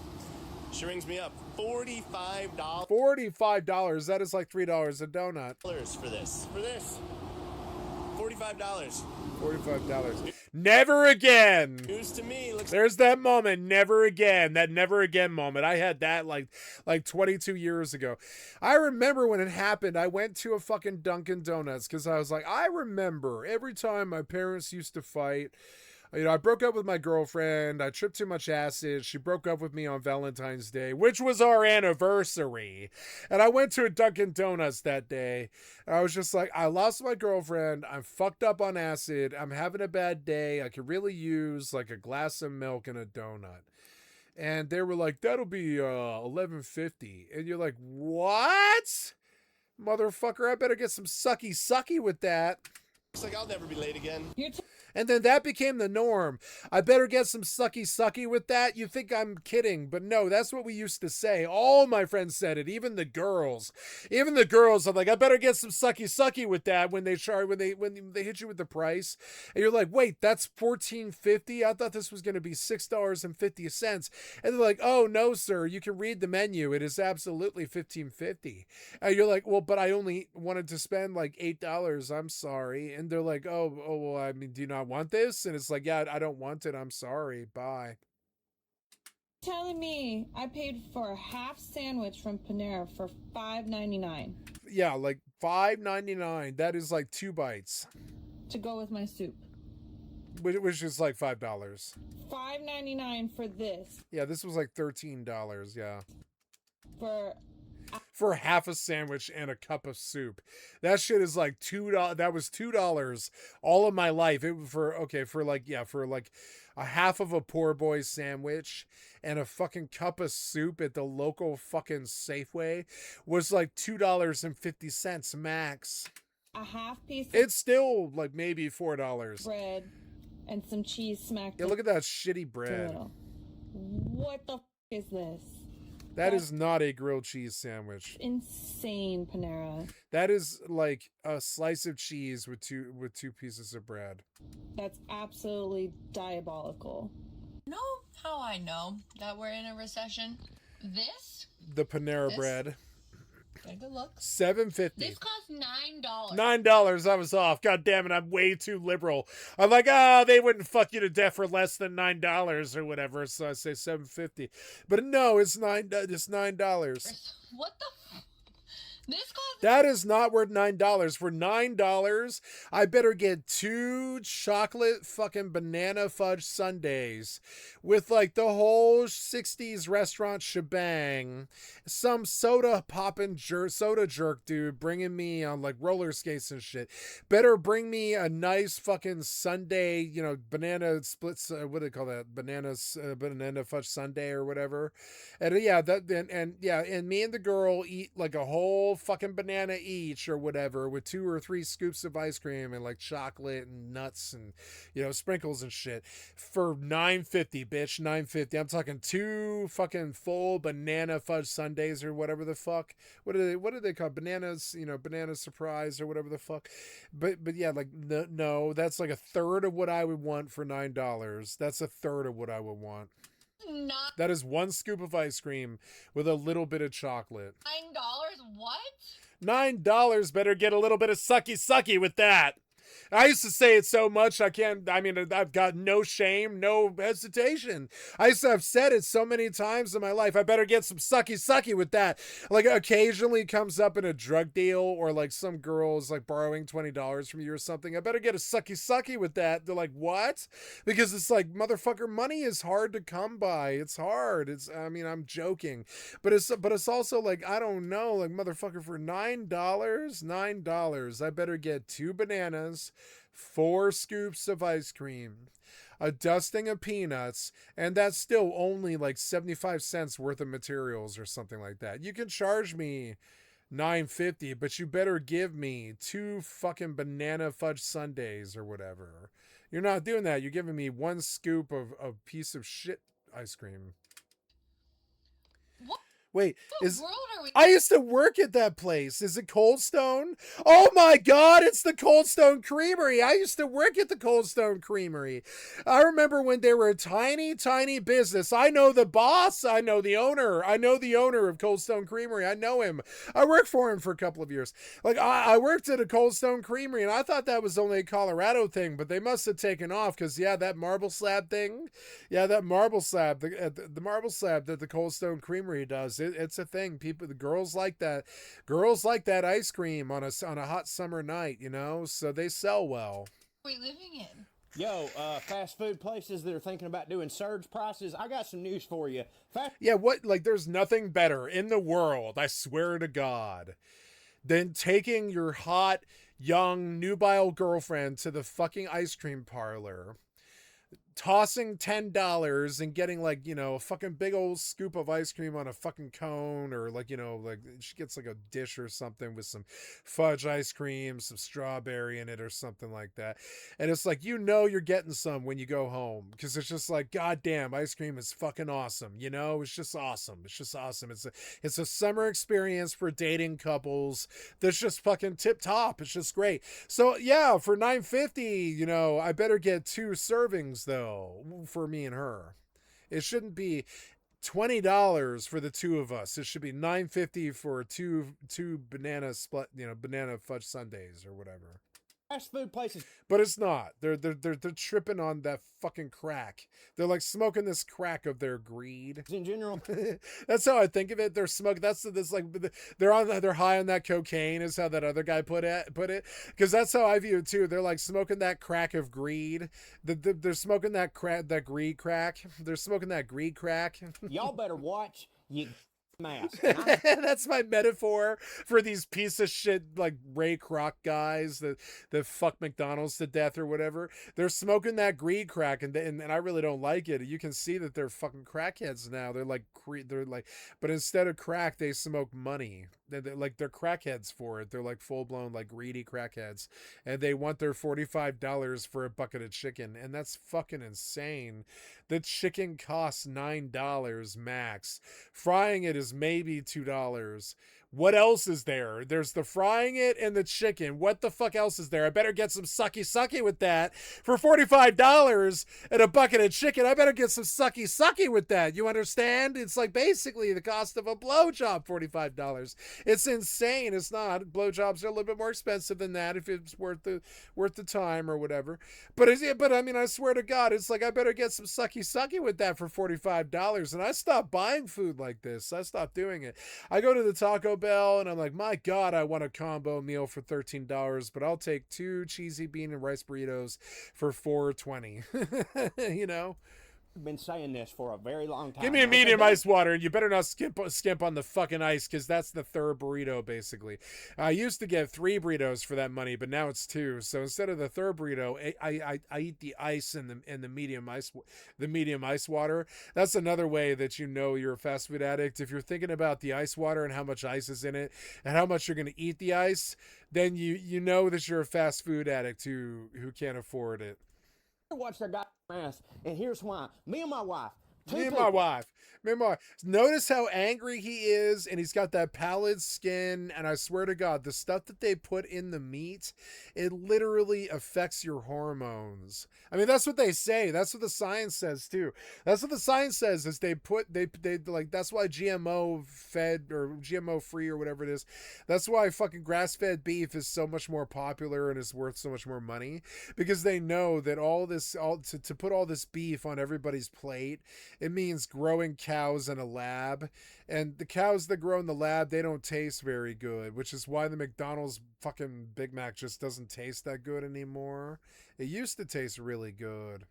Right? We go to Taco Bell. Now, don't get me wrong. Sometimes when I go to Taco Bell, when I was like 13, and I'm going to curse you with this because somebody else cursed me with it, but I swear to God, somebody was like, yes, it is absolutely 100% true, unequivocally true, that McDonald's puts mealworm in their fucking meat. And I was like, what? And then I go and Google it, and it's probably some urban myth, it's probably some lie. Did McDonald's ever put mealworms in their meat? Right?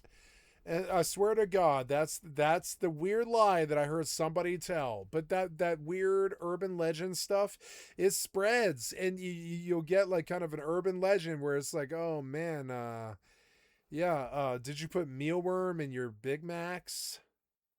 And you come to find out that the meat that they use is like 50% beef and 50% filler. And it's not the same thing as the mealworms, but the meat that they do use is not much better than that. Why can't you load this? You just can't load this or what? Okay. When I was young, I heard this rumor that McDonald's put mealworms in their meat. Is that some kind of crazy urban myth?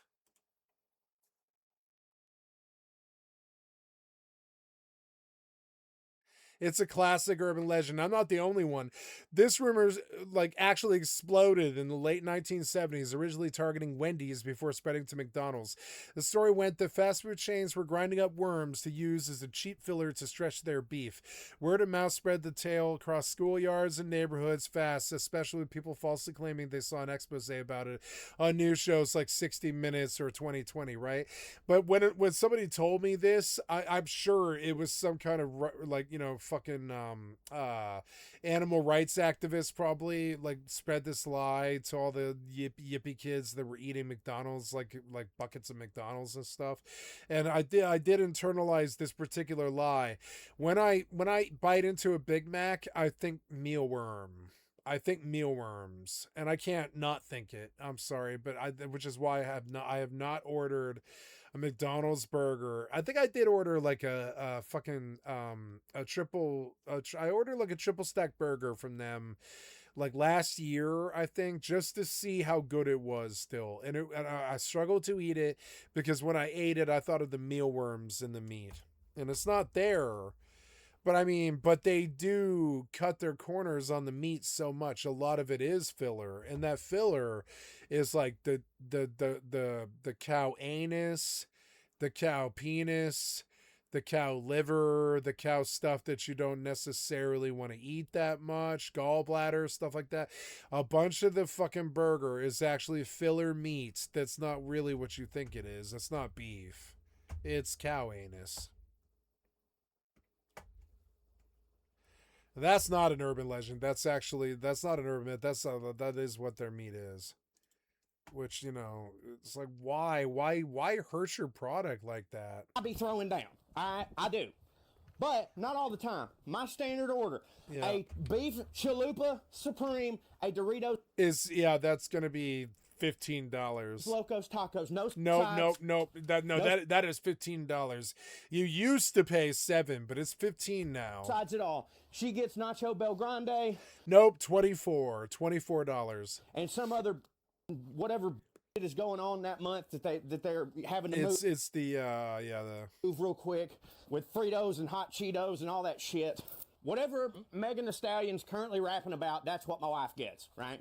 Plus a drink, a regular meal for 2 people. Last time we went there, $32. 32. That's like $16.50 a pop. $32. Okay, now I do pretty good. It's not. I mean, yeah, that's like you can do that, but should you? The answer is no. I can't afford the $32. But here's It's more like should you do it? The answer is no. point.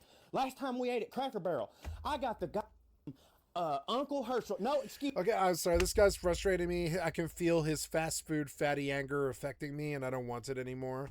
I love you guys. I'm sorry. I'm just, I swear to God, fast food, it does poison you. It poisons your skin. It poisons your mind. It poisons your emotion levels.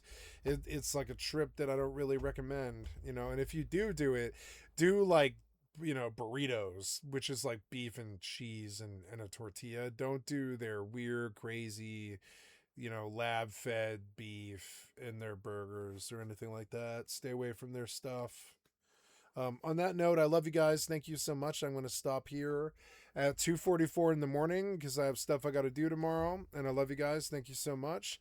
I will see you later. I am Skycatlive. I'm a full-time Friday gamer all day, every day. Put me on in the background. Click on the cast face to donate. Come to the Twitch or the YouTube. Give me a like, sub, or follow. I love you guys. Thank you so much. I look forward to playing some video games for you in the morning. I stayed up very, very late.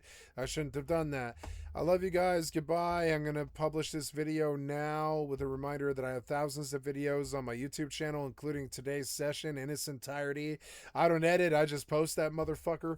Everything that I say. I love you guys. Goodbye. See you tomorrow.